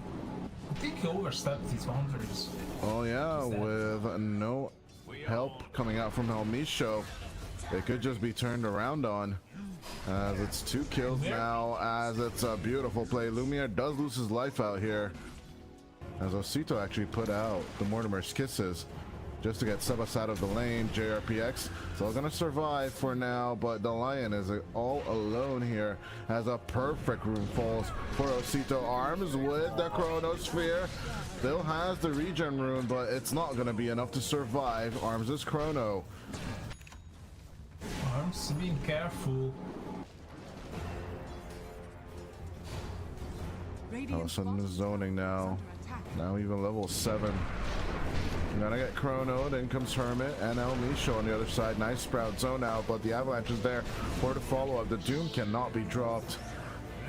The 2 supports, I don't think they have much to do here anymore, as Jupiter is going to come around the bend to secure these kills. Earth Spike onto the Nature's Prophet as Hermit tries to be looking around on the other sides. Hooks down onto the Clockwork as he's trying to sit with the Battery Assault, trying to hold back the X5 enemy, but Arms is just coming forward with the Mask of Madness onto Osito and the toss-up. X5 Gaming looking to close it down here in the early game.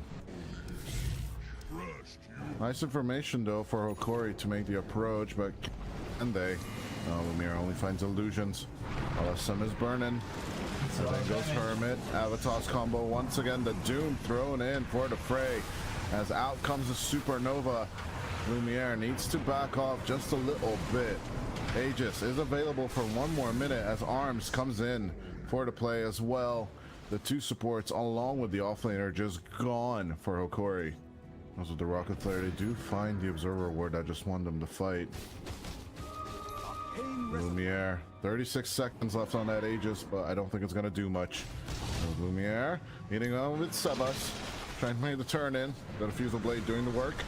As onto El Misho. They make a turnaround. Jupiter running interferes onto Osito onto the back line as El Misho is just gone. Doom out onto Arms. This is the fight. Hokori, can they take it though? Sunray onto LSM as Osito takes out Sebas. But Arms would be the big prize as the doomed out Faceless Wood can't do anything in this fight. Avatar's combination though from Hermit. He could save this here with the help of Jupiter. It's just Hermit and Jupiter having the time of their life. The damage coming out from Chance Fire Spirits will be enough. As the Bear, he didn't even make the approach into this fight. Even though losing out on the Aegis, he will take a kill onto another support, but they need 1 more kill for this to be worth it. Austin, and with the surround from El Misho, they turn on to Hermit, and can they get the Tiny? Yes, they can. As on to Chen, they still need to go. 1 more right click should have done the trick, but there's the Chrono. Arms turning into all of this. There's only the 2 of them. Supernova available in 9 as Lumiere goes down. Sebas also committing for this. Cutting and rolling through the trees, looking for El Misho as Chan just drops the Supernova. Overall, getting jumped on. The Fusel doing its job as Hermit for the Avatar's combination onto the Snapfire. They'll take that kill. As Austin, I don't know why you put that cogs there, but it is going to be a nice little control coming out from Jupiter with the Spike and the Hex. They will be looking to catch up on to the Ursa as they'll drop the Chronosphere as well on top of this. Despite the Enrage and the damage mitigation, the sun will fall and Lumiere will die as the Enrage expires. X5 Gaming, they just keep on going forward. They lose out on the Wisdom Rune, but it doesn't really matter. They're still going to kill the Doom down along with the Tormentor as bet. That's theirs for the taking. They're just dying one after another. But Corey is really crumbling here. There. No blink on this guy. Nice catch on the Ursa. As Sebas just keeps on joining up. And Rage was forced out as immediate hex onto El Micho. The reaction is just pitch perfect. His arms turns around onto the Nature's Prophet. They'll get the kill. And the Aegis will be popped. Lumiere gonna be stuck down. And with the Doom, they turn down around onto arms. That is a nice play there. But Sebas still managing the kill with Hermit on to the Bear. As Ursa will fall, so will the Doom. LSM going down in this fight with the Yule's Rays onto Austin. They're just setting up kills left and right. As Hermit, no catch this time.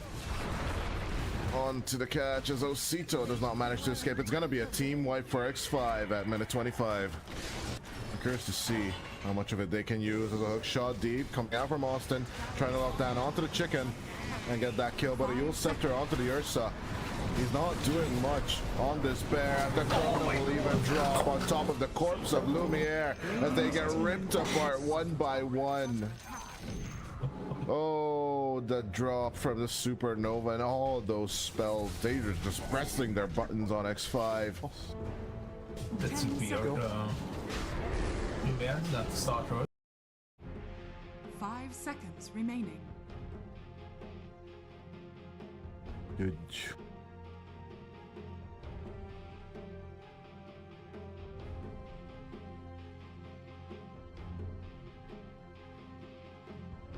Reclame foto. Radiant team ban. Radiant team ban.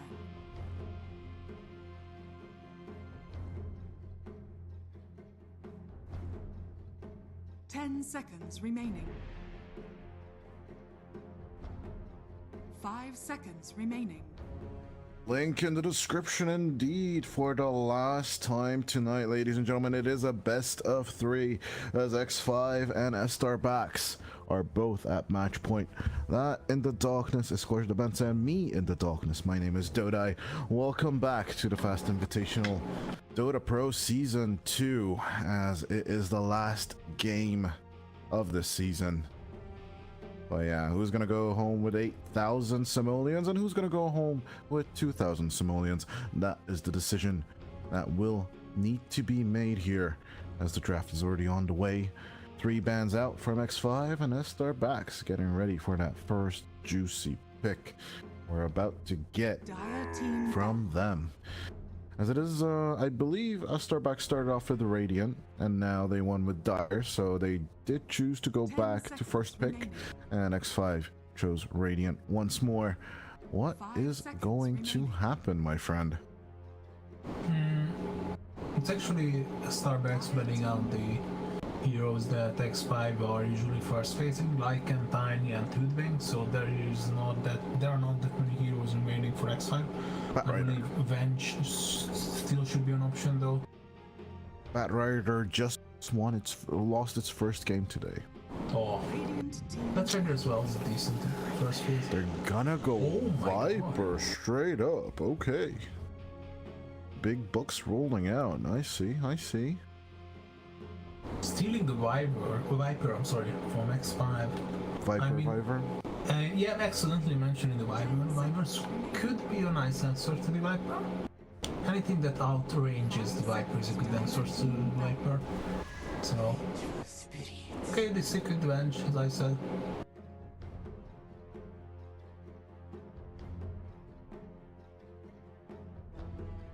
Just go Sniper on X5, I'm serious. 10 seconds. Dire team ban.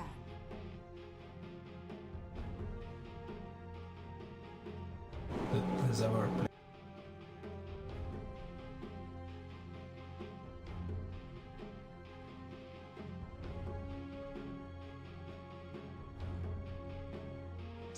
And bro, back to what works. They will ban the Lone Druid from arms, and I do believe addressing Jupiter's Batrider should be important. As what I'm more than surprised by is the fact that the Ember Spirit won.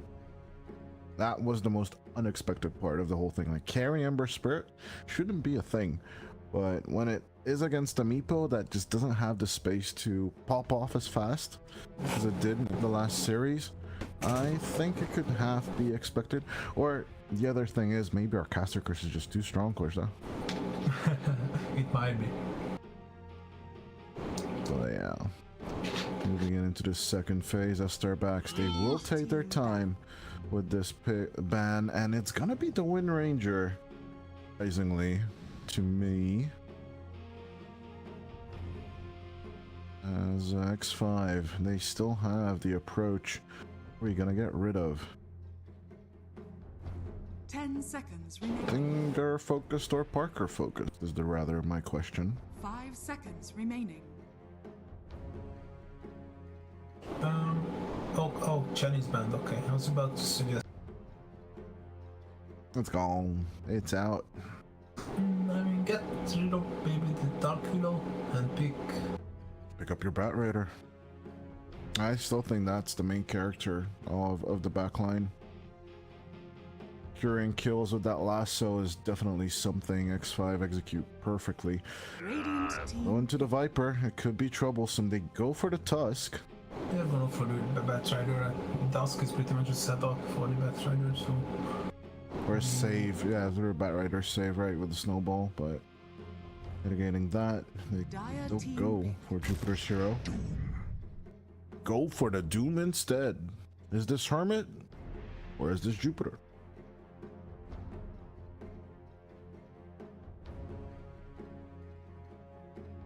Okay. For the Doom offlane, which I'm not always confident with, but options are still on the table, obviously, as Estar backs. The ball is in their court.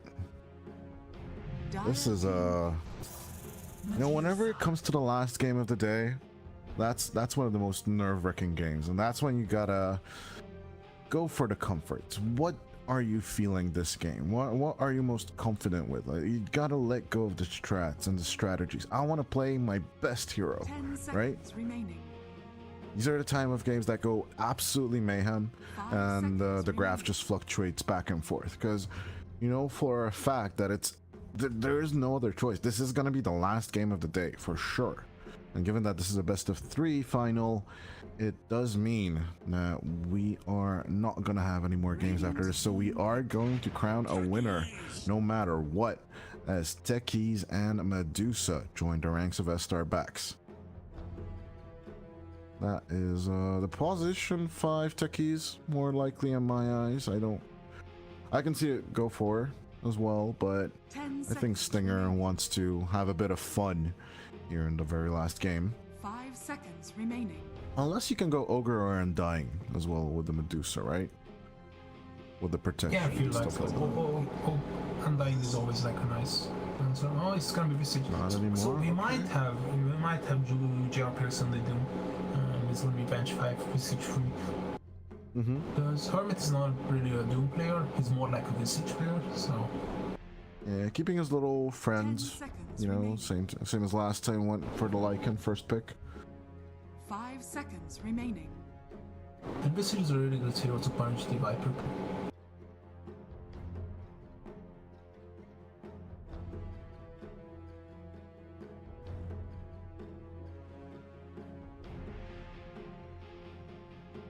Very last minute of X5 Gaming to make a decision on the reserve clock.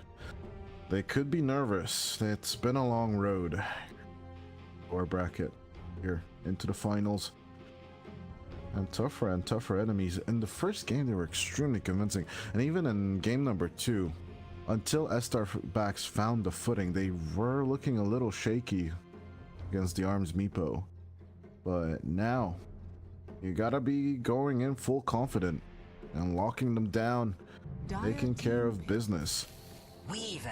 They will go for the Weaver of all things. That is definitely the Arms hero if I've ever seen it. Let's just check our good old partner CyberScore site. No, I believe you are right. This is gonna be an Arms hero. It shouldn't be Subus's because I don't think he plays the hero. I could be wrong, so just in case, we have seen 3 Vivers from ARMS, and he's won 2 of the games so far. Is it going to be 50% or 75? Find out after this game.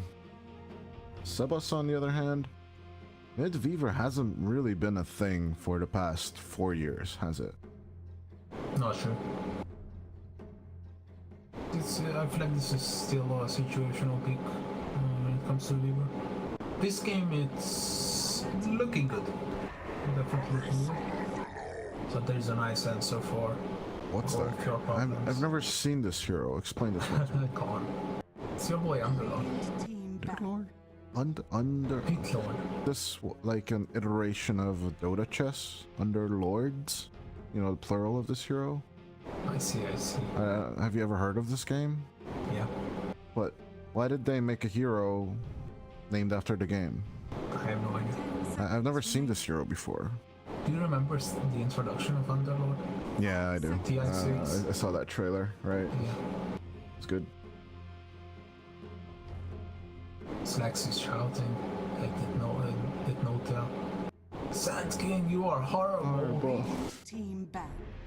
Still think like the best trailer of a hero was when they did the 10v10 all mid at TI5, Oh, yeah. and then they just picked was it Team No Tail versus Team Chuan, right? Chuan, yeah. I think that match is one of the best shows that TI ever did. I kind of feel that they should do that. Like, I would put it as a lottery ticket, you know, that you get a chance to play in the 2 favorite teams. And just pick, like, you know, like 2 of the players or 2 of the managers even. Like, a lot of the managers are ex-players, like Puppy versus Dendi, or I don't know, Kuro versus Puppy, or whatever, you know, like something classic. And it was so much fun. If that would be the show match between 10 seconds 2 remaining. random 10v10s, I think it's just, you know, it's community building, you know. It just shows that Dota's just fun. As at the same time, this is for the Somalians, and it's for blood. And if it's for blood, it's gonna be taken seriously. Although I still don't understand, what is this Underlord hero? I've never seen this hero before. If it's gonna be the Viper mid on alone, I'm even more confused. You should be confused, because I wouldn't be surprised if this Viper takes mid. But I mean, if you're crazy enough, you can still run it on 4. But I think that would be such a game-ruining experience that we would be having here. So I believe Viper is gonna be definitely playing a core. And the Starbacks, they need to find themselves a carry which can... No, they have the carry. They need Oh, I'm sorry, yeah. They need a mid laner which has a nice nuke. Okay. There it is. But that Control. puts the Viper into the position 4, right? Right. Kunkka 4 doesn't sound good anymore. Not true. Rushing that Ags is gonna be tough, and you don't get it until like 25 minutes ish. Even if you just go phase boots into it, you know, experience says that it's kind of tough to get that team fight control. Viper, as soon as it gets level 6, should be extremely useful, getting that break and getting that control. They will go OD on Sebas, coach. Oh my god, my man. That is a tough cookie game right there. Position 5 Viper, not even 4. Stinger Viper, man. I'm all ready for this game, but first, a message from our sponsor, and then we'll be back with predictions.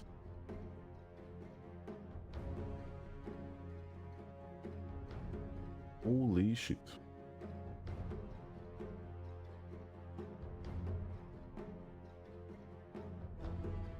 Var ya, minha mão de movida, minha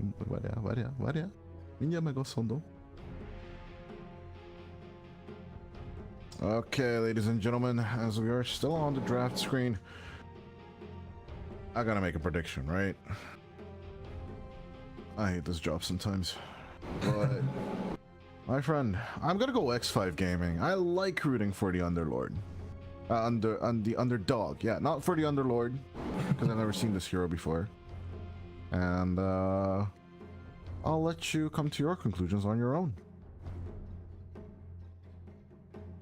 I see what Starbucks might have been thinking about with this Viper opening. I just feel like this looks weird. Viper is just not a hero on any position in this meta, and even if it is, it's gonna be a situational core pick and not a support in any situation, in any given situation. So I feel like this is basically a Starbucks outdrafting themselves. In my eyes, then if X5 is at least 25% as good as Starbucks, then they should be having a huge chance, and they are even better than that. So I'm going X5. If I call you mate, I don't mean it. Well, ladies and gentlemen, for the last time this season, let's get ready to rumble. It's a game 3 between Starbucks and X5. And that means we are going to crown a winner after this game.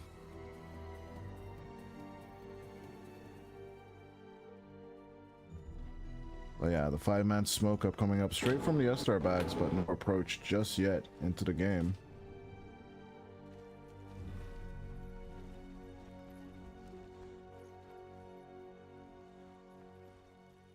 Michael hiding behind the trees, looking for the approach. Stinger. 30 seconds to battle. My purpose. Getting his items. Vision advantage for the Dire. Alone. They're gonna go with the initiation, but the Kunkka's suffering a lot of damage. GRPX finally will go down for the first blood, but Alone and Regalama also dying down. Stinger is gone, and Hermit will also be taken as a casualty. Devil needs to drop another Firestorm.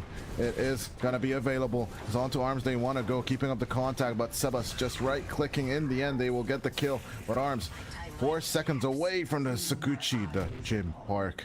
Mystic Snake will take it. So it's gonna be 4-4-3 before the bounties drop. Now it's peaceful time, going back to those runes. No one is going for those runes. No one cares. No one cares. But maybe Jupiter and Michael does.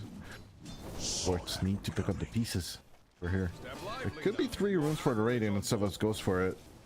I think he is gonna count his last hits a little bit more important.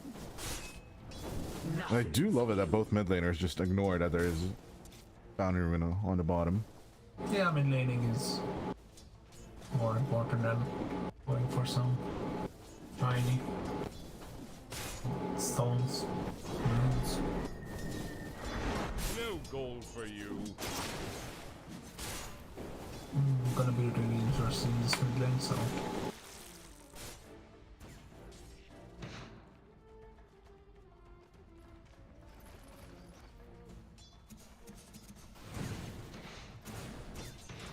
Michael. For some control, half HP on the techies. Sebas. And Alone still just bashing each other back and forth. The techies going a little low. They'll still have blast off if they want to initiate. They'll need to wait for that Firestorm to be active once again. Make a play here. I do believe Yambura is the better target than the Weaver because of the Sakuchi, but onto Devil they go. A nice sticky bomb onto the Venge, and Arms will lose the aggression partner as Gym Park and Stinger want to go for the burst damages, but Hermit and GRPX still keep their distance.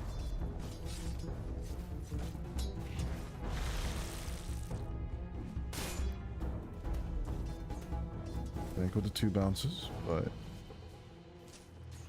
no kills just yet. What is surprising to me is that Sebas is having such a wonderful time as on bottom. Michael going down to half HP. The Firestorm is just an illuminating threat from the Underlord. Sebas doing his best to abuse the Astral Imprisonment on Alone. Make the Kunkka's life a living hell.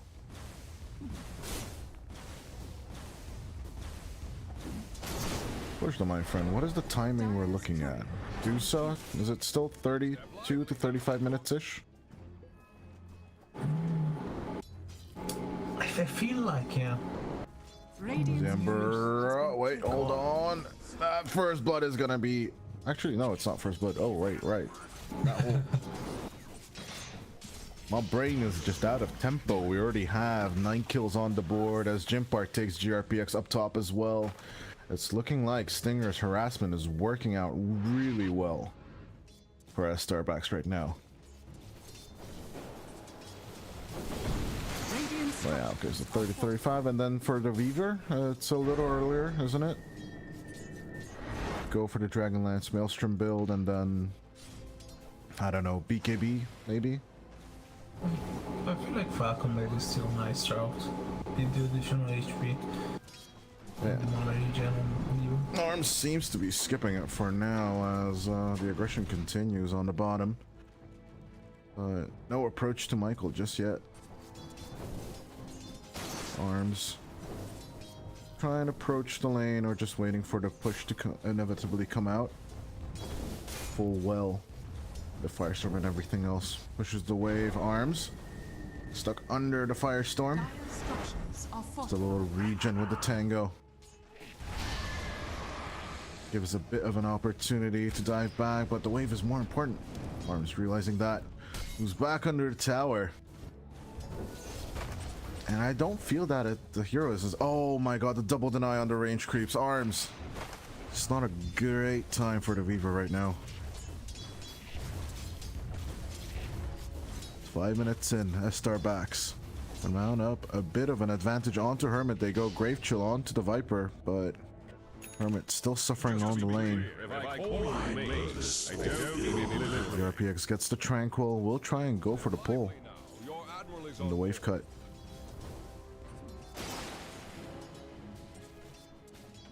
The Prospect Aura will help GRPX mitigate the lackluster Devour farm.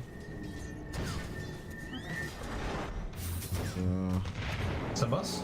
Tiny bit of the pull doesn't do much. Michael coming in onto the mid lane as a play comes out onto Sebas. Yambura coming out as well with the Wave of Terror. Nice magic missile, but it's not going to be enough as Stinger's long range right click will get the kill. Onto the OD as the sticky bomb takes care of Yambura. That's going to be a killing spree. Onto the techies. The Starbacks trying to restore the status quo will get the kill. Onto Arms on the bottom as well with the Pit of Malice holding him in place. Arms does go down under the tower. Oh, devil. That's something I was about to point out, that on bottom you have no job to be given over to the Dire. Your only mission is to not get solo killed by the Underlord or an OD, which just happened right now. Yeah, Sebas dropping the hammer on the mid lane. Unexpected for that solo kill, but I mean, as soon as you get that mana differential, why the hell not? As on to Michael, he goes, getting that kill as well. That's a killing spree ended as well. So Sebas is basically back into this game. Hermit getting some poison damage and a blood grenade. He's not having a good time on the Visage as there is a Soul Assumption, but the Mystic Snake coming out. Soul Assumption does nothing. RPX only level 2. 7 minutes into the game, turning around with Yambura, going for that Wave of Terror, catching out Stinger, but the bounce of the Mystic Snake, it's not that great. As they ask for imprisonment, they do get the kill on a Stinger. If they can get Gym Park, that would be huge. With the Arcane Orbs, they keep up the contact, but another bounce of the Mystic Snakes. Can they put away Gym Park? Yes, they can. Another Arcane.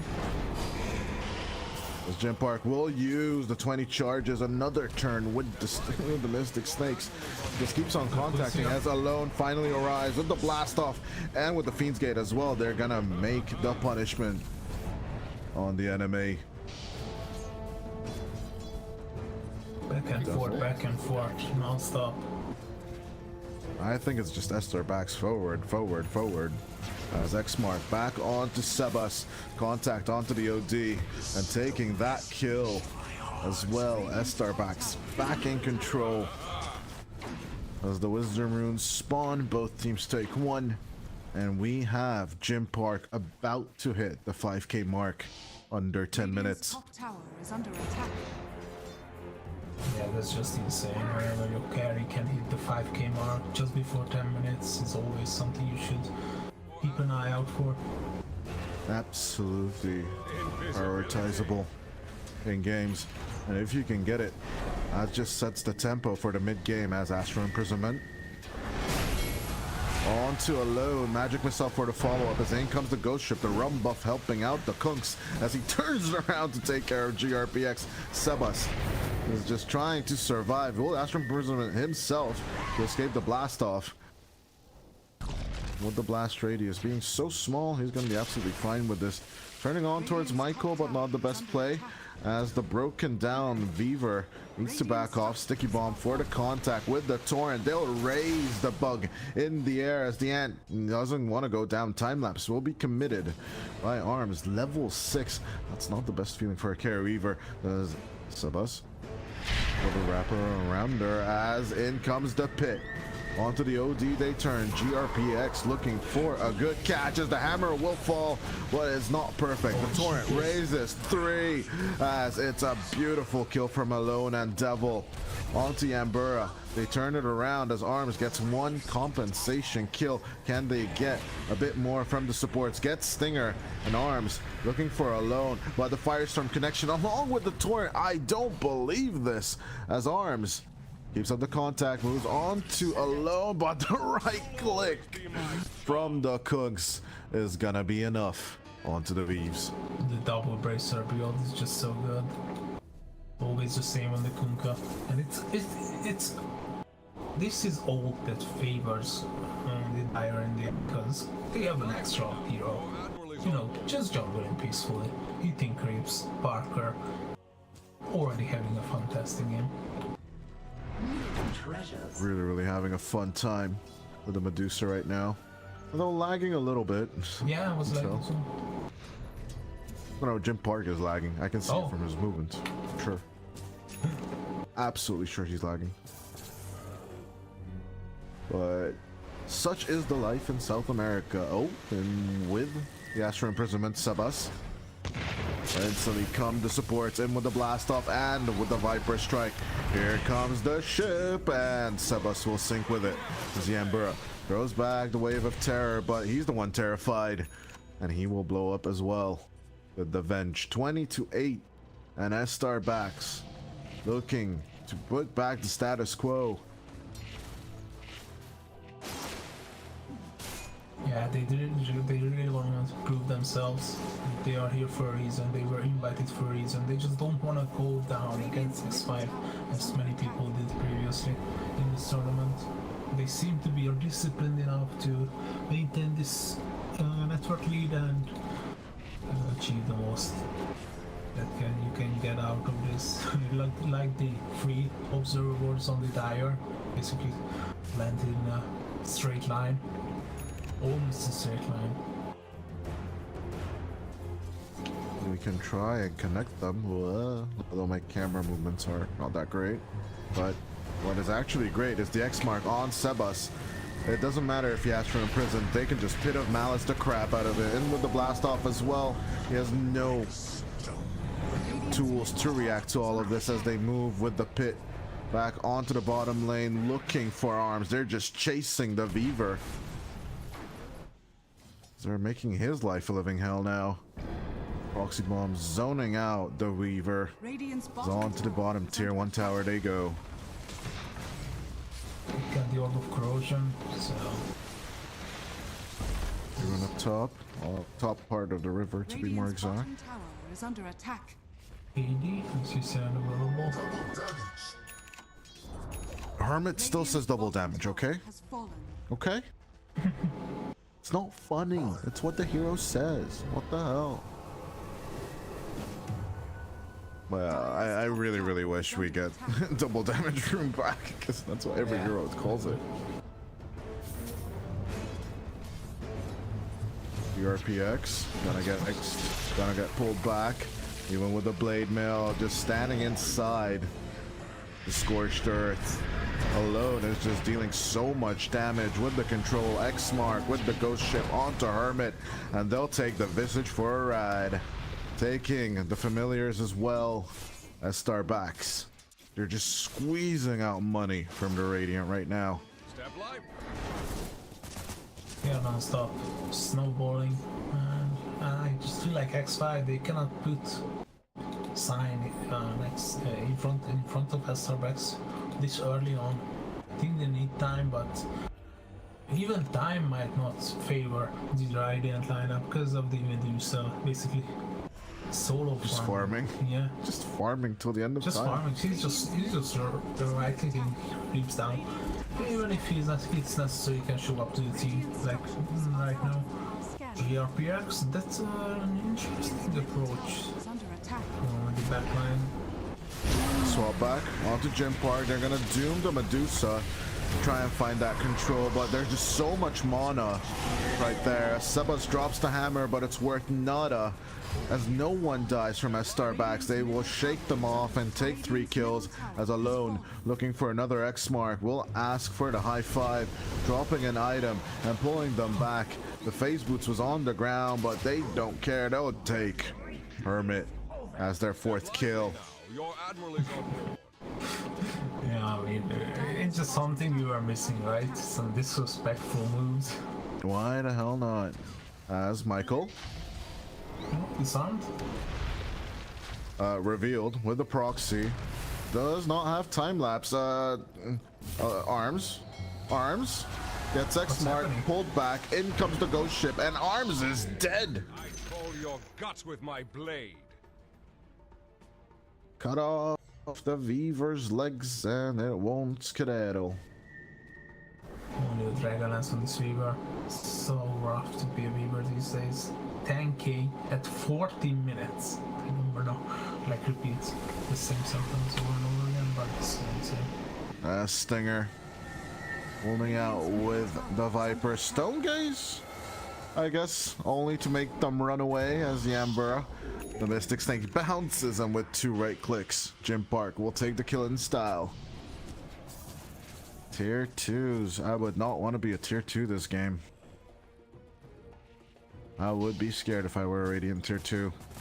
And I feel like the farming game is just not for Roaring X5, so the next time you got Doom, just smoke up and find some plays. You have a Blink Dagger on Doom as well, which is quite good this early on, but you just want to find heals all around the map if you're X5. Otherwise, you're gonna be pretty much using in 5 minutes. Attack.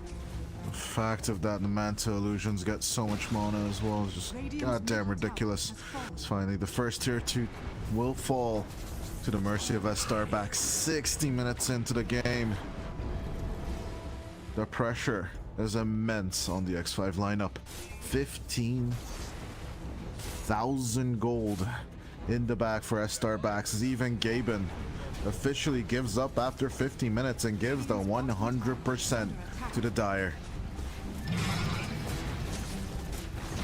Yeah, that's pretty rare to be honest. It's not every day we see 0 to 100. That's pretty rough. Come on, Gaben. Man, no mercy from the Gaben grab as in comes the blast off onto GRPX. You might have a blink, but they have a ton of ammunition in terms of explosives as Hermit just wants to back off. Stinger level 11, 3 levels ahead of the X5 offlaner. Sebas looking for some connections. Can he throw down the hammer on someone or somewhere? X-Mark will be cancelled with the Astral Imprisonment as they're still trying to look for the approach. Arms looking in. Can they shake them off the high ground? They will lose the tier 3 tower, but they still have the fortification. That's your playmaker that on him. Maybe now that he's available. Still has the blink. Gym Park. He's adamant about this. Dodging the soul assumption with the Manta style.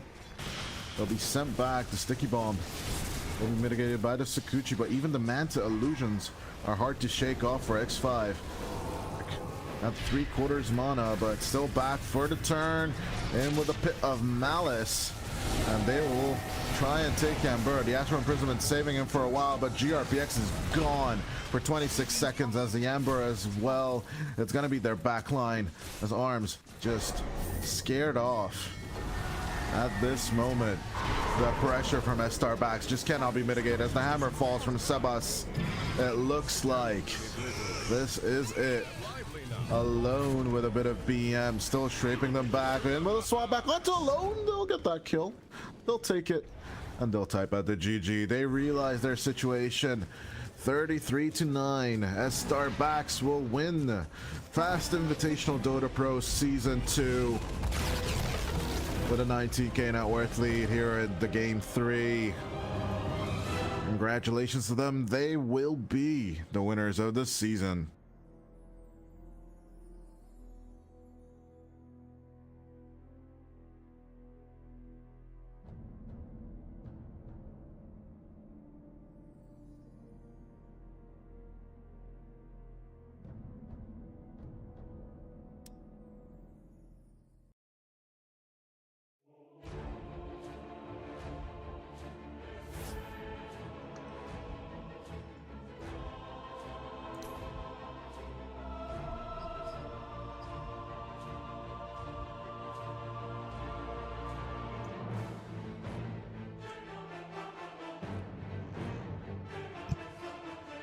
And what, guys, it seems the end of this tournament. Thank you for watching, and we'll see each other, I suppose, tomorrow or maybe the next day. Have a good day and be healthy.